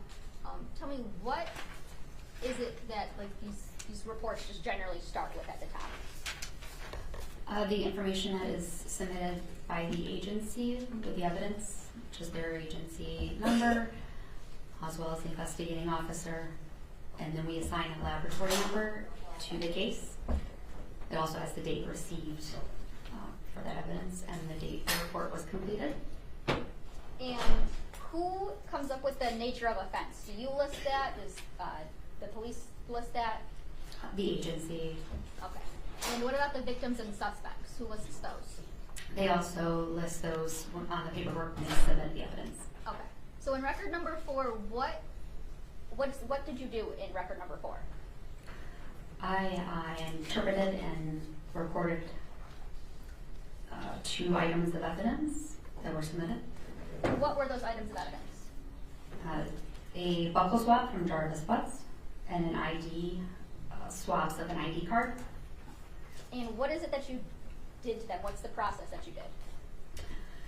So I'll give you a general overview of the process. When we receive this evidence in our laboratory, it's usually in a small tube, it's cuttings or swabs from evidence. We then extract the DNA, we see how much is present, and then we make many millions of copies of that DNA.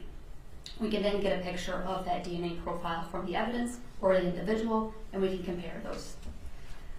So in this case, I received the buccal swab, and for a reference sample or a buccal swab or blood, known DNA from an individual, everyone has 1 or 2 what we call types at each of the locations within the DNA. So when I see 1 or 2 at one of these locations, I know that's only one person. If I'm seeing 3 or 4, 2 people in that sample. So for a reference sample, blood or buccal swab from the inside of someone's cheek, there would only be 1 individual present because that's directly from that individual. Okay. And what you do, your process doesn't change or alter the DNA in any way, does it? No, everyone has their own unique DNA profile. It is specific only to that person unless they have an identical twin. Every cell in your body has the same DNA profile that is unique to that individual. Okay. So in record number 4, you came up with some interpretations. What does that mean? So when I look at the kind of the picture of that DNA profile, I'll interpret how many people are there and then make comparisons to any known samples and the evidence. Okay. So in interpretation number 1, you obtained a profile from the Jarvis Butts buccal swab.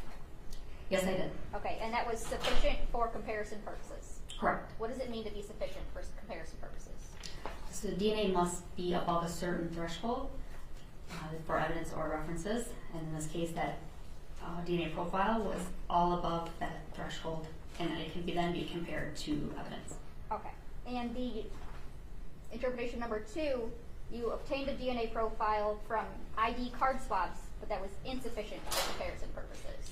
Correct. The amount of DNA there was just too low and did not make it above that threshold, so I couldn't do anything with it or compare it to anything. Okay. So you can say there's DNA there, but you can't compare it to anything. Correct. Okay.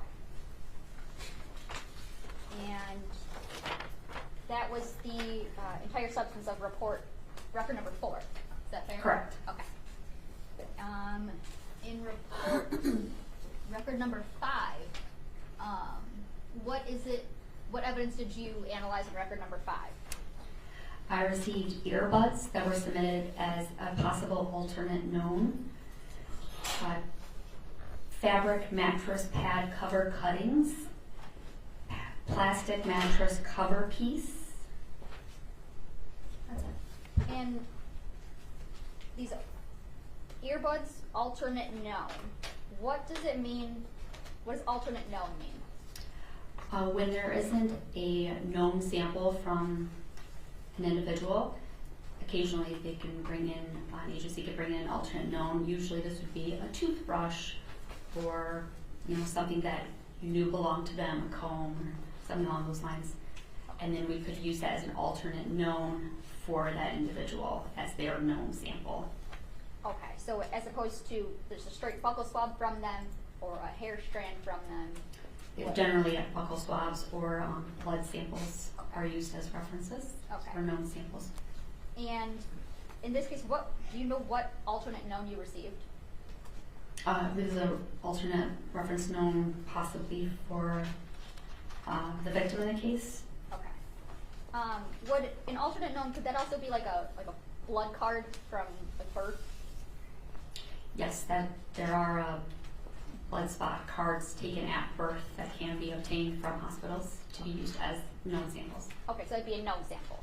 Correct. Okay.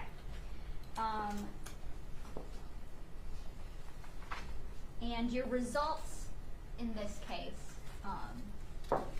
in your interpretations, you stated there was a DNA profile obtained from the earbud swabs that was not sufficient for comparison purposes. Is that the same thing that you were saying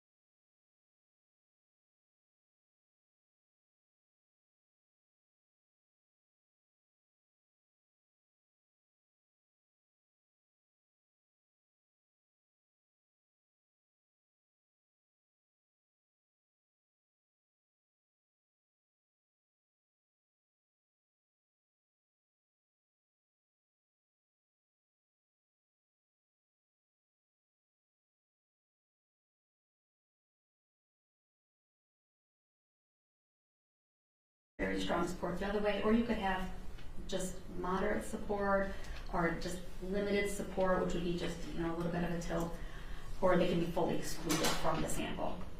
So in this case, it was 4.6 thousand times more likely that it originated from those 4 unrelated individuals than Jarvis Butts and 3 other individuals, which is moderate support that he's not a contributor. So it's tilting that way, just not all the way. And in record number 8, what evidence did you analyze here? I received black hoodie stain swabs, another set of black hoodie stain swabs, black hoodie swabs, pink bodysuit stain swabs, pink bodysuit swabs, as well as Najee Harris blood card. Now, what kind of testing did you do in record number 8? The same as the previous records. Okay, and that's autosomal DNA? Yes. Okay. Now, going through this, you were able to have a sufficient amount of DNA for comparison for Najee Harris's blood card? Correct. Okay. And in your first or your second interpretation, this is as it relates to black hoodie stain swabs. But this is the 5AD stain swabs. What were your hypotheses here? So I determined that there were 2 individuals in that black hoodie stain swab, the first one, 5AD. And if I would compare each of the known individuals to the sample. So initially it would be Jarvis Butts and one unrelated unknown contributor, and then on the other hypothesis would be 2 unrelated unknown contributors. So based on those results from the black hoodie stain swabs, it was approximately 460 times more likely if it originated from Jarvis Butts and an unknown contributor than if it was from 2 unrelated unknown contributors.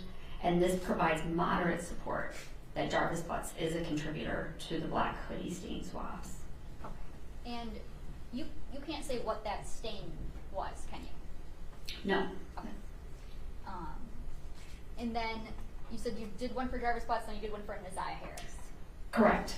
So when comparing Najee Harris, it's approximately 3.7 million times more likely if it originated from Najee Harris and 1 unrelated contributor than if it were from 2 unrelated unknown contributors. And this provides very strong support that Najee Harris is a contributor to the black hoodie stain swabs. And in interpretation 3, this is the second of the black hoodie stain swabs, 5BD. When they're separated like that, when you have like 5BD and 5AD, does that tell you that they're different parts that are being swabbed, different areas? Generally, it will be 2 different stains on the same item, but the person that actually took those swabs, they would best be able to describe where they were collected from. Okay. So as it relates to 5BD, the black hoodie stain swabs, what did you find there? That was 1 individual in that sample, and it genetically typed as female. And so, if that's the case, what was your hypothesis then? So comparing Najee Harris to that sample, it was 3.6 octillion times more likely if it originated from Najee Harris than if it was from an unrelated unknown contributor. And this provides very strong support that Najee Harris is the contributor to that black hoodie stain swab. And then I compare Jarvis Butts as well, and he's excluded from it to his single source samples. Okay, and would that be because you found that it was only from 1 individual genetically typed as female? Correct, yeah. When comparing him, he was excluded. Okay. And when you say octillion, I'm not a math person, how many zeros is that? That is 27 zeros. Okay. And in interpretation number 4, we have just black hoodie swabs, that's 5CD. And you have two analyses here. one with Jarvis and one with Neziah. What did you find as it relates to the comparison with Jarvis? So the black hoodie swabs, and generally these are taken to see who may have possibly worn it, or skin cells opposed to stain swabs. So I determined that this was from 3 individuals. There were 3 individuals in that sample, and at least one of them genetically typed as male. And when comparing it to Jarvis butts, it was approximately 2.1 million times more likely if it originated from Jarvis butts and 2 unrelated unknown contributors than if it originated from 3 unrelated unknown contributors. And this provides very strong support that Jarvis butts is a contributor to the black hoodie swabs. And what about the comparison to Neziah? When comparing Neziah Harris, it was 97 sextillion times more likely if it originated from Neziah Harris and 2 unrelated unknown contributors than if it originated from 3 unrelated contributors. And this also is very strong support that Neziah Harris is a contributor to the black hoodie swabs. And how many zeros after your sextillion? Sextillion is 21.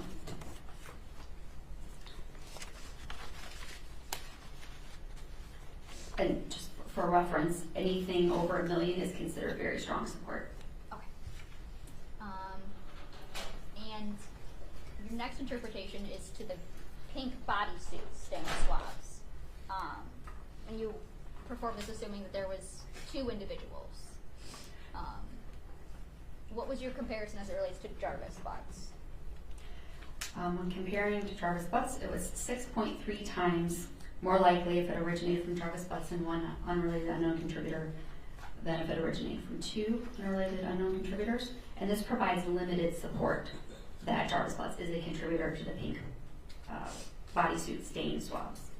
Okay. And as it relates to Neziah Harris? It is approximately 60 septillion times more likely if it originated from Neziah Harris and 1 unrelated unknown contributor than if it originated from 2 unrelated unknown contributors. And this provides very strong support that Neziah Harris is a contributor to the pink bodysuit stain. How many zeros in septillion? Septillion is 24.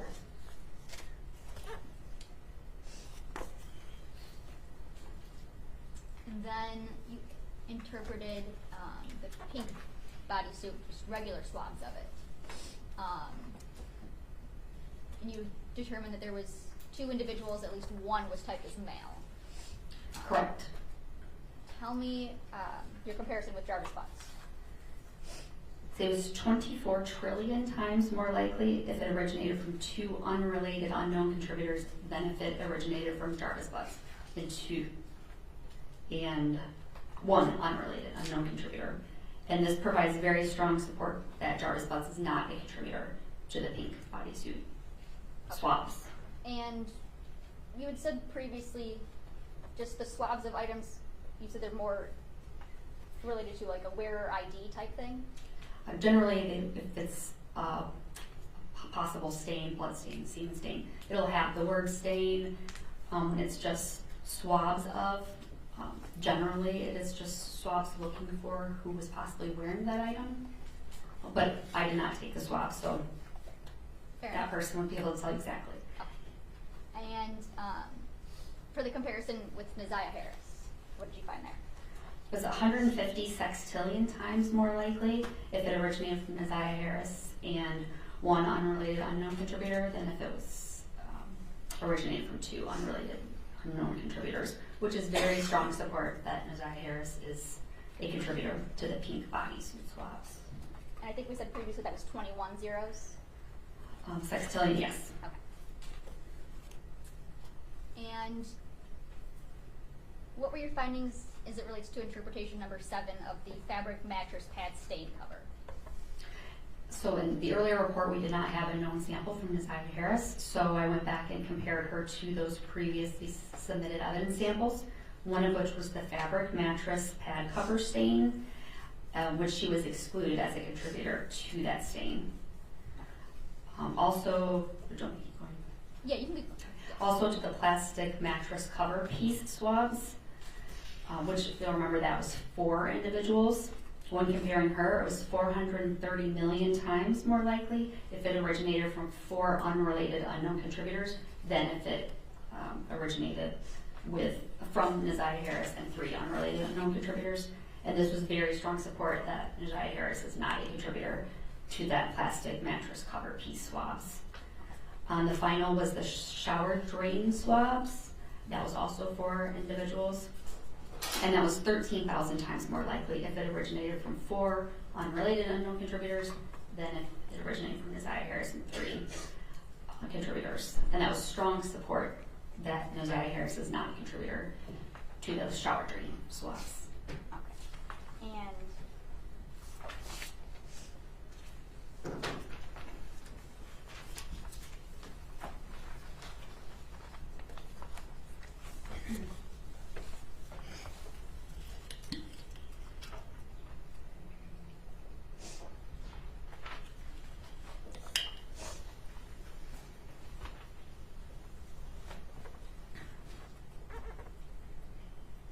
nothing else at the time, Judge. Okay, Ross. Good afternoon. Good afternoon. So when you receive the swabs, you said in separate tubes. Each swab or cutting or whatever you would be testing comes in a separate tube. Correct. And it's all labeled with a number that corresponds with the file that you're working on. Is that correct? Correct. Each one has its own ID, yes. Okay. And what other communication do you receive with those swabs?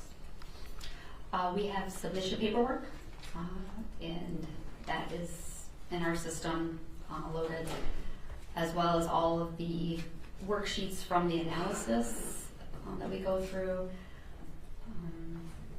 There's chain of custody. I mean, all this is within our system, but we only receive that initial information when we submit it, that paperwork. Occasionally we'll have a police report or something, but in this case I didn't see one. You didn't have one in this case? I did not have one in my case file. Did you have any communication with Sergeant Shannon Jones before you did the testing? No, I didn't. Okay. Did you know, was there a name associated with this file that you knew of before you did the testing? There are, like I said, names within the case file. Generally, we process samples in batches, and we don't really look at all that before we get started until we sit down to actually write the case, and those profiles are already complete. Okay. And I'm going to try to get some information from you just on how that process works, because I have a limited understanding of DNA, so correct me when I mess up. But as I understand it, when you're running these samples, essentially you come up with, ultimately for interpretation, kind of a line that shows peaks, and that is those are the things that you're comparing. Is that fair to say? So we look at 24 different areas within the DNA, and 2 of those will just give me the sex of the individual, if they're male or female, if there's a male included. On the other 22, it will be 2 peaks basically at each location, and you'll have either 1 or 2 each individual.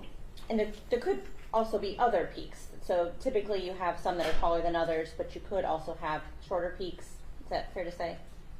If there's multiple people in that sample, I'll see maybe several peaks, and that's how I would determine how many individuals are in that sample. Or things that you might interpret as, like, I think they call it stutter. It's a kind of a normal part of this system. There are these peaks that are expected, and they generally are filtered out. Occasionally they get a little high, but we know what they are. So. And I was going to say, so then when you see this chart, is that your part of your interpretation to kind of exclude that as something of significance? The stutter peaks? Yes. Yes. I would evaluate if any of those peaks could possibly be stutter or not. Okay. And I think you answered this, but I just want to make sure. How many loci did you test? There's 24 total loci. And that's what you tested? Correct. Okay. And that's of like the 3 million base pairs that exist, fair to say? And there's 150,000 loci in the human genome, correct? Is that right? Yeah, this is the standard for forensics testing, yes. It's 24.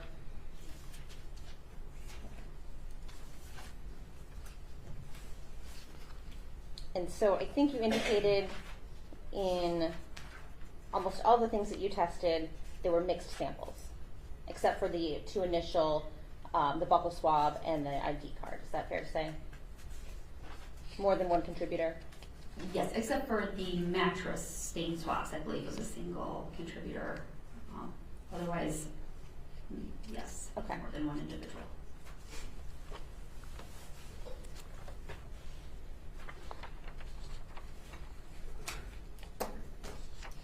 On the black hoodie swab, the non-stain swab, I think your report indicates, or your testimony was, that there were 3 contributors.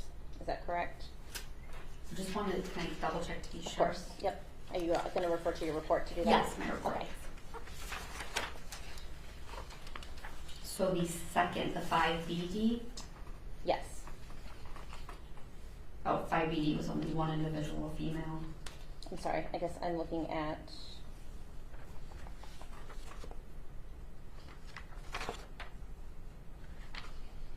the hoodie swabs, not the stain, you said? Correct, Yes, yes. that was determined to be 3 individuals present. Okay. And I think your report says that at least one was male. Correct. I can't determine how many males, just that at least one is male because there was a variety in the sample. Okay, so fair to say there could have been 2 male contributors and 1 non-male, 1 female contributor. Yeah, all I know is there's at least one in those 3. Okay.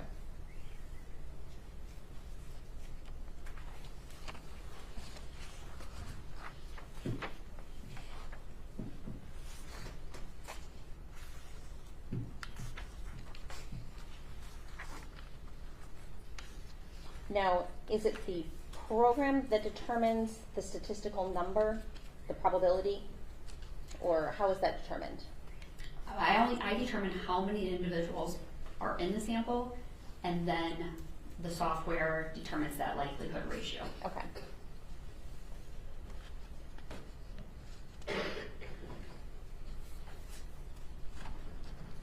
Because you're only receiving swabs or cuttings, you don't actually see pictures of what the items are that the stains came from or the swabs came from. Is that fair to say? Or do you? They are in the case file. I did see them in this case.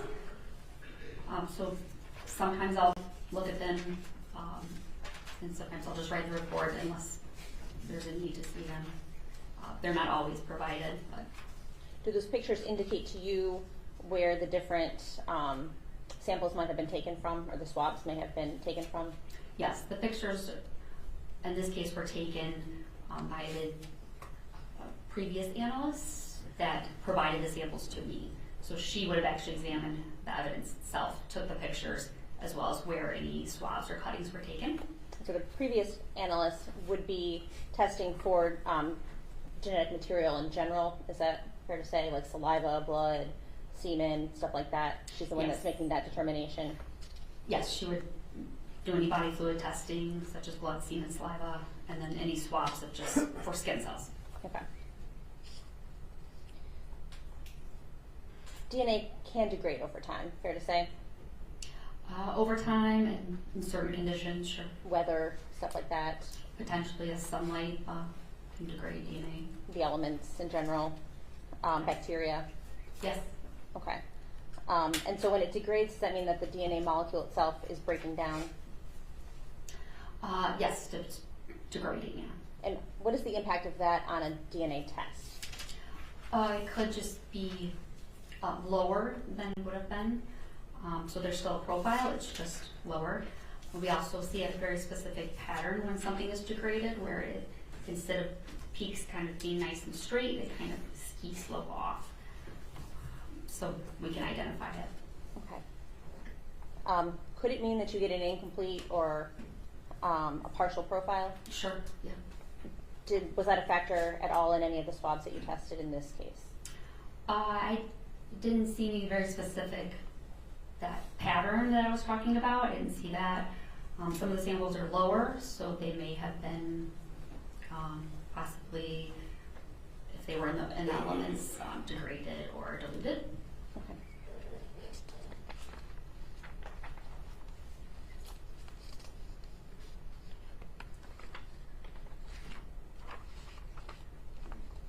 So you mentioned that when you're looking at a profile, if you see a Y chromosome, that indicates to you that there's a male contributor to that sample.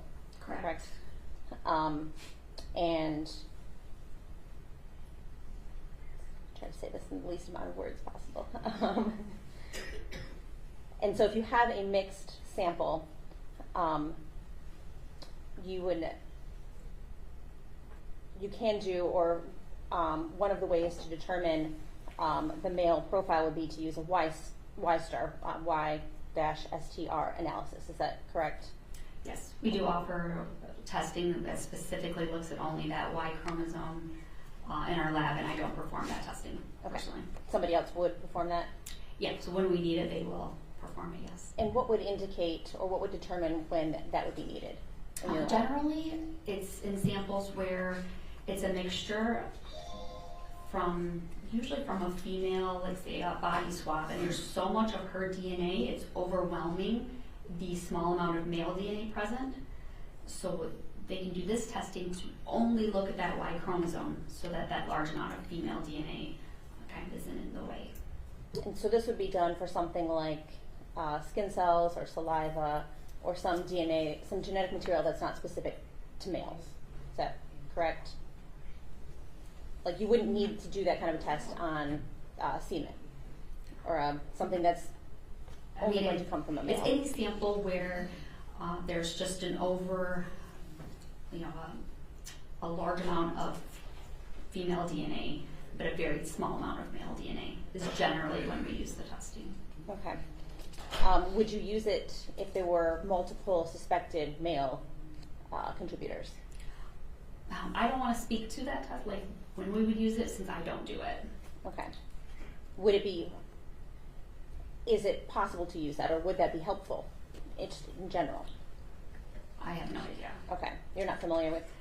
No, I mean, I have the basic understanding, but since I don't actually perform it and I'm not trained in it, I don't want to speak to it. Okay. Is it the Y chromosome DNA, is that passed down to male offspring? But the male profile, so you're talking about the YSTR profile, it would be the same? Correct. Yes. Okay. From a father to a son? Correct. Okay. And that's the Y-STR DNA, right? The Yes. Y short tandem repeat. Correct, yes.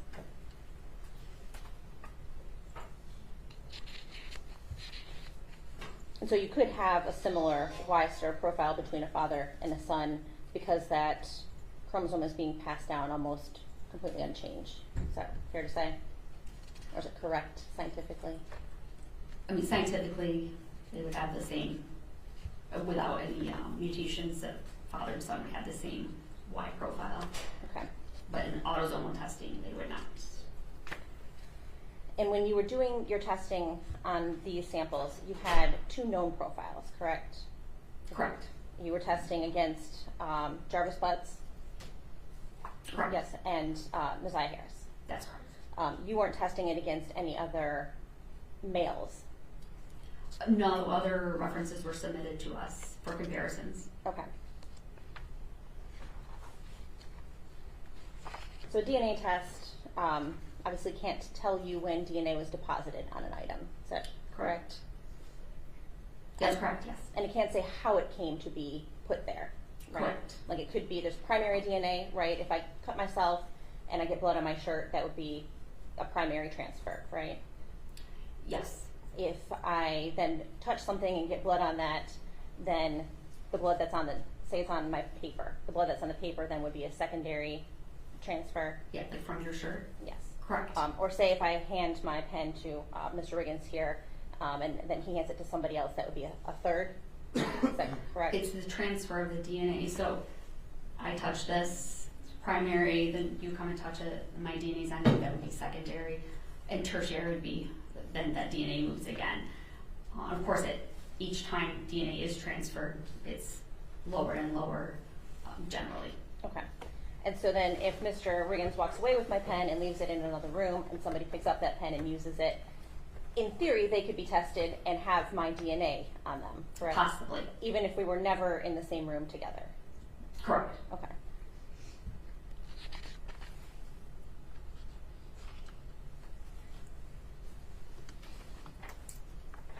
transfer can occur also even like in a washing machine, right? Possibly. So if clothes are washed together, which is kind of illogical, right? You're washing something, but in reality, my clothes and Mr. Riggins' clothes could be washed together, and his DNA could transfer onto my clothes just by virtue of being washed in the same cycle? Correct. Okay. Wait just a second.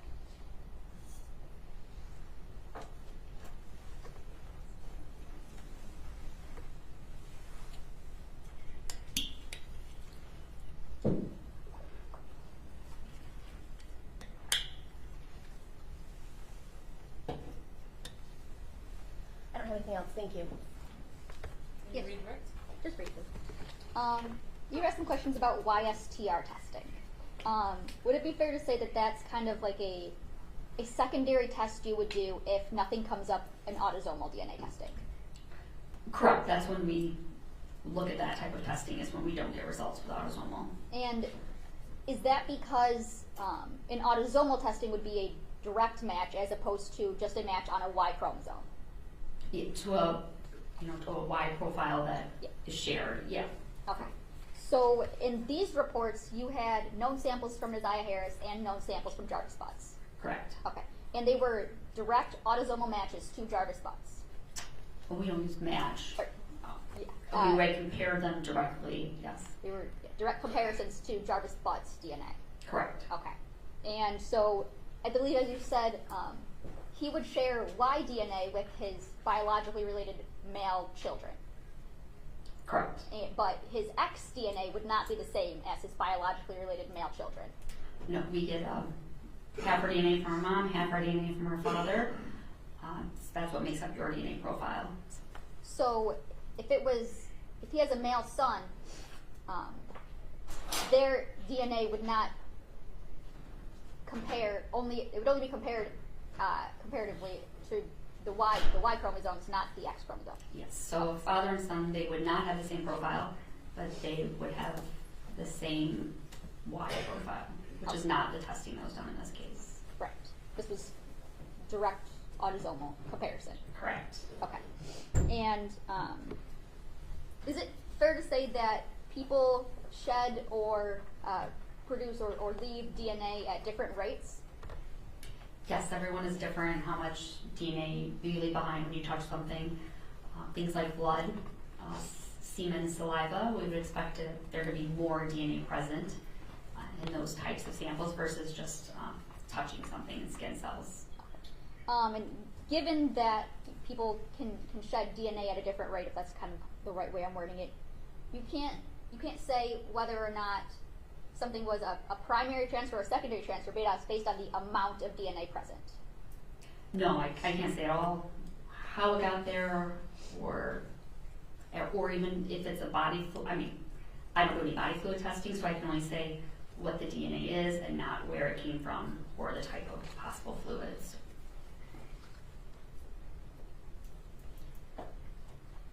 Nothing further, Judge. Nothing else. Thank you. Okay. Thank you. You're all done.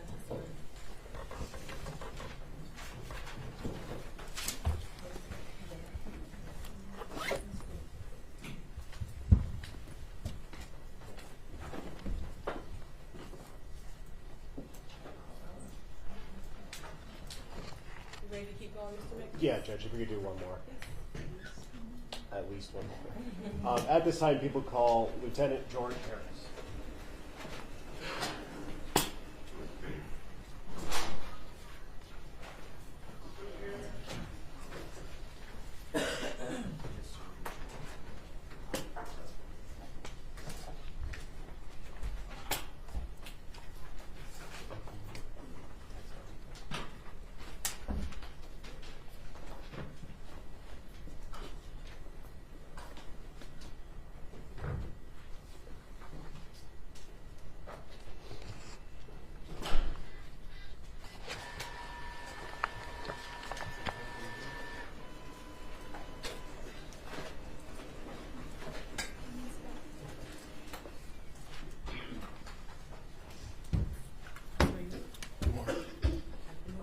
Oh.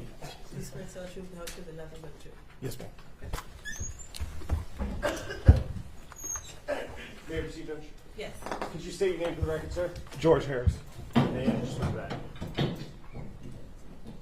Without breaking it. You can put it. You can just take it off the ledge too. It's easy. And what do you do currently for a living, sir? I'm a school safety liaison. Okay. And going back to January of 2024, where were you employed at that time? Detroit Public Schools Police. And what did you do for the Detroit Public Schools Police Department at that time? I was a lieutenant. And assigned to an investigative division or something else? I was in charge of the Western Patrol Division and our intelligence unit. Okay. And did that include, at least on the intelligence unit side, some investigatory roles? Yes, it did. Okay. And were you involved in the disappearance and homicide investigation into Neziah Harris? Yes, I was. And how did you become involved in that, sir? The initial report came in that she was missing. A detective was assigned to it. She liaisoned back to me that Wyatt had a social media account and had communicated through text now. So anytime there was a cyber-related nexus or anything having to do with cell phones or digital communications, I was the person who had handled it with the district for years. And what is the reason you would handle the sort of cyber or internet portions of investigations? I have the training and experience. And as part of the investigation, did you do an initial search warrant to TextNow? Yes. Okay, and did you get an initial return for that? Yes. Okay, and were those from the dates of January 8th, 2024 to January 26th, 2024, if you remember? That sounds about right? Yes. Okay. It didn't go back before January 8th at that time, correct? That's correct. Okay. I will come back to that in a second, but the initial agency investigating Neziah's case, was that Detroit Public Schools Police Department? That's correct. Okay. And when did that investigation begin? January 9th, her grandmother reported her missing. One of our officers, Officer Wolf, I believe it was, went out to the school, took the report. Canvas was done. Detective Gardner was assigned to the case. And then from there, she liaisoned with me, and I started making my notifications and started working on it from the... You said January 9th the report was made? The 10th, I'm sorry. The 10th? Okay. So that's when the investigation began, and that's when you became notified of this case, correct? Correct. And did the investigation stay with the Detroit Public Schools Police Department for the entirety of until today? No. When was it transferred, and to who was it transferred? It was transferred to Sergeant Shannon Jones sometime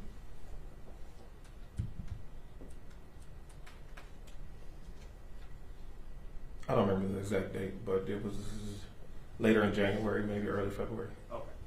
So Were we getting closer to that 30-day mark? around a month? Yes. Okay, and what was the reason it was transferred to DVD? There have been no sightings, nothing had been heard from her. At that point, the other agencies that I brought in, we ended up shipping it over once. We received some more calls from DPD. The commander of the 5th Precinct had called me, and we just got together with Detroit, my chief and I, and the deputy chief, and then they decided they were going to take it over because it appeared that she was not going to be recovered alive. Okay. And in the course, to your knowledge of the initial investigation by the Detroit Public Schools Department, was there any activity from Neziah on social media after January 9th? Not from Neziah, no. Now, you said earlier that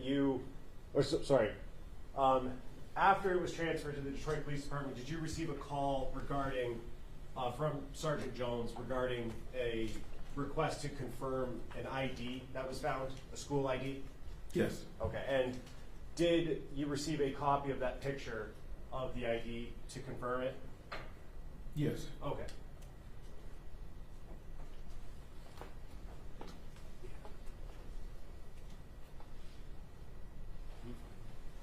And the picture that was sent to you, did you confirm that as Neziah Harris' grade 8 identification card?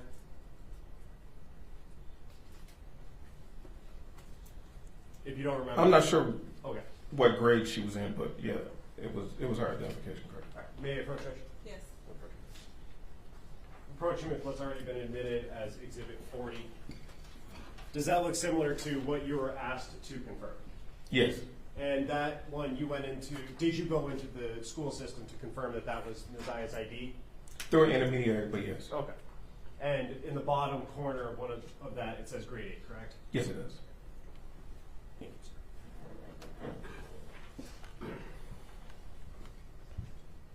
And you had said earlier that you did an initial search warrant to text now to receive some messages, correct? It started out as exigent circumstance request, but yes. Okay. And may I approach again, Judge? Yes. Just the last page of the ones that- I'm approaching with what's already been admitted as Exhibit 16.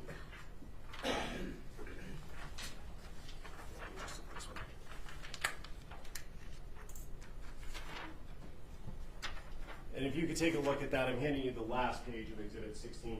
Does that look familiar to you, sir? Yes. And are those some of the messages that you got from the search warrant that you did to text now?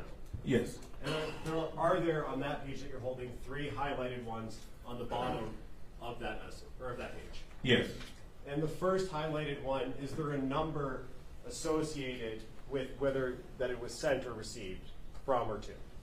Yes. And can you read that number for the court, please? 313-585-8719. And was the first message that's highlighted there, was that a sent or received message? It was a sent message. Indicating that it came from the owner of the TextNow account, correct? Correct. And what does that message say? Don't forget to be there before 3. I will let you know when I'm leaving school. If you're not there, I will wait. And to be clear, the owner of the account that you did a search warrant on, you believe to be Naziah Harris, correct? That is correct. And then the second message down from that, second to last message on that page, is that a sent or received message? It's a sent message. And who is it sent to, the number? 313-585-8719. And what does that message say? Send okay if you send the message so I can delete your number. And then the last message on that page first, is that a sent or received message to that account? Received. So the owner of the account would have received that message from someone else? Yes. And what's the number that sent the message to that TextNow account? 313-585-8719. And what is that message? Okay. And what are the dates of those messages? January 9th, 2024. And when the owner of that account received that last message of okay, what date and time did she receive that on? January 9th, 2024 at 14:23:10 UTC. And the UTC would be 4 hours ahead at that time from the local time? Correct. Okay. And so that would have been at 10 a.m. or so? That would have been 9:23 a.m.? Yes. Okay. I have nothing further. Okay, Ross?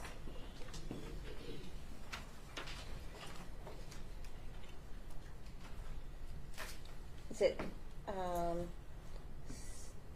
Sergeant Harris? I'm sorry. It was Lieutenant It Harris. was Lieutenant, I'm sorry. I want to get that right. So, did you learn about this case through Detective Gardner? You learned about it from somewhere from the school, or how did it land on your desk? Can you? So the grandmother went to the school called Officer Wolf, who works that area, and then whenever we have a missing student, we always dispatch a detective. Okay, so it was Officer Wolf who was initially dispatched to the school. Correct. To do kind of an initial intake or interview. Yes. So to speak. Okay. And you're familiar that he did that?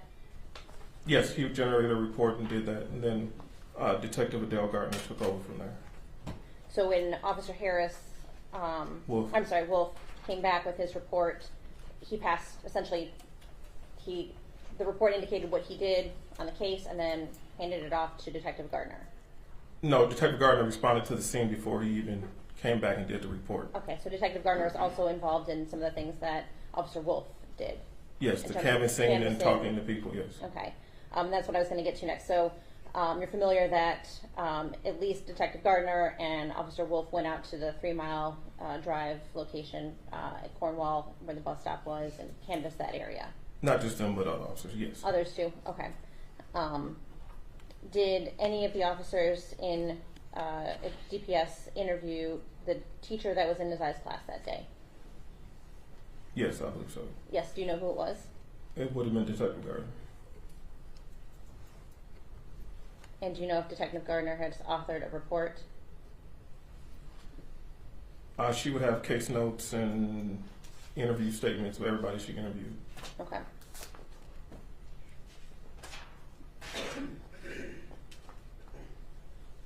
Did you follow up on anything that Officer Wolf did or that he left open in his report to do? Not personally, I was just directing the efforts of Detective Gardner as whatever guidance she needed or help. Okay. And one of the things that she requested of you was to do the search warrant for the text now? The text now, Instagram. Okay. And did you receive anything back from Instagram? Yes, I received back to her Nazai's Instagram account information. Okay.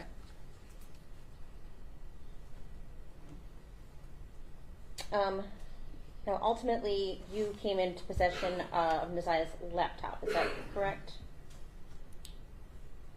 You talking about the one she uses at school? Correct. Yes. And how did you take possession of that? I sent Detective Gardner over to the school to pick it up. It was at the school? Yes. Okay. Do you know where at the school? With all the rest of the laptops the kids use. Okay, so they leave the laptops there every day at the end of the day? Yes. Okay. Do you know if anybody from your unit or searched anywhere in the classroom, like lockers or areas where like coats and other things, bags, backpacks, lunch boxes, that kind of thing are stored? That would have been standard to have to search where her locker was, her classroom, any of that stuff. It would have been. We would search the whole school to make sure that we found kids hiding in the school before they were going missing. So we would search the entire school, surrounding area, that route to and from school, things of that nature. Can you say for sure that that was done here, or just that should have been done? Because that should have been done. Okay, yeah. But you can't say for sure that you didn't do it. I didn't go to the scene. Okay. And you haven't read a report that indicated somebody else did it? Is that fair to say? That's fair to say. Okay.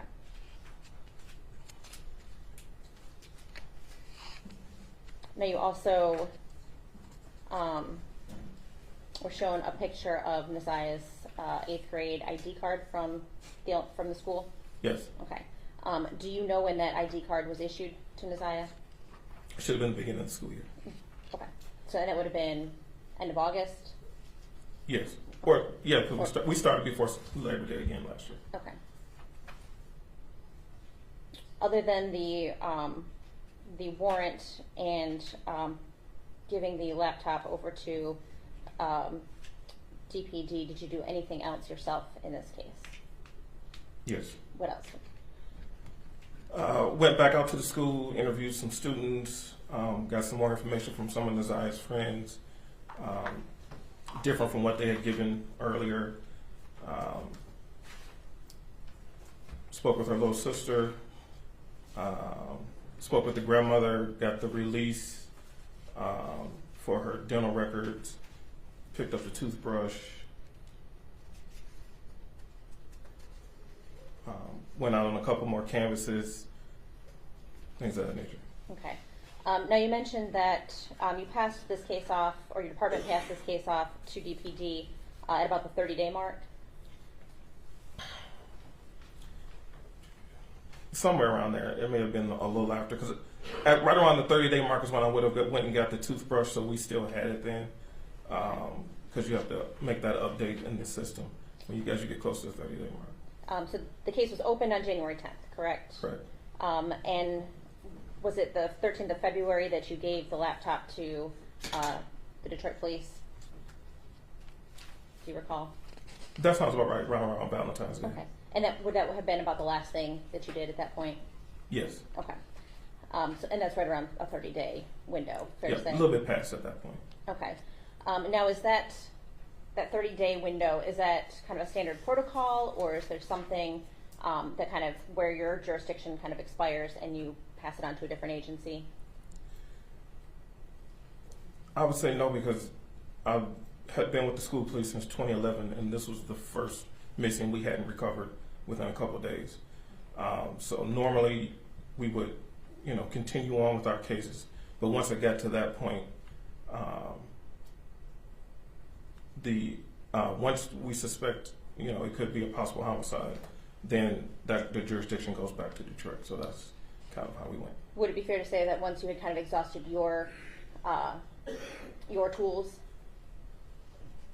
I guess, yeah, that's one way to look at it. Okay. Could you hand it off to a different agency before 30 days? Could you decide within 2 weeks we aren't coming up with any leads, we should give this to a different agency for more assistance? We could, yes. Okay. I think that's all I have. Thank you. Very briefly, Judge. Ms. Quick asked you about recovering a laptop. That was done in this case. Ms. Aya's laptop was recovered, correct? Yes. And did you or did someone else or DPS recover a tablet that belonged to Ms. Aya as well? Yes. Okay, and where was that recovered from? The school or somewhere else? From the grandmother. From the grandmother? Yes. And that would be Annette Harris? Yes. Okay. Not a good question. Okay, you are done. Thank you. Thank you.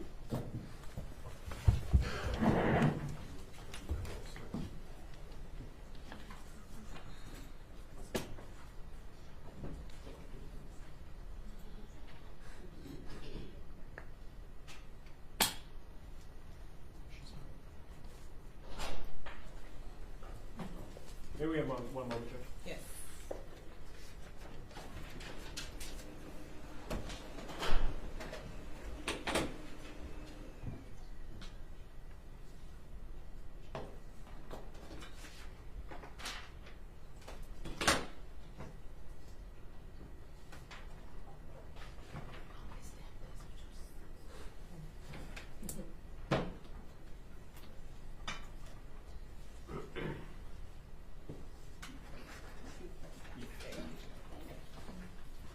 Thank you, Judge. At this time, people would call Detective Carlisi of the Detroit Police Department.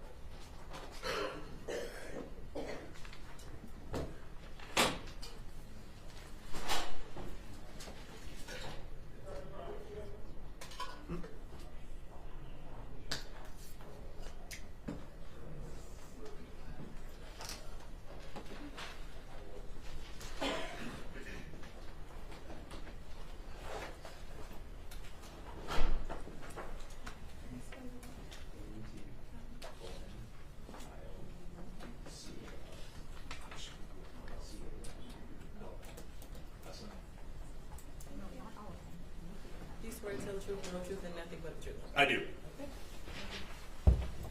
Okay. May I proceed, Judge? Yes. Thank you. You state your name for the record, sir? Antonio Carlisi. And what do you do for a living? I'm a detective with the Detroit Police Department, homicide unit. How long have you been with the Detroit Police Department in total? Total of 29 years. And how long in the homicide unit primarily? 11 years. Okay. And what is your current role in the homicide unit?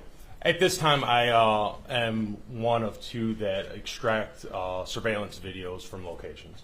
Okay. And does that sometimes include like doorbell cameras, Ring or Xfinity or something like that? Correct, it does. Okay. And did you do that?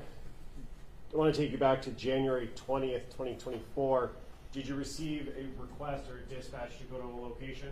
Not on that date, but yes, I did receive a request back in February 20th of 24 to make 4803 Bedford to recover some video. Okay, and you said 4803? Correct. And did you write a report about this? Correct. Is there an error or a typo in your report regarding the address? Yes, I have 3803. And in preparation for your testimony, did you realize that that was a typo? Correct. Okay. And what was the reason you were dispatched to that location on Bedford? At that time, to recover video from a surveillance unit that's showing a girl walking down the street. Okay. And are you familiar with the area that address is in, or what the corner and cross streets are? Yes. And what are the corner and cross streets right next to that address? That is Bedford and Cornwall. Okay. And then is the street 3 Mile Drive nearby this location? That's 1 block east of Bedford. And did you have a chance to observe the videos, or some of the videos that you recovered earlier today? Yes. And do those fairly and accurately depict the videos that you extracted from this system? Yeah, that was a ring system. Yes, sir. Okay. And at this time, Judge, I would move to admit people's proposed exhibits 49, 50, and 51. Any objection? No objection. They will be admitted. And permission to publish. Yes.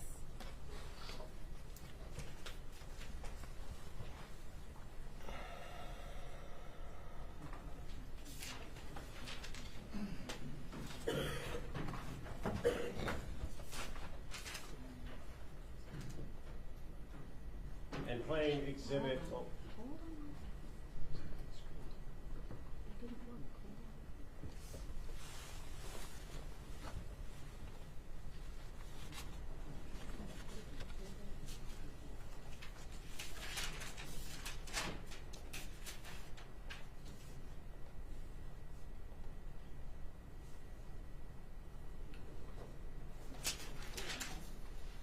Playing exhibit 49 from the beginning.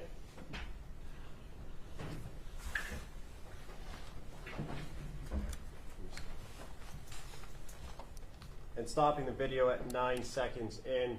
I'm not going to ask you to narrate what we're seeing in the video. I just want to lay some groundwork as to what we're looking at. Did you see that bus go by on the right side of the screen? Correct. And where is that bus approximately stopping right now on the screen? That's stopping right approximately at 3 Mile Drive. And Cornwall? Cornwall. Okay. And we're looking at Bedford from this view? Yeah, we're looking eastbound from the house of 4803 towards down Cornwall towards 3 Mile Drive. Okay. Continuing playing from 9 seconds.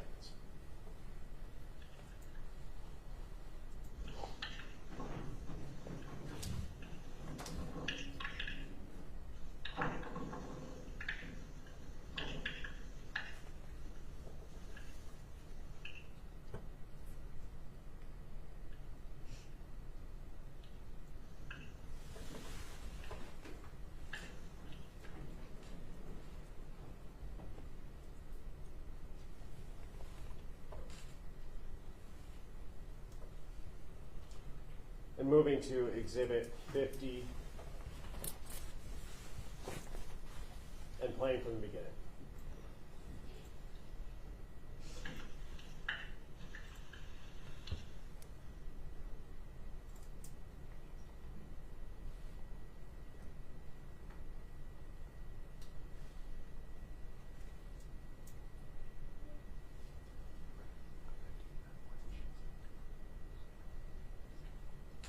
And moving now to exhibit 51.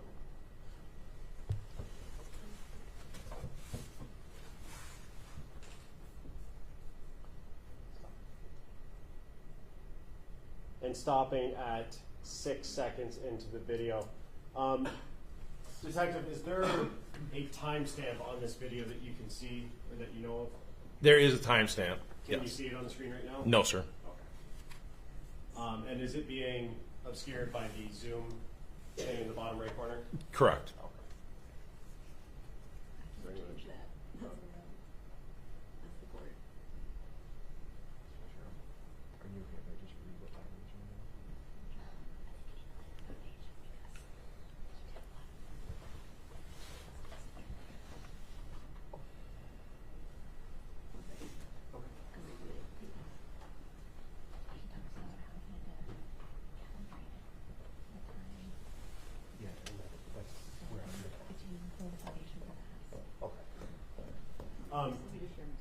Detective, when you went to extract this, is there something you do or a process that you follow to calibrate the time system on the system you're extracting the video from? Correct. We do a time calibration to the world clock. Okay, and what is the world clock? So basically, the world clock is the anatomical clock that we go by from the Navy clock.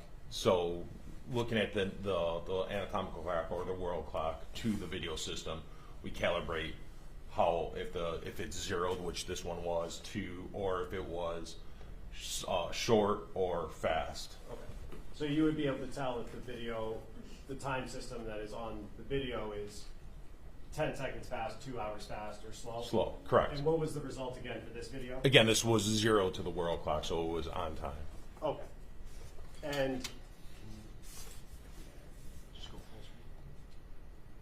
you good? Okay.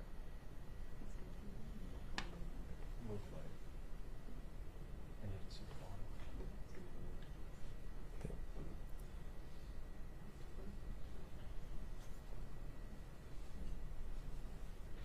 And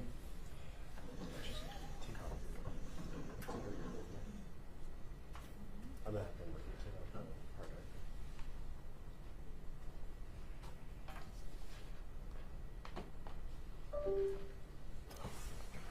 May I approach the witness, Judge? Yeah. Detective, can you read, it might be easier on the laptop, what the time is in the bottom right corner on the screen right now?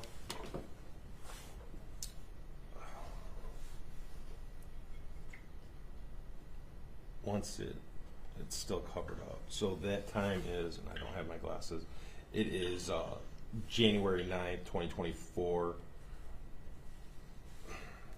I believe it's 14:54 and some seconds. And 14:54 would be around 2:54 p.m. on the 9th of January. And all of these videos have that timestamp? Correct.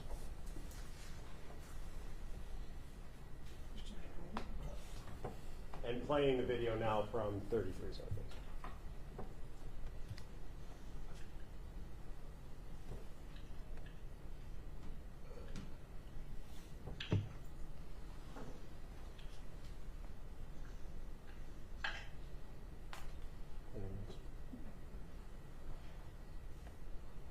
I have nothing further, Judge. Thank you.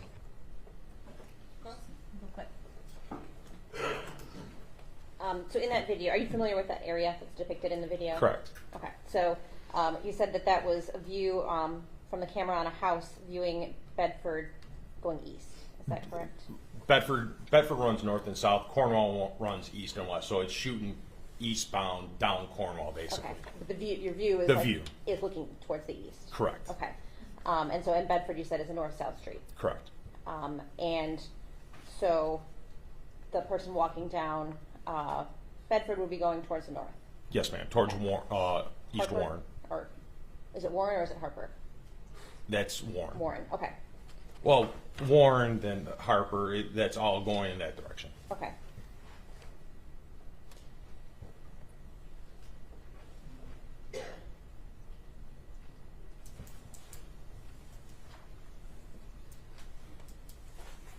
Nothing else, thanks. Nothing further, Judge. Okay, you're all done. Thank you. Thank you, ma'am.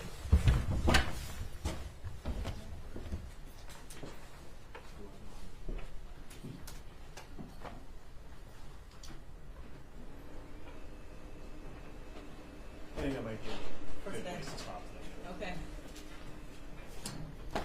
And tomorrow, how many witnesses do you anticipate having tomorrow? That's the $1 million.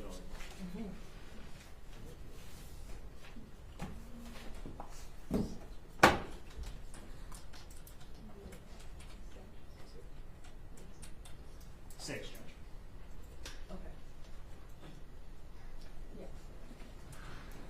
Do you all want to start at 9 o'clock instead of 10? Or keep it at 10 o'clock? I would say probably keep it at 10 o'clock just because we Oh, we already have subpoenas out. subpoenas out at Okay. 10 o'clock. All right. There are a few cases on the docket, some domestic violence cases that I don't think will interfere, but the complete afternoon also is blocked off for this case. So we'll figure it out. Anything else for the record? Not for the people. Nothing. Thank you. You're off the record. Just to make sure that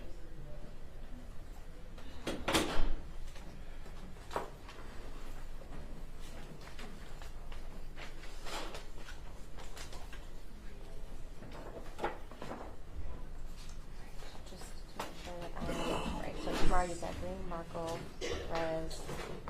Sergeant Jones, and then I was going to add in Officer Christopher Jones. He didn't put any discretion on that tablet. Okay. So he won't be able to do it. And are you still calling Johnson?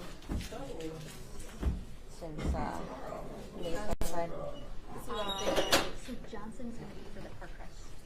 Oh, it is. Okay. Yeah, that's what it is. Go here, is the receipt receipt? Okay, got it. We get a report. One report. Can we tell how many people are arrested for tomorrow, today? Hey. We just got off the record. We're done for today. His funeral at Washington's National Cathedral will take place on Thursday morning.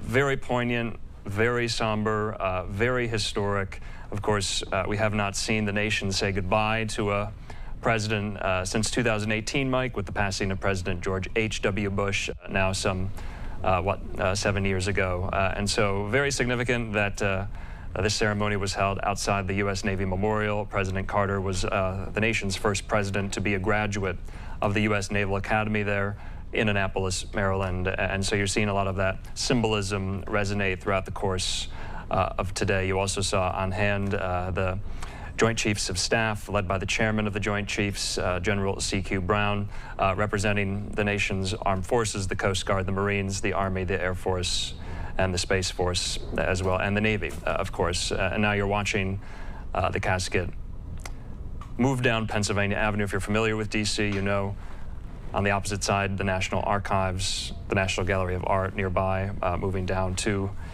the Capitol grounds there, where he will be eulogized today by Vice President Harris at the Capitol ceremony, by Speaker of the House Mike Johnson, and by the new Senate Majority Leader, Republican from South Dakota, Senator John Thune. They will be eulogizing the former president today. But we watched as the special mission delivered the Carter family and President Carter himself from Georgia today, landing at Joint Base Andrews now just about 2 hours ago, driving the route there and positioning themselves outside the Navy Memorial. And so this has been a key feature of so many of these tributes since Carter died on December 29th at the age of 100. And Andrew, it is really something to see as well, though, with the 80 midshipmen that were there to take part in this ceremony, and to see President Carter's family there. You had just so many of his extended family able to see that historic moment. And now, like you said, going down Pennsylvania Avenue, where you have people along the sidewalks as well, getting a glimpse for the first time for themselves, the casket that will soon be going up the steps of the Capitol. Yeah, and Mike, and we're going to play some of the natural sound, but it really does stir the emotions. The sound of the hooves on the pavement from the horses, the marching of the Navy midshipmen flanking the casket, the wind on a January day, really evoking a lot of these emotions, stirring a lot of these emotions. And so I just have to note, because, you know, D.C. has not seen the level of these types of